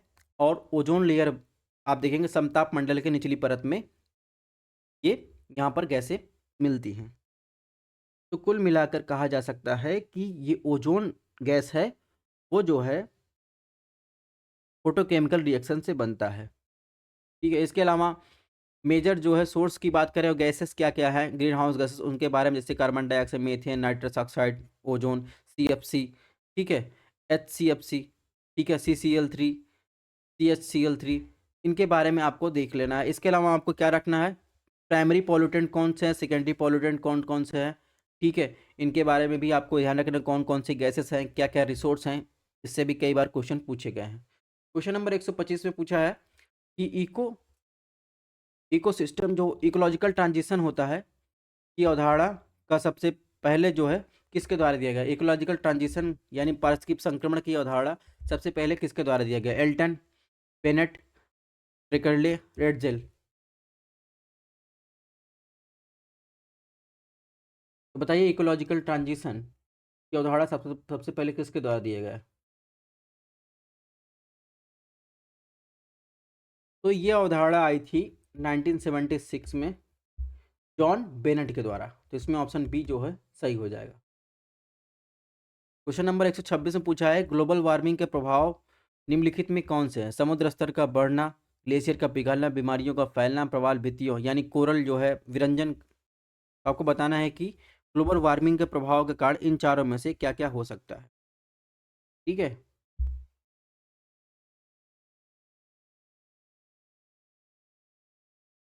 तो अगर बात करें ग्लोबल वार्मिंग के प्रभाव के कारण इन चारों में से क्या क्या हो सकता है, एक तो ग्लोबल वार्मिंग के प्रभाव कारण देख रहे हैं सी लेवल इंक्रीज हो रहा है, ग्लेशियर पिघल रहे हैं, नमी बरकरार है, बीमारियां फैल रही हैं, ठीक है, और कोरल विलंजन तो हो ही रहा है। ठीक है, तो इसमें ऑप्शन डी जो है वो सही है। नमी बढ़ने से क्या हो रहा है? नमी बढ़ने से आप देखेंगे मौसम में जो है बीमारियां, मौसमी घटनाओं में जो है इंटेंसिटी बढ़ रही है, चक्रवात आ रहे हैं, सूखा पड़ रहा है, बारिश ज़्यादा हो रही है, इससे भी बीमारियां बढ़ रही है। क्वेश्चन नंबर 127 में क्या पूछा है? निम्नलिखित घटनाओं को क्रोनोलॉजी के क्रम में व्यवस्थित करना है। जैसे रियो अर्थ सम्मेलन, बर्टलैंड आयोग का रिपोर्ट प्रकाशन, मॉन्ट्रियल प्रोटोकॉल और लिमिट्स टू ग्रोथ रिपोर्ट का प्रकाशन। तो आपको बताना है कि कौन पहले आया कौन बाद में आया। जहाँ तक लिमिट्स टू ग्रोथ रिपोर्ट की बात करें, ये आया था 1972 में। इसके बाद आई बटलैंड रिपोर्ट 1987 में। ठीक है, मॉन्ट्रियल प्रोटोकॉल आया 1987 में, लेकिन लागू हुआ था 1989 में। रियो अर्थ समिट हुआ था रियो डी जेनेरियो में, ये हुआ था 1992 में। तो इस प्रकार अगर देखेंगे, अगर इसको क्रोनोलॉजी में डिवाइड करेंगे तो 4 2 3 1, यानी इसमें आप देखेंगे तो 4 2 3 1 कहाँ है, इसमें जो है ये ऑप्शन बी सही हो जाएगा। यहाँ पर सही कर लीजिएगा, 4 2 3 1। ठीक है,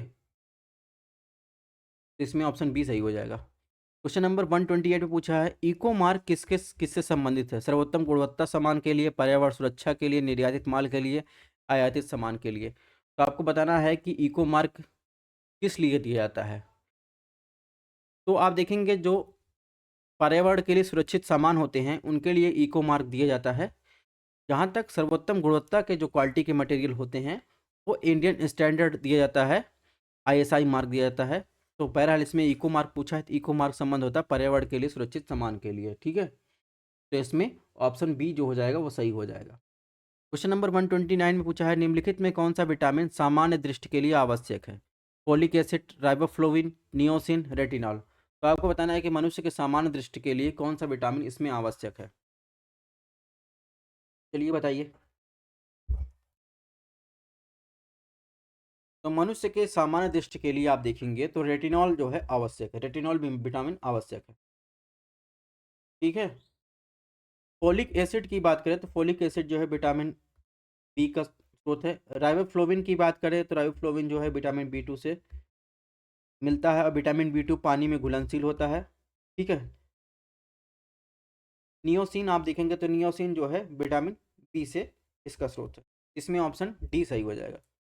यहाँ पर जो हमने क्वेश्चन किए उनका एक्सप्लेनेशन दिया गया है। नेक्स्ट क्वेश्चन की बात 130 में पूछा है, 130 नंबर क्वेश्चन में, निम्नलिखित में कौन सा रामसर साइट उत्तर प्रदेश में नहीं है? सुर सरोवर, समसपुर पक्षी बढ़, संसई नवर झील, सुरिंसर मानसर झील। तो आपको बताना है कि रामसर साइट्स जो यूपी में हैं उनमें इन चारों में से कौन यूपी में नहीं है। तो टोटल रामसर साइट जो है यूपी की बात करें तो 10 है। ठीक है, वैसे इंडिया लेवल पर 75 है। तो इनमें आप देखेंगे जो सुरिंसर रामानसर जो झील की बात कर रहा है ये जम्मू कश्मीर में है, बाकी तीनों जो है यूपी में है। ये सुर सरोवर आगरा के पास है। ठीक है, और इसके अलावा देखेंगे तो सरसई झील आपको इटावा के पास मिल जाएगा, और समसपुर देखेंगे तो समसपुर आप देखो रायबरेली के पास मिल जाएगा। ये भी क्वेश्चन जो है रिपीट हुआ है कई बार, जो है ऐसा हुआ कि आपको जो है रामसर साइट दे दिया गया है, उनके स्थान के नाम दे दिए गए मिलान करने के लिए। नंबर 131 में दिखा, निम्नलिखित में किसने विश्व का पहला हृदय का ट्रांसप्लांट किया था? Doctor Venugopal, William Harvey, Christian Barnard, William बैट्रिक। तो आपको बताना है कि विश्व में जो है पहला जो है हार्ट ट्रांसप्लांट किसने किया था।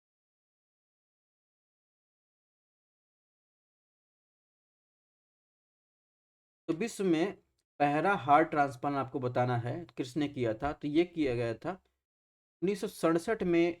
की बात करें तो 1967 में जो है केप टाउन में साउथ साउथ अफ्रीका में गेरुट हॉस्पिटल है, वहाँ पे जो है क्रिश्चियन बर्नेट ने किया था। ये है क्रिश्चियन बर्नेट, इन्होंने ही किया था। इसके अलावा डॉक्टर वेणुगोपाल की बात करें तो ये भी एक कार्डियोलॉजिस्ट है। ठीक है, इसमें ऑप्शन सी सही हो जाएगा।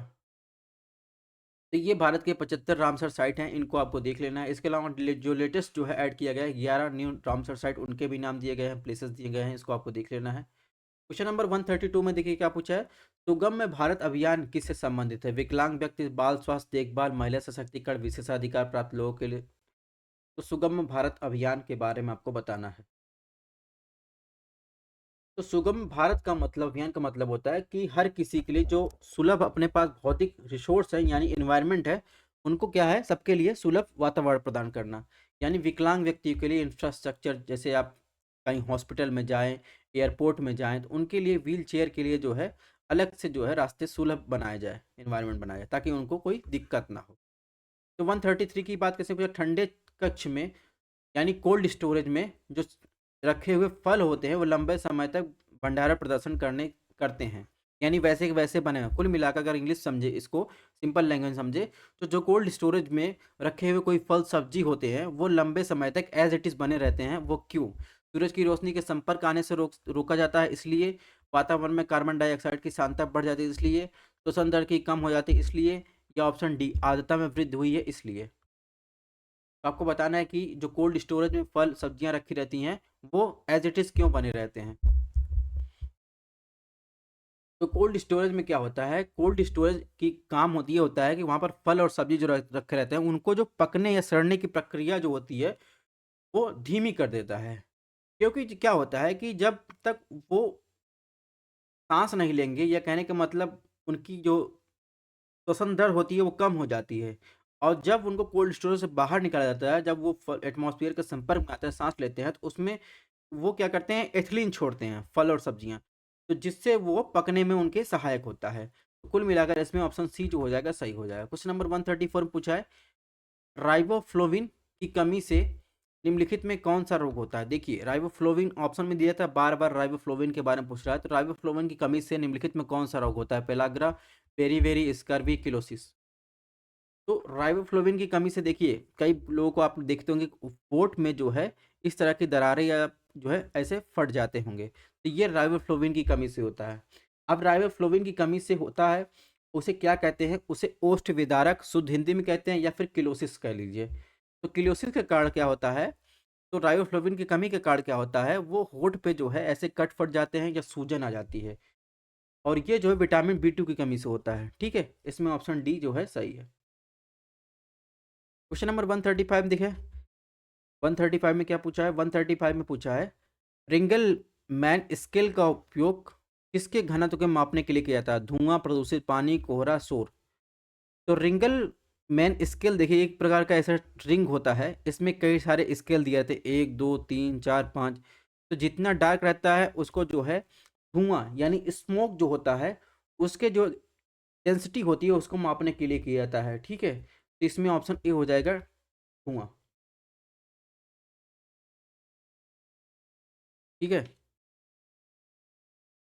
अब इसमें देखिए एडिशनल इन्फॉर्मेशन दिया गया, जैसे एडिशनल इन्फॉर्मेशन देखिए विटामिन दिया गया है, उनके रासायनिक नाम दिए गए हैं, उनके कमी से होने वाले रोग दिए गए हैं। ठीक है, अब एक चीज़ अब आपको यहाँ ध्यान देना है, कुछ विटामिन के नाम दिए गए हैं, कभी कभी होता है पूछ ले कौन से जल में घुलनशील है, तो vitamin B1, B2, B3, B5, B6, B7, B9 और B12।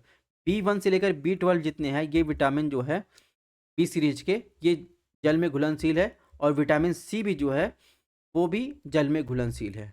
अब इनके रिसोर्स दिए गए हैं कि विटामिन ए से विटामिन बी में कहाँ से आप ले सकते हैं, इनके बारे में आपको पढ़ लेना है।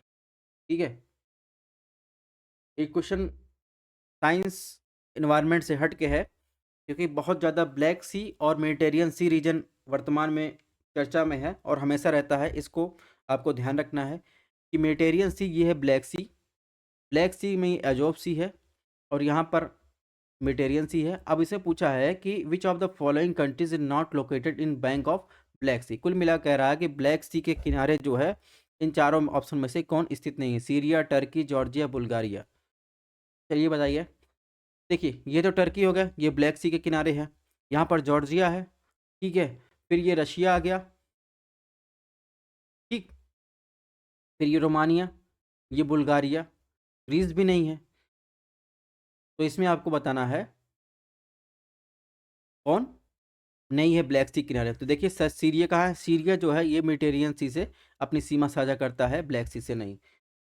ये लोकेशन आप ध्यान रखिएगा, 100% इससे क्वेश्चन आएंगे। एक दूसरा क्या है, मेडिटेरियन रीजन वाला, जेरूसलम वाला, इजराइल वाला रीजन, इसमें पूछता है लेबनान, सीरिया, जॉर्डन, ठीक है, इजराइल, ठीक है, इजिप्ट का नाम दे देगा। इसमें पूछेगा कौन सा मेडिटेरियन सी से लगा है, तो ये चीज़ें आपको ध्यान रखनी है। इसमें कुछ प्लेसेस जो है जैसे गजा सिटी न्यूज़ में है, ये भी आपको ध्यान रखना है। और इसके अलावा वेस्ट बैंक में कुछ इंपॉर्टेंट प्लेस है जैसे जेरूसलम, ठीक है, डेड सी कहाँ है, ठीक है, लेक तिब्रिस कहाँ है, ये भी आपको ध्यान रखना है। और इसके अलावा मेडिटेरियन सी से लगे जितने भी देश हैं ये भी आपको ध्यान रखना है, क्योंकि क्वेश्चन बनेंगे तो इसी से बनेंगे, रीजनल ज्योग्राफी से। बहरहाल बात करें क्वेश्चन नंबर 136 की बात करें, तो बोटुलिज्म क्या है, खाद्य जनित रोग, और ऑप्शन बी खाद्य जनित विषाक्त, ऑप्शन सी जल जनित संक्रमण ऑप्शन डी की बात करें तो ऑप्शन डी में देखिए यहाँ पर थोड़ा सा सही कर देता हूँ।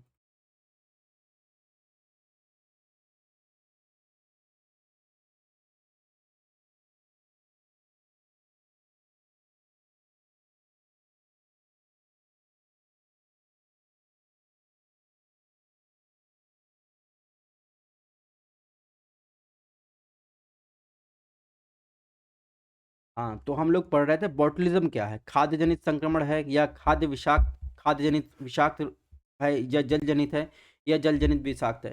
तो बॉटुलिज्म जो है, बॉटुलिज्म आप देख रहे होंगे जो आप ये डिब्बे वाले खाने खाते हैं, या रसगुल्ला हो गया, कोई भी मिठाई हो गई, या उसमें जो भी प्रोसेस्ड फूड रहते हैं उनके कारण रोग होता है। ठीक है, तो ये क्या प्रकार भोज्य पदार्थ से होने वाला क्या है, विषैलापन है। ठीक है, तो इससे क्या होता है, आपको निगलने की समस्या हो जाएगी। ठीक है, बहुत सारे आप पैरालाइज हो सकते हैं।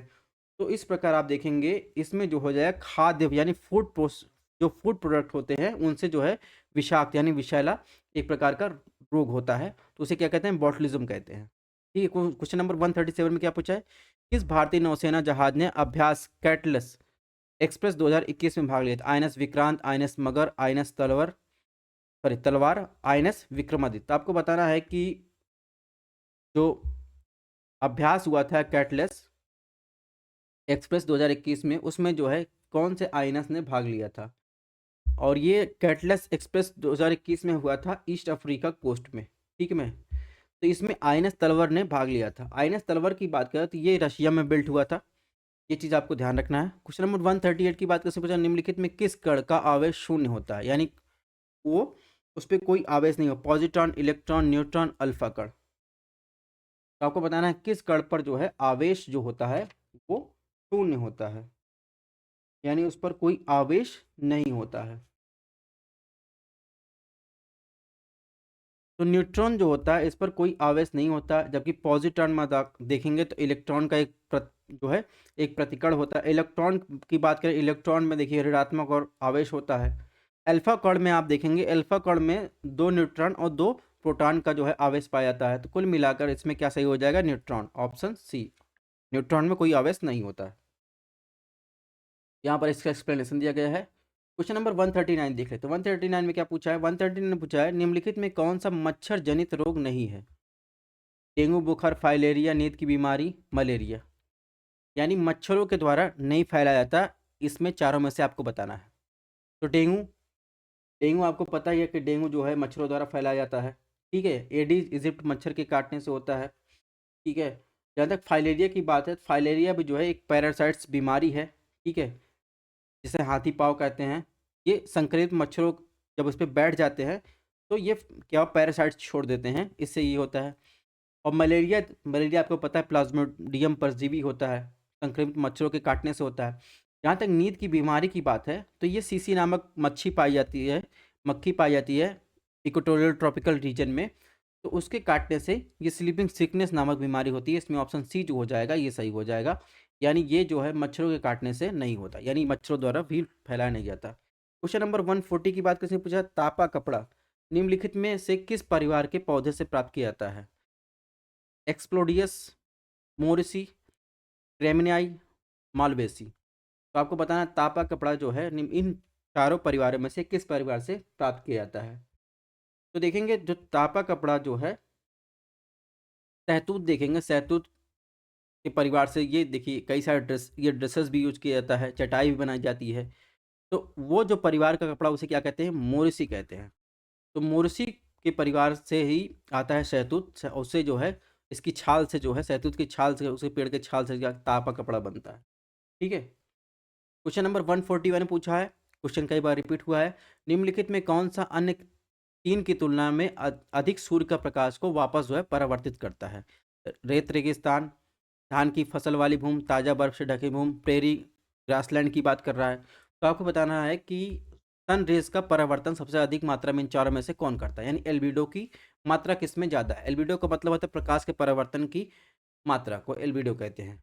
तो जितना लाइटर एरिया होगा, यानी जितनी चिकनी सतह और जितना लाइटर एरिया होगा उतना जो है प्रकाश का अवशोषण कम होगा और प्रकाश का रिफ्लेक्शन ज़्यादा होगा। ठीक है, जैसे गर्मियों में जो इसके पहले वाले में बताया था, गर्मियों में लोग क्यों जो है लाइट कपड़े पहनते हैं, क्योंकि वो प्रकाश का अवशोषण कम करते हैं और रिफ्लेक्शन ज़्यादा करते हैं। और ठंडियों में क्या करें, डार्क कपड़े पहने ताकि उनको ठंडी से बचा जा सके। तो आप देखेंगे कि इसमें जो होगा, बर्फ से ताजे बर्फ से ढकी चिकनी सतह होती है, वो क्या करती है, प्रकाश का जो है ज़्यादा परावर्तन करती है। अगर वहीं जो है बर्फ पर देखेंगे, ग्लोबल वार्मिंग का जो है, बर्फ की जो चादर है वो ब्लैक होती जा रही है, और इससे क्या होता है, सूर्य का प्रकाश का ज़्यादा अवशोषण हो रहा है, पानी का स्तर पिघल रहा है, ग्लेशियर पिघल रहे हैं और समुद्र जल स्तर बढ़ रहा है। ठीक है, तो इसमें ऑप्शन सी सही हो जाएगा। क्वेश्चन नंबर 142 में क्वेश्चन पूछा है, ब्लू बेबी सिंड्रोम जो होता है निम्नलिखित में किसकी उपस्थिति के कारण होता है? Haemoglobin, methaemoglobin, lead, nitrate.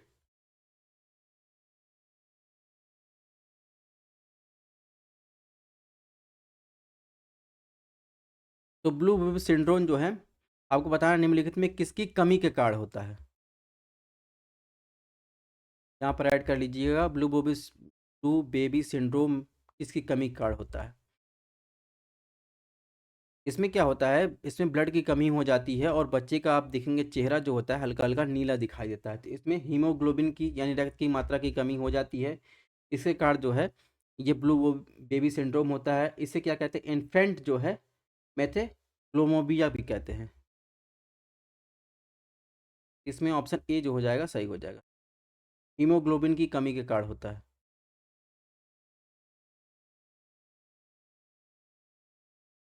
Question number 143 में पूछा, 2050 तक नेट जीरो लक्ष्य के संदर्भ में निम्नलिखित में कौन सा कथन सही है? ऑप्शन ए, इसका मतलब है कि कोई देश 2050 तक अपना उत्सर्जन शून्य कर लेगा। ऑप्शन दो, इसका मतलब है किसी देश का उत्सर्जन इसकी भरपाई वायुमंडल में ग्रीन हाउस गैसों का अवशोषण और निष्कासन से की जाएगी।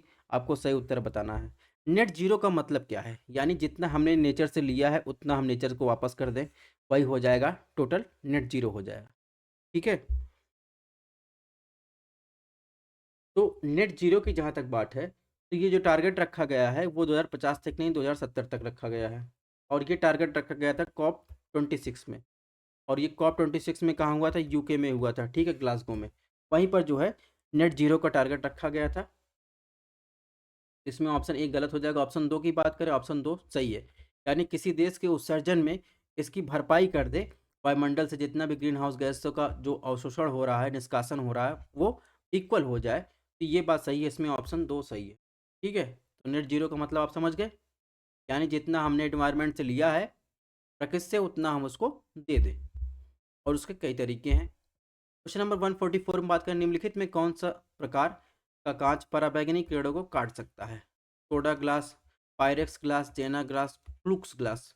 तो आप देखेंगे कई सारे जो है ग्लासेस यूज किए जाते हैं, उसके बारे में आपको बताना है कि जो अल्ट्रा वायलेट वेव होती हैं, रेज होती हैं, वो उनको काट सकता है। इसमें आपको बताना है कौन सा ग्लास है।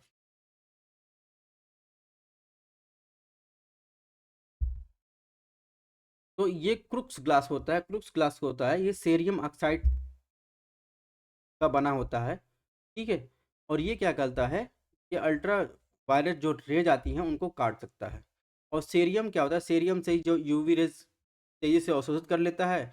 इसी कारण से धूप के चश्मे भी जो है इसी ग्लास का यूज किया जाता है, क्रुक्स ग्लास का। ठीक है, क्वेश्चन नंबर, अन्य ग्लास की बात करें तो अन्य ग्लास के बारे में आपको जानना हो, जैसे आप सोडा ग्लास की बात करें तो सोडा ग्लास में खिड़की के शीशे बनाने के लिए यूज किया जाता है। पायरेक्सिक ग्लास की बात करें इंडस्ट्रियल एरिया में जो है यूज किया जाता है। ठीक है, जेना की बात करें तो ये जेना ग्लास केमिकल वेयर में यूज किया जाता है। क्वेश्चन नंबर 145 की बात कैसे पूछा, पीएम वाणी योजना किससे संबंधित है? प्रिंट और डिजिटल मीडिया के सेंसरशिप से। ऑप्शन बी, लोक संगीत विकास से। ऑप्शन सी, लोकसभा के ऑडियो विजुअल विमोचन से। डी, दिया गया सार्वजनिक स्थान पर वाईफाई की उपलब्धता से। तो आपको बताना पीएम वाणी योजना किससे संबंधित है। तो पीएम वाणी योजना, इसका फुल फॉर्म है prime minister wifi access network infrastructure. ये आप देखें, कई आप रेलवे स्टेशन पर जाएंगे तो वहाँ पर फ्री वाईफाई मिलता है। तो एक मिनी रक्त कंपनी है रेल मंत्रालय की, रेलटेल, उसने ही इसका ठेका लिया है सार्वजनिक स्थानों पर वाईफाई सुविधा उपलब्ध करवाने का। ठीक है, यहाँ पर इसका एक्सप्लेनेशन दिया गया, इसको आपको देख लेना है। क्वेश्चन नंबर 146 देखिए क्या पूछा है, फेफड़ों में गैसीय विनिमय यानी एक्सचेंज का स्थान है ट्रेचियोल्स, ब्रेंकियोल्स, फुफ्फुस सिराएं या एल्वियोली। एल्वियोली मतलब वायु कोष्ठियाँ, हिंदी में इसको क्या कहते हैं, वायु कोष्ठियाँ। तो आपको बताना है कि फेफड़ों में जो गैसीय जो एक्सचेंज होता है उसका स्थान क्या है। तो ये यहाँ पर देखिए, ये चीज़ आप देख रहे हैं, ये यहाँ पर है एल्वियोली, यही है वायु कोष्ठियाँ या एल्वियोली। ये क्या करता है, सांस लेने और छोड़ने की प्रक्रिया के दौरान ऑक्सीजन और कार्बन डाइऑक्साइड को क्या करता है, एक्सचेंज करता है। तो इसमें ऑप्शन डी जो हो जाएगा वो सही हो जाएगा। क्वेश्चन नंबर 147 पूछा है, विद्युत विभव के संदर्भ में निम्नलिखित कथनों में कौन सा कथन सही। यह एक अदिश राशि है, ऑप्शन 2, यह एक सदिश राशि है। तो अदिश राशि क्या होती है, यानी अदिश राशि स्केलर क्या होता है, जिसमें परिमाण होता है लेकिन दिशा नहीं होती है। जस्ट इसका रिवर्स सदिश राशि में, जिसे वेक्टर कहते हैं इंग्लिश में, उसका परिमाण जो यानी मैग्नीट्यूड जो होता है वो भी होता है और दिशा भी होती है। और जहाँ तक विद्युत विभव की बात है, तो ये क्या करता है, यह एक अदिश राशि है और यह क्या करता है, एक यूनिट जो आवेश होता है उसको ट्रांसफर करने के लिए आवश्यक कार्य की मात्रा को निर्धारित करता है। और इसका एसआई मात्रा क्या होता है, वोल्ट होता है। तो कुल मिलाकर इसमें जो है ऑप्शन 2 गलत है, केवल और केवल ऑप्शन 1 सही है। क्वेश्चन नंबर 148 में बात किसने पूछा है, निम्नलिखित में कौन सा एलपीजी का मुख्य घटक है, हेक्सेन, पेंटेन, ब्यूटेन, मेथेन। तो एलपीजी का मुख्य घटक क्या है, तो एलपीजी का जो मुख्य घटक होता है उसमें क्या पाया जाता है, आप देखेंगे ब्यूटेन। ठीक है, ब्यूटेन में आप देखेंगे कम मात्रा में जो है इथेन और प्रोपेन भी होता है लेकिन ब्यूटेन के साथ। ठीक है, कुल मिलाकर आपको ये ध्यान रखना है, एलपीजी का जो मुख्य घटक होता है वो ब्यूटेन होता है। क्वेश्चन नंबर 149 में पूछा है, खीरे के काटने के बाद यदि उसमें नमक डाल दिया जाए तो पानी निकल जाता है।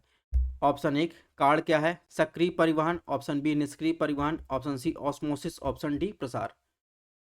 तो अगर कोई खीरा है, अगर उसे काट रहे हैं, जब उसमें नमक डालते हैं तो जो पानी बाहर निकलता है, उससे पूछ रहा है किससे काढ़ होता है, तो ऑस्मोसिस प्रक्रिया होती है। तो ऑस्मोसिस प्रक्रिया के कारण जो है ये खीरे का पानी जो है बाहर आ जाता है। ठीक है, यहाँ पर इसका एक्सप्लेनेशन दिया गया है। और सदिश सदिश राशि आपको याद करना है, तो यहाँ पर ट्रिक दिया गया है, इसको अभी आप देख सकते हैं। ऑस्मोसिस के बारे में दिया गया, ऑस्मोसिस क्या है, एक ऐसी प्रक्रिया जिसके द्वारा विलायक के अणु कम सांद्रता वाले विलयन से उच्च सांद्रता वाले विलयन की ओर अर्धपारगम झिल्ली से होकर गुजरते हैं। यानी अर्धपारगम झिल्ली, अगर आप खीरा काट रहे हैं तो उसमें एक लेयर पाई जाती है। तो क्या होता है, कम सांद्रता वाले विलयन से जब उसमें उच्च सांद्रता वाले विलयन की ओर क्या होते हैं, वो गुजरते हैं, तो उसे क्या कहते हैं, परासरण कहते हैं। क्वेश्चन नंबर 150 की बात इसने पूछा है, निम्नलिखित में कौन सा वायु प्रदूषण का सूचक है, बॉल, शैवाल, लाइकेन, मॉस। तो आप देखेंगे सारी चीज़ें ग्रीन आपको दिखाई दे रही हैं। ठीक है, जैसे मॉसेस हो गए, मॉसेस आप देखेंगे पत्थरों पाए जाते हैं। ठीक है, ठीक है, एल्गी आप देखेंगे तो समुद्र में या तालाब में पाए जाते हैं। जो वायु प्रदूषण का सूचक इंडिकेशन होता है वो क्या होता है, लाइकेन। लाइकेन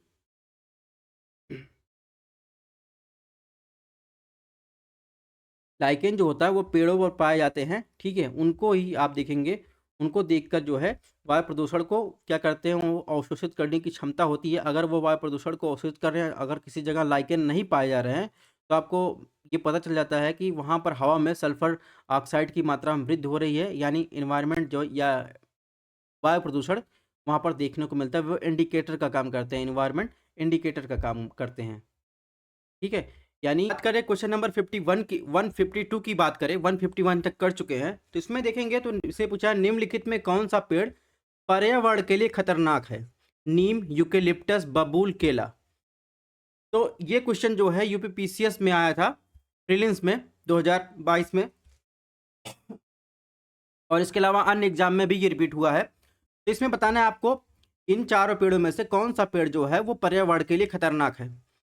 तो आप देखेंगे, आपने गांव में रहते हैं तो आप सफेदे का पेड़ देखे होंगे, उसे हम लोग गांव में सफेदा बोलते हैं। ठीक है, तो सफेदे का पेड़ होता है, अगर जहां वो लगा रहता है तो आप देखेंगे कि उसके आस पड़ोस में तो वो पानी बहुत ज़्यादा सोखता है। ठीक है, वर्षों तक लगा रहता है, फिर वो उसका पेड़ तैयार होता है। ठीक है, तो वो क्या करता है, अपने आस पड़ोस के पेड़ पौधों को बहुत ज़्यादा नुकसान करता है, उसे क्या कहते हैं, यूकेलिप्टस कहते हैं। ठीक है, तो इसमें ऑप्शन बी सही हो जाएगा। क्वेश्चन नंबर 153 की बात करें तो इसमें पूछा है डाइक्लोरोफिनेल डाइक्लोरो इथेन यानी डीडीटी एक है गैर प्रदूषक, गैर बायोडिग्रेडेबल प्रदूषक, सी बायोडिग्रेडेबल प्रदूषक, ऑप्शन डी दिया है जैव रासायनिक प्रदूषक। तो आपको बताना है कि जो डीडीटी है वो क्या है इन चारों में से। ठीक है, तो चलिए ऑप्शन चूज करिए कि डीडीटी के बारे में इनमें क्या सही है।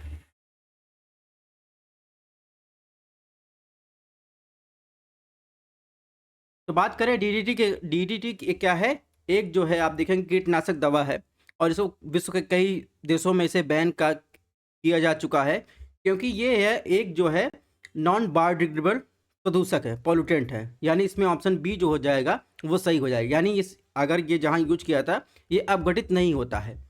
ठीक है, इसमें ऑप्शन बी सही है। क्वेश्चन नंबर 154 में पूछा है भारत सरकार द्वारा पर्यावरण की सुरक्षा संरक्षण हेतु पर्यावरण संरक्षण अधिनियम कब पारित किया गया? 1971, 1974, 1981, 1986। तो देखिए ये क्वेश्चन इतनी बार रिपीट हुआ है, इसको आपको हमेशा ध्यान में रखना है, चाहे आर का प्रीलिम्स का एग्जाम हो, चाहे यूपी पीसीएस का एग्जाम हो, चाहे वो अन्य स्टेट के पीसीएस के एग्जाम हो। इस एक्ट दे देगा आपको, सन पूछ लेगा। तो इन्वायरमेंट प्रोटेक्शन एक्ट की जहाँ तक बात है तो उसका संबंध 1986 से है। 1971 में क्या हुआ था, ईरान के रामसर शहर में देखेंगे तो यहाँ पर जो है रामसर कन्वेंशन हुआ था जिसका संबंध आप देखेंगे किससे है, वेटलैंड कंजर्वेशन से है। ठीक है,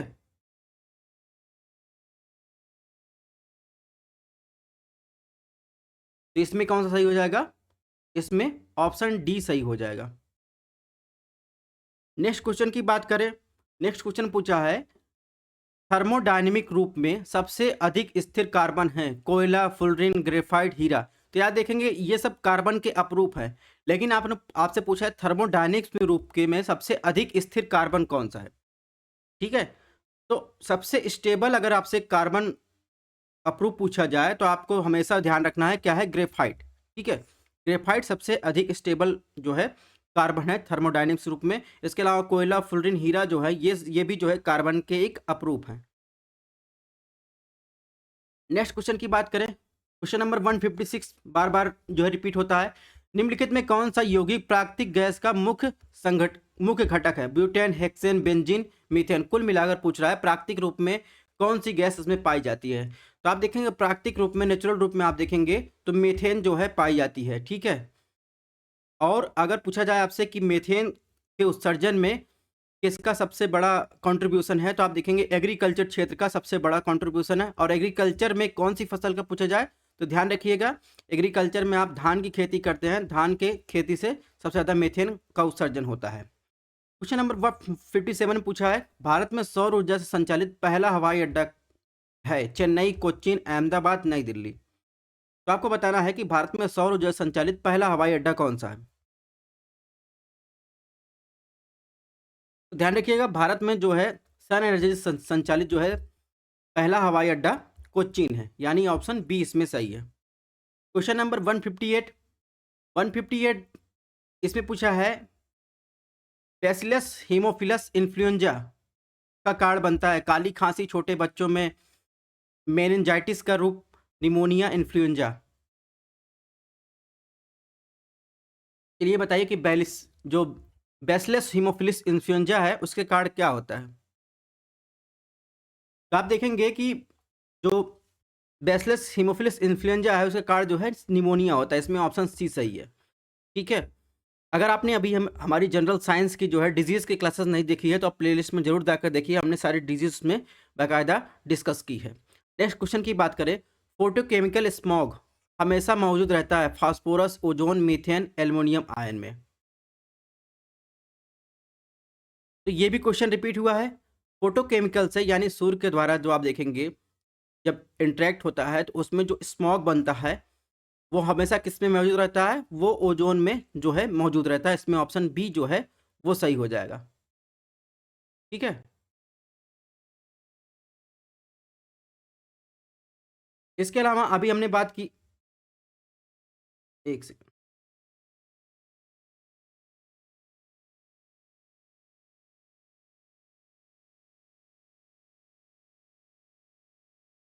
ठीक है, तो फोटोकेमिकल स्मॉग की बात कर ली। नेक्स्ट बात करेंगे कुछ फैक्ट देख लेते हैं। जैसे आपसे पूछा जाए कि सबसे बड़ा सोलर पार्क कहाँ पर है भारत में, तो सबसे बड़ा सोलर पार्क जो है राजस्थान के जोधपुर जिले में फलौदी तहसील में आप देखेंगे बदला जो है सोलर पार्क है। ये 2245 मेगावाट का सोलर प्लांट लगाया गया है। इसके अलावा आप देखेंगे तो Rewa ultra mega solar plant ये एमपी में स्थित है। यह भारत का सबसे बड़े सौर ऊर्जा संयंत्रों में से एक है। ये एशिया का सबसे बड़ा एकल साइट सौर संयंत्र है।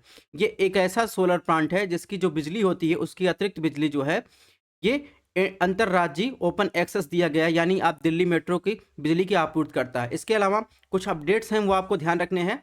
जैसे इसके पहले अगर आपसे पूछा जाता था कि भारत का सबसे बड़ा फ्लोटिंग सोलर पावर पार्क कहाँ स्थापित किया गया, तब तक आप बताते थे तमिलनाडु में, लेकिन अपडेट हो गया है। ये पीआईबी की पोस्ट है भारत सरकार की, ठीक है, 2022 की 1 जुलाई की। तो आप देखेंगे रामागुंडम तेलंगाना में जो है रामागुंडम फ्लोटिंग सोलर पार्क की चालू हो गया है, जिसकी क्षमता जो है 100 मेगावाट कैपेसिटी, यानी भारत की सबसे बड़ी सोलर फ्लोटिंग पार्क परियोजना चालू हो गई है। आपसे पूछा जाए कि भारत की सबसे बड़ी फ्लोटिंग सोलर पार्क कहाँ स्थापित किया गया है, तो आपको तेलंगाना में बताना है, रामागुंडम में, ठीक है। इसकी कैपेसिटी 100 मेगावाट, ये आपको ध्यान रखना है।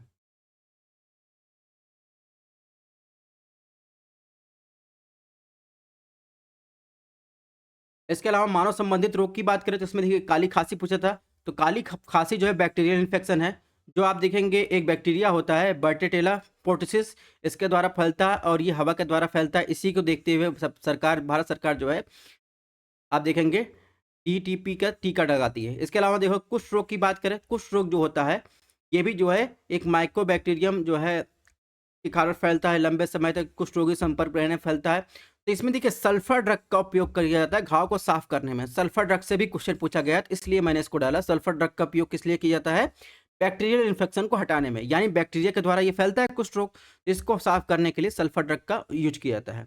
इसके अलावा इन्फ्लुएंजा की बात करें, इन्फ्लुएंजा जो है वायरस से फैलता है, यानी आम जो है मौसमी संक्रमण से जैसे आप देखेंगे तो इसमें आपको छींक आना, तो ये सब जो है जो आम इन्फ्लुएंजा होते हैं, जैसे आप वीकनेस फीवर हो जाए, ठीक है, सांस लेने में प्रॉपर परेशानी, हेडेक हो, कफ हो जाए, तो ये क्या है इन्फ्लुएंजा रिलेटेड रोग कहते हैं, ठीक है। नेक्स्ट बात कर लेते हैं। अभी हमने बताया कि पोल्यूटेंट की बात की, तो आपको पोल्यूटेंट से क्वेश्चन आया है। जैसे अगर आपसे पूछा जाए कि प्राइमरी पोल्यूटेंट यानी जो प्रकृति में मौजूद रहते हैं वो कौन कौन से हैं, तो EPM carbon dioxide, sulphur dioxide, nitrous oxide, ठीक है, हैवी मेटल्स जो है रहते हैं। सेकेंडरी पोल्यूटेंट यानी किसी के इनडायरेक्ट प्रभाव में जो है आप देखेंगे जैसे ओजोन जो होता है ये सेकेंडरी पोल्यूटेंट मारता है, पैन, एसिड रेन, ठीक है। तो ये सब क्या है? सेकेंडरी पोल्यूटेंट है। अगर आपसे पूछा जाए ओजोन लेयर कहाँ है, तो आपको हमेशा बताना है समताप मंडल के निचली सतह पर ओजोन लेयर है, ठीक है। इसके अलावा अगर इस क्लास को पसंद आ रही हो तो आप पीडीएफ चाहिए तो आप हमारा चैनल सब्सक्राइब कर सकते हैं। हमारे 2 channel study on IAS, study on UPSC. PDF के लिए आपको हमारा टेलीग्राम चैनल ज्वाइन करना पड़ेगा, नीचे डिस्क्रिप्शन बॉक्स में लिंक दिया गया है, और या फिर आप डायरेक्ट स्कैन कर सकते हैं और हमारा व्हाट्सएप पेज भी ज्वाइन कर सकते हैं। बात करते हैं नेक्स्ट क्वेश्चन की। क्वेश्चन नंबर 160 में क्या पूछा गया है? 160 में पूछा गया निम्नलिखित में कौन सी सामग्री जैव निम्नीकरण है, यानी वो बायोडिग्रेडेबल है, यानी उसका क्षय हो सकता है। कांच की बोतल, प्लास्टिक का कप, एल्युमिनियम, पन्नी, ऊन। तो आपको बताना है निम्न में से कौन सी सामग्री ऐसी है जिसका बायोडिग्रेडेबल यानी उसका क्षय हो सकता है, संपूर्ण रूप से समाप्त हो सकती है पृथ्वी पर। इसमें ऑप्शन डी सही हो जाएगा। ऊन का जो है ये क्या है, पूर्णतः जो है रिसाइकिल यानी बायोडिग्रेडेबल है, ठीक है। क्वेश्चन नंबर 161 में देखिए सल्फा औषधि निम्नलिखित किस प्रकार की औषधि है? एंटीसेप्टिक, दर्दनाशक, ज्वारनाशक और जीवाणुरोधी। अभी हमने बताया कि सल्फा औषधि किस प्रकार की, आप देखें कुष्ठ रोग में सल्फा ड्रग का उपयोग किया जाता है, ठीक है, जिस एरिया में कुष्ठ रोग हो उसको साफ करने में। तो सल्फा औषध जो है वो देखेंगे एंटीबैक्टीरियल औषधि है, ठीक है। क्वेश्चन नंबर 162 में पूछा है निम्नलिखित में कौन सा बायोमास एनर्जी का स्रोत नहीं है? कोयला, परमाणु ऊर्जा, गोबर, लकड़ी। तो बायोमास एनर्जी का मतलब आपको जानना पड़ेगा। बायोमास एनर्जी जो है इसका मतलब जीवित और जो जीवित है या जीवित रह चुके हैं उनके जीवाश्म द्वारा जो एनर्जी बनाई जाती है उन्हें ही पूछ रहा है। तो आप देखेंगे परमाणु एनर्जी क्या है, ये अक्षय ऊर्जा का स्रोत है, यानी रिन्यूएबल एनर्जी का स्रोत है। बाकी कोयला, गोबर, लकड़ी ये सब क्या है, बायोमास एनर्जी का स्रोत है। इसमें ऑप्शन बी सही हो जाएगा। नेक्स्ट क्वेश्चन की बात कैसे पूछा है, निम्नलिखित में किस प्रकार की उष्मा इंजन में कार्बोरेटर का उपयोग किया जाता है? डीजल, पेट्रोल दोनों, भाप engine, petrol engine, diesel engine. तो आपको बताना है कि किस प्रकार की ऊष्मा इंजन में कार्बोरेटर का उपयोग किया जाता है। ये क्वेश्चन आया था यूपीपीसीएस 2022 में साइंस में। तो बताइए इसका। तो आप देखेंगे पेट्रोल इंजन में कार्बोरेटर जो होता है उसमें एयर और फ्यूल का जो है कंबंसन होता है, जिसे जब आप देखेंगे स्पार्क इंजन द्वारा ये दहन होता है। ठीक है, तो इसमें पेट्रोल इंजन हो जाएगा। जहाँ तक डीजल इंजन की बात करें तो इसमें कार्बोरेटर नहीं होता, केवल जो है हवा के दबाव से ये संपीड़ित होता है और इंजन काम करता है। ठीक है, नेक्स्ट क्वेश्चन की बात करते हैं। क्वेश्चन नंबर 164 में क्या पूछा है? 164 में पूछा है ओजोन दिवस किस तिथि को मनाया जाता है? 2 अक्टूबर, 16 अक्टूबर, 29 अप्रैल, 30 जनवरी। तो ओजोन दिवस तो यूनाइटेड नेशन द्वारा देखेंगे 16 सितंबर 1994 को जो है ओजोन दिवस की शुरुआत की थी, यानी ऑप्शन बी। ठीक है, यानी अंतरराष्ट्रीय ओजोन दिवस की शुरुआत की गई थी।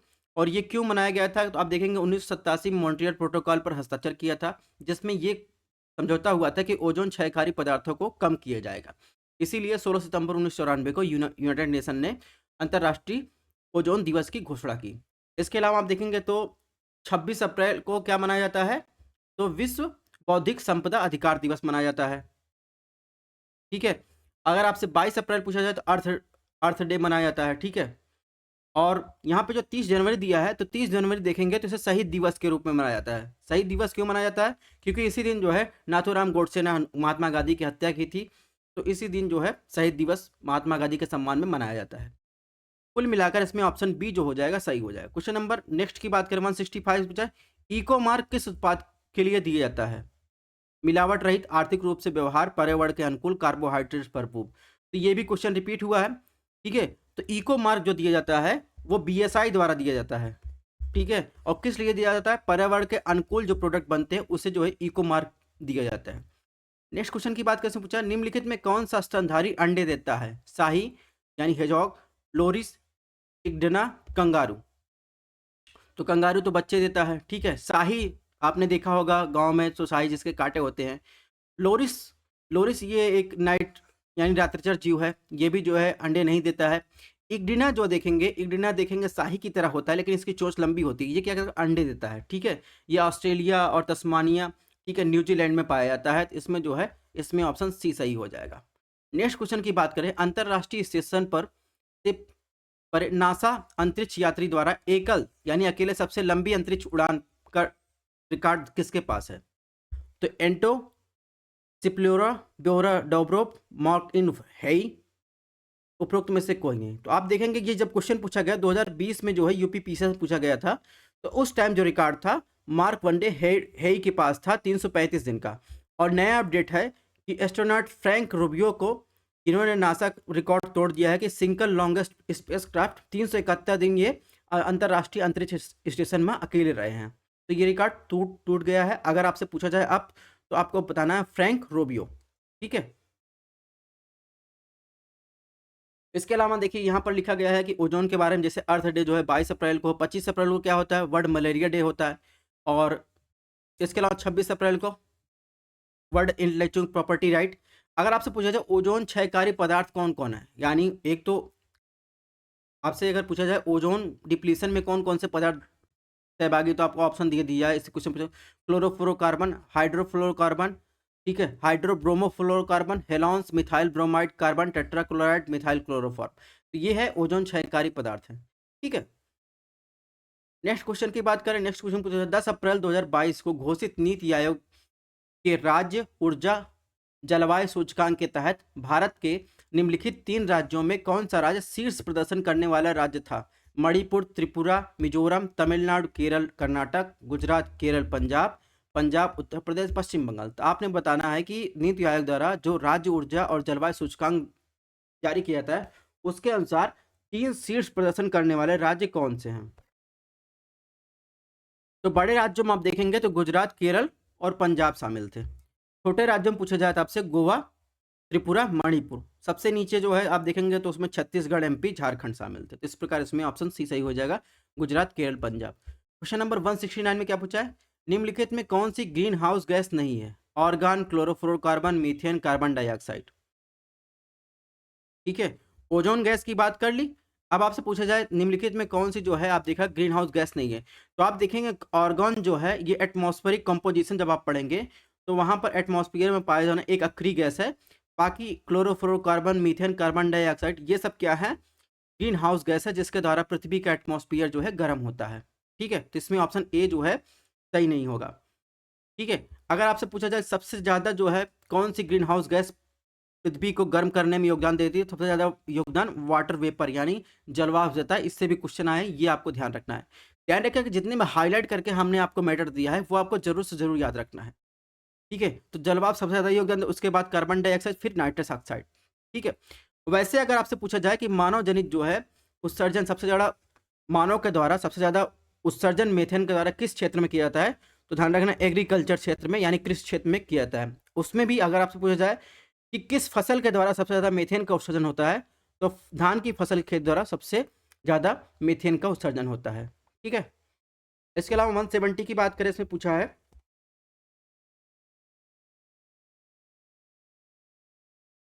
170 में पूछा है शनि के वायुमंडल में निम्नलिखित में कौन सी गैस बड़ी मात्रा में मौजूद है, sulphur dioxide, carbon monoxide, methane, nitrogen. तो आपको बताना शनि के वायुमंडल में सबसे अधिक कौन सी गैस बड़ी मात्रा में विद्यमान है।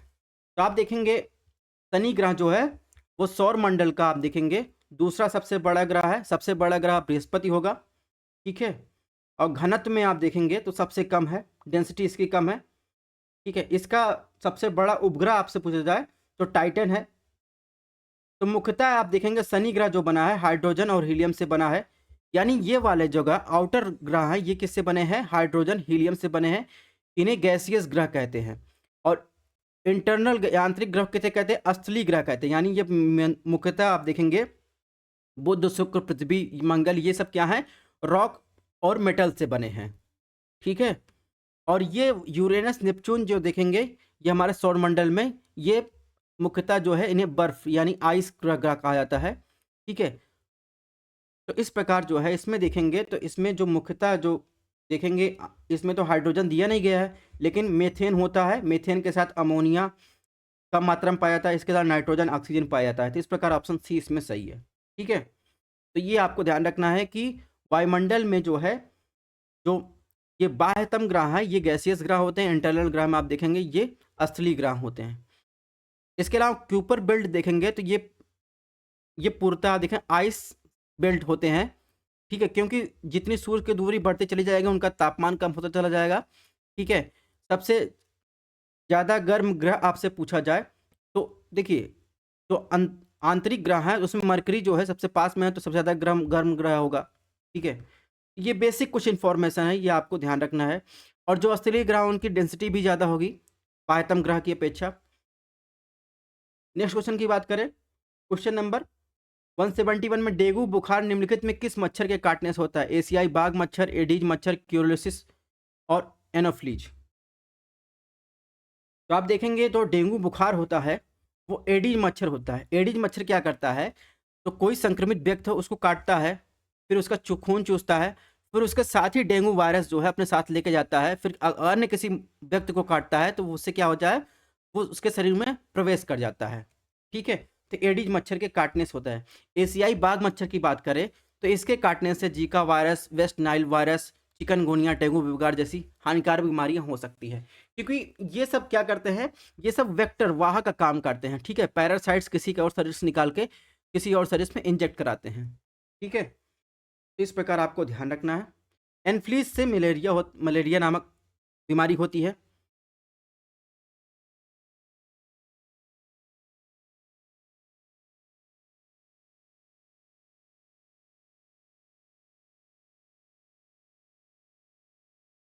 ठीक है, इसके अलावा देखिए जीवाणुओं से यानी बैक्टीरिया से होने वाले रोग कौन सा, टाइफाइड है। ठीक है, यानी प्रदूषित जल रोगी के मलमूत्र और थूक के द्वारा फैलता है। मलेरिया आप देखेंगे प्लाज्मोडियम नामक जो है पैरासाइट यानी प्रोटोजोआ उसके कारण फैलता है। इसको फैलाने का काम मादा एनफ्लीज मच्छर करता है। इसके अलावा क्वेश्चन पूछा गया कि एक बार पूछा गया, ध्यान रखना आपको, केवल मादा मच्छर ही खून चूसती है, नर मच्छर खून नहीं चूसता। इससे भी क्वेश्चन आ चुका है। ठीक है, इसके अलावा कालाजार की बात करें, काला जो है लिस्मेनिया नामक आप देखेंगे तो इससे प्रोटोजोआ फैलता है। सैंड फ्लाई काटती है यहाँ से जो है अपना पैरासाइट्स ले जाकर छोड़ देती है, इससे तेज बुखार और पीलिया कार्ड बन सकता है। इसके अलावा आपको ध्यान रखना है जो क्यूलेक्स है वो क्यूलेक्स मच्छर जो होता है गंदे पानी से में रोगाणुओं की वृद्धि कर देता है। इससे फाइलेरिया होता है। फाइलेरिया कैसा रोग है? कृमिजन्य रोग है। इससे हाथी पांव जैसी बीमारियां फैलती हैं। ठीक है, क्वेश्चन नंबर 172 की बात कर लेते हैं। 172 में पूछा है निम्नलिखित में कौन सा जोड़ा सही सुमेलित नहीं है? मात्रा दिया है, उनका एसआई जो है इकाई पूछा है। रेडियोधर्मी पदार्थ की गतिविधि क्यूरी, लेंस की शक्ति डॉप्टर, ताप जूल, दबाव पास्कल। तो आपको बताना है कौन सी यूनिट इसमें सुमेलित नहीं है। तो आप देखेंगे जो ताप होता है, जूल जो होता है, जूल आप सबसे पहले समझ लीजिए, जूल जो है किसकी यूनिट है? जूल ऊर्जा की जो है यूनिट है। ठीक है, ताप का जो यूनिट है वो केल्विन है। तो इसमें सिर्फ ऑप्शन सी जो है सुमेलित नहीं, बाकी सब सारी चीजें सुमेलित हैं। नेक्स्ट क्वेश्चन की बात करें, क्वेश्चन नंबर 73 में देखिए निम्नलिखित में कौन सा 2030 तक प्राप्त किया जाने वाला एसडीजी लक्ष्य नहीं है? अंतरिक्ष अनुसंधान, गुणवत्तापूर्ण शिक्षा, लैंगिक समानता, शून्य भूख यानी जीरो हंगर इंडेक्स। तो आप देखेंगे ये हमारे 17 गोल है जो 2030 तक प्राप्त किए जाने वाले हैं। इसमें कहीं भी आप देखेंगे जो है अंतरिक्ष अनुसंधान की बात नहीं की गई है। ठीक है, तो आपको इसको ध्यान रखना है कि पहला गोल क्या है? नो पॉवर्टी, दूसरा जीरो हंगर, तीसरा आप देखेंगे good health and wellbeing, fourth equal education. तो ये आपको 16 पूरा याद रखने हैं गोल्स। ठीक है, यानी इसमें ऑप्शन ए शामिल नहीं है 17 गोल्स में। नेक्स्ट क्वेश्चन की बात करें 174 में क्या पूछा है? सीएनजी, ये भी रिपीट हुआ है। सीएनजी मुख्यतः किससे बना होता है? Methane, propane, ethane, butane. तो आप देखेंगे सीएनजी जो होता है वो मुख्यतः आप देखेंगे तो मेथेन से बना होता है, यानी 80 से 90% जो है आप देखेंगे मेथेन होता है। इसके अलावा इसमें ethane, propane, nitrogen, carbon dioxide, hydrogen भी देखिए होता है। तो इस प्रकार इसमें जो है ऑप्शन ए सही हो जाए। नेक्स्ट क्वेश्चन की बात करें निम्नलिखित में कौन सा युग्म सुमेलित नहीं है? नियोप्रीन, विशिष्ट रबड़, aspartame, synthetic sweetener, oxytocin hormone, rayon, रूपांतरित स्टार्च। तो आपको बताना है इसमें कौन सा सुमेलित नहीं है। तो आप देखेंगे जहाँ तक नियोप्रीन की बात है ये एक कृत्रिम रबड़ है जो विशिष्ट रबड़ बनाया जाता है। ठीक है, ऑक्सीटोसिन एक हार्मोन है। रेयान की बात करें तो रेयान जो होता है वो एक रूपांतरिक जो है स्टार्च है। ठीक है, इसके अलावा सॉरी, रेयान जो होगा ये कृत्रिम रेशा होगा, रूपांतरित स्टार्च नहीं। ये क्या होगा? कृत्रिम रेशा। आप इसको सही कर लीजिएगा, ये क्या है? कृत्रिम रेशा है। ठीक है, इसमें ऑप्शन डी सही नहीं है। इसके अलावा ऑप्शन बी में देखिए इस पर सिंथेटिक स्वीटनर, ये सही है। सिंथेटिक स्वीटनर से भी क्वेश्चन आ चुके हैं। ठीक है, तो ये चीज़ें आपको ध्यान रखनी है। क्वेश्चन नंबर 176 में क्या पूछा है? सौर ऊर्जा को विद्युत ऊर्जा में परिवर्तित किया जाता है किसके द्वारा? सूखी सेल द्वारा, लेक्सस सेल द्वारा, वोल्टेक सेल द्वारा, फोटोवोल्टिक सेल द्वारा। तो आप देखेंगे जो सन ऊर्जा है सोलर पैनल लगा होता है उसमें फोटोवोल्टिक सेल लगा होता है अंदर। ठीक है, इस प्लेट के अंदर फोटोवोल्टिक सेल लगा होता है, ऊर्जा का अवशोषण करके फिर ये क्या करती है? एनर्जी स्टोर करती है और ये कन्वर्ट करके जो है घरों में बिजली देती है। तो इसमें जो है फोटोवोल्टिक सेल लगा होता है। इसके अलावा ड्राई सेल कहाँ यूज किया जाता है? तो transistor, radio, starch, calculator, sorry torch calculator में यूज किया जाता है। वोल्टिक सेल कहाँ यूज किया जाता है? तो एक बैटरी होती है, इसका उपयोग इलेक्ट्रॉनिक उपकरणों में किया जाता है। ठीक है, नेक्स्ट बात करते हैं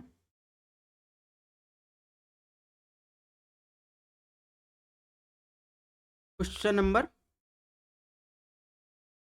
175 को देखने से पहले एक चीज अगर आपसे पूछा जाए कि जैसे सूर्य ऊर्जा प्रकाश संश्लेषण में यानी कौन सी ऊर्जा किस में परिवर्तित? तो सूर्य ऊर्जा जो है आप देखेंगे रासायनिक ऊर्जा का जो है आप देखेंगे वो बायोमास ऊर्जा में परिवर्तित करती है। ठीक है, ये चीज आपको ध्यान रखना है। फोटोसिंथेसिस में, प्रकाश संश्लेषण में जो आप देखेंगे सौर ऊर्जा का उपयोग करके उसे रासायनिक ऊर्जा में जो है परिवर्तित कर या बायो मास में परिवर्तित किया जाता है। क्वेश्चन नंबर 177 में क्या पूछा है? क्रांति दी गई है, उससे संबंधित जो है तथ्य दिए गए हैं। स्वर्णिम क्रांति, तिलहन उत्पादन, ग्रे क्रांति बागवानी और शहद, पीली क्रांति पेट्रोलियम उत्पादन, काली क्रांति उर्वरक। तो आपको बताना है क्रांति का मिलान करना है। तो आप देखिए एग्रीकल्चर रिवोल्यूशन में पूरा लिस्ट दिया गया। जैसे ब्लैक रिवोल्यूशन जो है पेट्रोलियम से, ब्लू फिश से, ब्राउन आप देखेंगे तो लेदर से है, गोल्डन रिवोल्यूशन जो है फ्रूट और हनी से है, ग्रीन फूड ग्रेन से है, ग्रे आप देखेंगे फर्टिलाइजर से, पिंक आप देखेंगे ऑनियन से है, रेड रिवोल्यूशन मीट और टोमेटो से है। ठीक है, सिल्वर आप देखेंगे एग और पोल्ट्री से है, व्हाइट मिल्क प्रोडक्शन से, डेयरी प्रोडक्शन से है, येलो आप देखेंगे तो ऑयल सीड से है, एवरग्रीन रिवोल्यूशन आप देखेंगे ओवरऑल डेवलपमेंट से है, ठीक है। तो इसमें आप देखेंगे स्वर्णिम यानी आप देखेंगे गोल्डन रिवोल्यूशन आप देखेंगे किससे है, शहद और बागवानी से। और जहाँ तक ग्रे की बात है तो ग्रे जो है उर्वरक से है। पीली क्रांति की जहाँ तक बात है वो तिलहन उत्पादन से। काली क्रांति जो है आप देखेंगे पेट्रोलियम उत्पादन से, ठीक है। तो इसको भी आप याद रखना, इससे भी क्वेश्चन आते हैं। क्वेश्चन नंबर 178 में क्या पूछा है, इसने पूछा है पृथ्वी का वायुमंडल मुख्यतः निम्न में किसके द्वारा गर्म होता है। लॉन्ग टर्म जो टेरेस्ट्रियल विकिरण द्वारा, बिखरा हुआ सौर विकिरण द्वारा, परावर्तित सौर विकिरण द्वारा, लघु तरंग सौर विकिरण द्वारा। तो आप देखेंगे जो दिन में पृथ्वी जो है शॉर्ट वेव रेडिएशन के रूप में सौर ऊर्जा का अवशोषण करती है। रात में जब पृथ्वी ठंडी होती है तो यहाँ से लॉन्ग वेव रेडिएशन के रूप में जो है ये अपनी रेडिएशन निकालती है। लेकिन आप देखेंगे अगर बादल है तो क्या करते हैं, लॉन्ग वेव रेडिएशन टकराकर नीचे आते हैं, इसके द्वारा ही पृथ्वी का एटमॉस्फेयर जो है गर्म होता है। तो इसका ऑप्शन हो जाएगा long wave radiation, terrestrial radiation, यानी इसमें ऑप्शन ए सही है। बाकी डिटेल में क्लास में चर्चा करेंगे, इसमें क्वेश्चन सॉल्व कर लेते हैं। क्वेश्चन नंबर 179 में क्या पूछा है, हम जिन ऊर्जा स्रोतों का उपयोग करते हैं उनमें से अधिकांश संग्रहित सौर ऊर्जा का प्रतिनिधित्व करते हैं। निम्नलिखित में कौन अंततः सूर्य की ऊर्जा से प्राप्त नहीं होता। तो देखिए घुमा का क्वेश्चन पूछा है, बायोमास एनर्जी, परमाणु एनर्जी, पवन ऊर्जा, भूतापी ऊर्जा। तो अभी हमने बताया कि परमाणु एनर्जी क्या है, एक रिन्यूएबल एनर्जी है, ठीक है।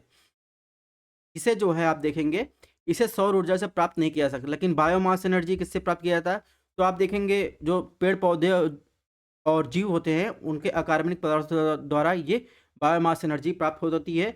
और ये पेड़ पौधे सूर्य जो और इन सूर्य द्वारा जो है ये प्रकाश संश्लेषण की क्रिया द्वारा एनर्जी स्टोर करते हैं। इसके अलावा आप देखेंगे भूतापी ऊर्जा की जहाँ तक बात है तो भूतापी एनर्जी जो जिसके अंदर पृथ्वी के अंदर आप देखेंगे तो रेडियो एक्टिव मटेरियल होते हैं, तो वो भी सूर्य के गुरुत्वाकर्षण और विकिरण से प्रभावित होते हैं। कुल मिलाकर इसमें ऑप्शन बी जो है सही है। क्वेश्चन नंबर 180 में क्या पूछा है, भारत सरकार के केंद्रीय पर्यावरण वन जलवायु परिवर्तन मंत्रालय ने डॉल्फिन दिवस की घोषणा की है, इसे मनाया जाएगा 15 अप्रैल, 5 अक्टूबर, 15 जुलाई, 28 अक्टूबर। तो आप देखेंगे तो जो राष्ट्रीय जलीय जीव जैसे गंगा डॉल्फिन के संरक्षण के बारे में जागरूकता फैलाने के लिए प्रत्येक वर्ष 5 अक्टूबर को राष्ट्रीय डॉल्फिन दिवस मनाया जाएगा। और आपसे पूछा जाएगा कि डॉल्फिन कहाँ कहाँ पाया जाता है, और ये डॉल्फिन जो है फ्रेश वाटर डॉल्फिन है, यानी नदियों में पाई जाती हैं। तो नेपाल, भारत, बांग्लादेश में आप देखेंगे गंगा, ब्रह्मपुत्र, मेघना और कर्णफुली, सांगू नदियों में पाई जाती है। तो इसमें जो है ऑप्शन बी जो हो जाएगा सही हो जाएगा। 181 क्वेश्चन देखते हैं। क्वेश्चन नंबर 181 की बात करें तो पराबैंगनी विकिरण को अवशोषित करने वाली ओजोन परत किस वायुमंडलीय परत में मौजूद है, ठीक है। ये यूपीपीसीएस प्रीलिम्स 2023 में पूछा गया है क्वेश्चन है, और ये क्वेश्चन आरओ में बहुत सारे एग्जाम में, इवन यूपीएससी तक में रिपीट हुआ है। तो आपको बताना है पराबैंगनी विकिरण जो है यानी अल्ट्रावायलेट रेज जो होती है उसको अवशोषित करने वाली जो ओजोन परत है वो किस परत में मौजूद है, ध्रुव मंडल में, मध्य मंडल में, या स्ट्रेटोस्फीयर या समताप मंडल में, थर्मोस्फीयर की बात कर रहा है, ठीक है। तो आप देखेंगे नीचे से ऊपर क्रम देखेंगे तो सबसे पहले आएगा क्षोभ मंडल, फिर उसके नीचे आएगा समताप मंडल, फिर मध्य मंडल, फिर आएगा थर्मोस्फीयर, फिर एक्सो यानी बाह्य मंडल आएगा। तो आप देखेंगे समताप मंडल के निचली परत में जो आएंगे तो ओजोन लेयर स्थित है, यानी कुल मिला कहने का मतलब है जो ओजोन परत है वो आपको कहाँ मिल जाएगा, स्ट्रेटोस्फीयर में, ठीक है। एक चीज और ध्यान रखिएगा, समताप मंडल के निचली परत में ही ओजोन परत पाई जाती है, ठीक है। नेक्स्ट क्वेश्चन की बात करें, इसमें पूछा है भारतीय जैविक डेटा केंद्र किस राज्य में स्थापित किया जा रहा है, हरियाणा, पंजाब, उत्तर प्रदेश, गुजरात। ये भी क्वेश्चन रिपीट हुआ है यूपीपीसीएस 2023 प्रीलिम्स में, इसके अलावा आरओ की 2021 में जो एग्जाम हुआ है और बहुत सारे एग्जाम में रिपीट हुआ है। तो भारतीय जैविक डेटा केंद्र किस राज्य में स्थापित किया जा रहा है, तो आप देखेंगे हरियाणा में फरीदाबाद में स्थापित किया जा रहा है। इसमें ऑप्शन ए सही है, यानी इंडियन बायोलॉजिकल डाटा सेंटर जो है कई बार क्वेश्चन रिपीट हो चुके हैं। नेक्स्ट क्वेश्चन की बात करें, इसमें पूछा है निम्नलिखित में किस स्कॉर्पियन श्रेणी की पनडुब्बी को जनवरी 2023 में भारतीय नौसेना में शामिल किया गया, आईएनएस वेला, आईएनएस वागिर, आईएनएस कलवरी, आईएनएस करंज। तो आप देखेंगे आईएनएस वागिर को 5th स्कॉर्पियन सबमरीन के रूप में जो है जल सेना को समर्पित किया गया। तो इसमें ऑप्शन बी जो हो जाएगा सही हो जाएगा। तो देख रहे हैं करंट से कैसे क्वेश्चन बनते हैं, और आप देखेंगे जो ट्रेडिशनल साइंस है उससे भी क्वेश्चन बनते हैं। नेक्स्ट क्वेश्चन की बात करते हैं, निम्नलिखित में कौन सा तत्व नोबल गैस नहीं है, नोबल गैस या जिसे अक्री गैस कहते हैं वो नहीं, आर्गन, क्रिप्टॉन, रेडॉन, तो एक्टिनियम। तो आप देखेंगे कि जो पीरियोडिक टेबल होता है उसमें कुछ एक्री गैस भी हैं, यानी जो देखेंगे टोटल जो है उसमें 7 तत्व शामिल हैं, जिसमें helium, neon, argon, krypton, xenon, radon, ठीक है। और इसके साथ देखेंगे ऑक्टियम जो है ये क्या है, ये अक्री गैस या नोबल गैस है। नोबल गैस का मतलब होता है जो साधारणतः रासायनिक प्रक्रिया में भाग नहीं लेते और ये हमेशा मुक्त अवस्था में जो है आप पाए जाते हैं। जहाँ तक बात करें एक्टिनियम की, एक्टिनियम जो है आप देखें पीरियोडिक टेबल में एक silver radio active metallic element है, ठीक है। तो कुल मिलाकर इसमें पूछा कौन सा अक्री गैस या नोबल गैस नहीं है, तो इसमें ऑप्शन डी सही हो जाएगा, ठीक है। नेक्स्ट क्वेश्चन की बात करें, इसमें पूछा है निम्नलिखित में कौन सा हार्मोन्स अग्नाशय के लैंगरहैंस आइलेट्स में बीटा कोशिका द्वारा स्रावित होता है। Glucan, insulin, adrenaline, aldosterone. तो आपको बताना है कि कौन सा हार्मोन अग्नाशय के लैंगरहैंस के आइलेट्स के बीटा कोशिका द्वारा स्रावित होता है। तो आप देखेंगे कि पैनक्रियाटिक टिश्यू जो होता है उसमें आप अंदर जाएंगे तो यहाँ पर देखिए एक अल्फा सेल पाया जाता है, बीटा सेल पाया जाता है, ठीक है। तो ये आप देखेंगे जो ये कलर है, ठीक है, तो ये है अल्फा सेल, ठीक है। तो इसे क्या कहते हैं, इसे सीक्रेट्स ग्लूकॉन कहते हैं। ग्लूकॉन जो होता है एक पेप्टाइड हार्मोन होता है जो लैंगरहैंस के अग्नाशय में आइलेट्स के अल्फा कोशिकाओं से स्रावित होता है। तो इसमें आप देखेंगे ग्लूकॉन तो होगा नहीं, इसमें बीटा कोशिका का पूछ रहा है। तो यहाँ पर देखेंगे ये जो लाइट कलर में है ये है बीटा सेल्स, ठीक है। तो बीटा सेल्स से आप देखेंगे क्या इंसुलिन बहता है, ठीक है। तो बीटा सेल से इंसुलिन का स्राव होता है, यानी इसमें ऑप्शन बी सही है, ठीक है। तो पैनक्रियाटिस है ये स्ट्रक्चर है। नेक्स्ट क्वेश्चन की बात करें, इसमें पूछा है और इसके अलावा जो इसमें एड्रेनालिन दिया है तो ये क्या है, एक हार्मोन की दवा है जो आंत के कार्यों को रेगुलेट करता है, उसके शामिल करता है, ठीक है। नेक्स्ट क्वेश्चन की बात करें, मुझे किस प्रकार का टीका डिप्थीरियम से बचाता है। टॉक्सोइड, सजीव क्षीण, mRNA, वायरल वेक्टर। तो आप देखेंगे तो डिप्थीरिया कैसा है, बैक्टीरियल इन्फेक्शन है, ठीक है। आपके माउथ में अंदर जाएंगे तो अगर आपने जनरल साइंस की क्लासेस नहीं देखी है तो मैंने 20 मिनट की क्लास ली है सारे डिजीज को, चाहे वो बैक्टीरियल इन्फेक्शन हो, वायरस इन्फेक्शन हो, प्रोटोजोआ इन्फेक्शन हो, सबको डिस्कस किया है, आप उसको देख सकते हैं। बहरहाल बात करें डिप्थीरिया के, डिप्थीरिया में जो है बच्चों में आप देखेंगे तो DTAP का टीका भी लगता है, ये टेटनस और काली खांसी से बचाने में मदद करता है। कुल मिलाकर आप देखेंगे इसमें ऑप्शन ए सही है, ठीक है, टेक्सॉइड के, ठीक है। किस प्रकार का टीका है, तो डिप्थीरिया एक है, टेक्सॉइड टीका है जो आप देखेंगे काली खांसी और टिटनेस जैसी बैक्टीरियल इन्फेक्शन से बचाता है, ठीक है। तो यहाँ पर देखिए बैक्टीरियल इन्फेक्शन से होने वाले रोग की बात करें, जैसे टिटनेस, ठीक है। तो इसमें देखिए क्लोस्ट्रिडियम जो है टेटनी बैक्टीरिया होता है उसके कारण होता है, ठीक है। हैजा भी एक बैक्टीरियल इन्फेक्शन है। डिप्थीरिया की बात करें तो डिप्थीरियल एक बैक्टीरियल इन्फेक्शन है, तो बैक्टीरिया कौन सा है, तो उसमें देखेंगे कैरेनिन बैक्टीरियम डिप्थीरिया एक होता है, इसके कारण जो डिप्थीरिया होता है फूड पॉइजनिंग कार्ड आप देखेंगे हो सकता है ये। तो इसमें देखेंगे मुंह के अंदर जो है ऐसे रोग के लक्षण आते हैं, इसके लिए भी आप देखेंगे तो DTP का टीका भी लगता है। इसके अलावा काली खांसी भी जो है ये बैक्टीरियल इन्फेक्शन है, TB भी बैक्टीरियल इन्फेक्शन है, प्लेग भी, इन सब के बारे में हम लोग डिस्कस कर चुके हैं। टाइफाइड भी बैक्टीरियल इन्फेक्शन है, इन सबको आपको देखना जनरल साइंस की हमारी लेक्चर देख सकते हैं। बहरहाल अगर आपको PDF चाहिए इस क्लास की या क्लासेस पसंद आ रहे हो तो आप चैनल को सब्सक्राइब कर सकते हैं। हमारे 2 channel study on IAS, study on UPSC। PDF की रिक्वायरमेंट हो तो हमारा टेलीग्राम चैनल और व्हाट्सएप पेज ज्वाइन करना पड़ेगा, डिस्क्रिप्शन बॉक्स में लिंक दी गई है या आप डायरेक्ट स्कैन भी कर सकते हैं। बात करें नेक्स्ट क्वेश्चन की, तो नेक्स्ट क्वेश्चन में क्या पूछा है, इसने पूछा निम्नलिखित में कौन सा कारक जैव विविधता को नष्ट होने का सबसे महत्वपूर्ण कारक है। आनुवांशिक आत्मसात, ठीक है, शिकारियों पर नियंत्रण, प्राकृतिक आवास का विनाश होना, कीट नियंत्रण। तो आपको बताना है कि जैव विविधता के नष्ट होने का सबसे महत्वपूर्ण क्या कारण है। तो ये भी UPPCS प्रीलिम्स 2023 में पूछा,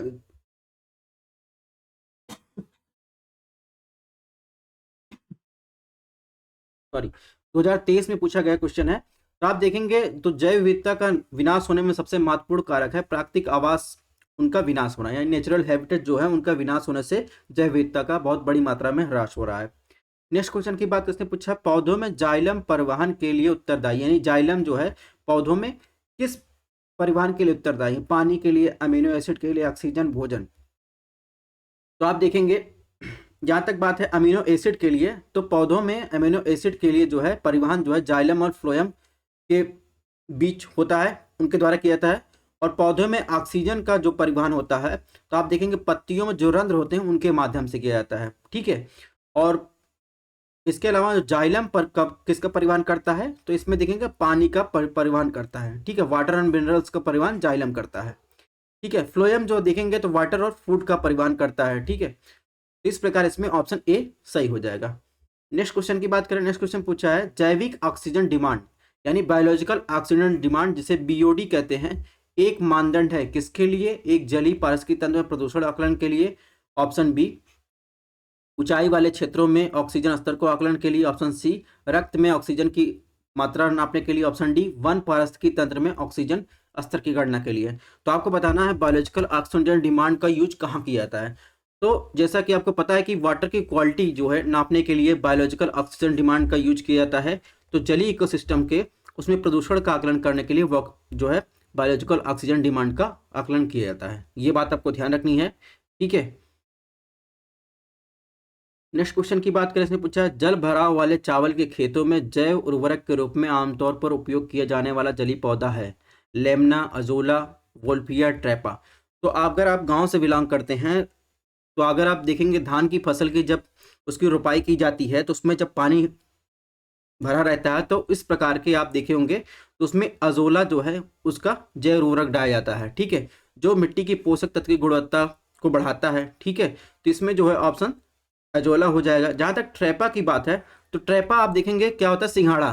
सिंघाड़ा इस तरीके से एक जलीय कृषि होती है, ठीक है, ये एक फ्रूट है, तो ये क्या है, ट्रैपा है, ठीक है।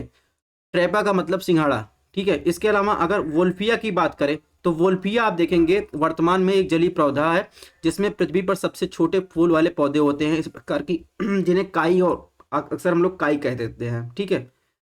और इसके अलावा अगर बात करें लेमना की बात करें तो लेमना जो है देखिए इस प्रकार से ये भी ऐसे दिखाई देता है। तो ये जो है इसका इस्तेमाल देखेंगे तो बायोफार्मास्यूटिकल के लिए उत्पादन के अध्ययन के लिए किया जाता है, ठीक है। और इसे जलीय कृषि के लिए पशु फीड के स्रोत के रूप में यूज किया जाता है, ठीक है। इसके अलावा कुछ फैक्ट भी आपको ध्यान रखने हैं, जैसे आपको सिंचित चावल या धान की फसल की खेती में आप देखेंगे मानव जनित मीथेन का उत्सर्जन सबसे ज़्यादा होता है। यानी अगर आपसे पूछा जाए कि मीथेन का उत्सर्जन सबसे ज़्यादा किसके माध्यम से होता है तो ध्यान रखिएगा मानव जनित जो है, मानव जनित जो कृषि खेती जी है उससे ज़्यादा मीथेन का उत्सर्जन सबसे ज़्यादा होता है। उसमें अगर पूछा जाए कौन सी फसल के द्वारा मीथेन का उत्सर्जन सबसे ज़्यादा होता है तो आपको ध्यान रखना चावल की खेती से सबसे ज़्यादा मीथेन का उत्सर्जन होता है, ठीक है। नेक्स्ट क्वेश्चन की बात करें, क्वेश्चन नंबर 192 में पूछा है निम्नलिखित में किसे हंसने वाली गैस यानी लाफिंग गैस के रूप में जाना जाता है, ammonia, nitrous oxide, carbon monoxide, chlorofluorocarbon. तो आप देखेंगे हंसने वाली गैस आप लोगों ने कई जगह देखा भी होगा कि इससे क्या होता है कि आप जैसे इसको इनहेल करते हैं तो सूंघते हैं तो आप एक स्थिति में आ जाते हैं, तो आप उनको देखकर लोगों को हंसी आ जाती है, ठीक है। तो इससे नाइट्रस ऑक्साइड का यूज किया जाता है, उसमें जो गैस बनी रहती है नाइट्रस ऑक्साइड रहती है। इसके अलावा जो क्लोरोफ्लोरोकार्बन या कार्बन मोनोऑक्साइड है ये सब क्या है, ओजोन डिप्लेटिंग गैस है, सॉरी ग्रीन हाउस गैस है, ठीक है। तो ग्रीन हाउस गैस में अगर आपसे पूछा जाए सबसे अधिक भूमिका कौन निभाता है तो ग्रीन हाउस गैस में सबसे अधिक भूमिका वाटर वेपर निभाता है, ये आपको ध्यान रखना है, ठीक है। तो ये सब क्या है, ग्रीन हाउस गैस की लिस्ट है। नेक्स्ट क्वेश्चन की बात करें, पूछा समुद्री शैवाल महत्वपूर्ण स्रोत है आयोडीन, ब्रोमीन, क्लोरीन, आर्गन। तो समुद्री शैवाल जो है होता है जिसे एक टाइप देखेंगे उसे केल्प्स कहते हैं। केल्प से भी क्वेश्चन जो है यूपीएससी में आ चुके हैं, ये यूपी पीसीएस में क्वेश्चन पूछा गया है। तो केल्प्स जिससे समुद्री शैवाल भी ज़्यादा वो उसका प्रमुख स्रोत क्या है, आयोडीन। यानी केल्प्स में यानी समुद्री शैवाल में सबसे ज़्यादा क्या पाया जाता है, आयोडीन, ठीक है। तो इस प्रकार इसमें ऑप्शन ए सही है। तो आप देख रहे होंगे क्वेश्चंस को चेंज करके घुमा फिरा कर क्वेश्चन पूछ रहा है। इसके पहले आप देखेंगे कि प्रीलिम्स में केल्प्स के बारे में पूछा, केल्प्स किसका अधिक स्रोत है तो आयोडीन। अब पूछ रहा है समुद्री शैवाल किस महत्वपूर्ण स्रोत है तो इसमें भी आयोडीन। तो क्वेश्चन को घुमा फिरा कर पूछ रहा है निम्नलिखित में कौन सा एक कीटभक्षी पौधा है, ठीक है, निक्थेंस, निलुम्बो, निकोटियाना और इसके अलावा आप देखेंगे तो इसमें हो जाएगा नेप्थेरेस। तो आपको बताना है कौन सा इसमें कीटभक्षी पौधा है। तो आप देखेंगे तो कीटभक्षी पौधे कई टाइप के होते हैं, ठीक है। तो इसमें आप देखेंगे जब मक्खियाँ इस पे या फिर कोई कीड़े मकोड़े आ जाते हैं तो ये अपने जो इसमें खुले आवरण होते हैं उसको बंद कर लेते हैं, ठीक है, और धीरे धीरे वो मक्खी मर जाती है। तो इसमें आपको बताना है निम्नलिखित में कौन सा कीट बच्ची पौधा है। तो आप देखेंगे इस कीट बच्ची पौधे को क्या कहते हैं, इसे कहते हैं नेपथ्यस कहते हैं, ठीक है। नेक्थेंस क्या होता है, नेक्थेंस आप देखेंगे एक फूल होता है, ठीक है।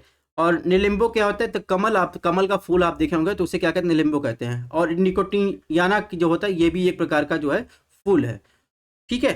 तो इस प्रकार इसमें ऑप्शन डी सही हो जाएगा, नेप्थेस। नेक्स्ट क्वेश्चन की बात करें तो ये भी क्वेश्चन देखिए कैसे कितनी बार घुमा के और रिपीट किया है। इसने पूछा मानव हृदय में कितने कक्षों का बना होता है, यानी human heart is made of how many chambers.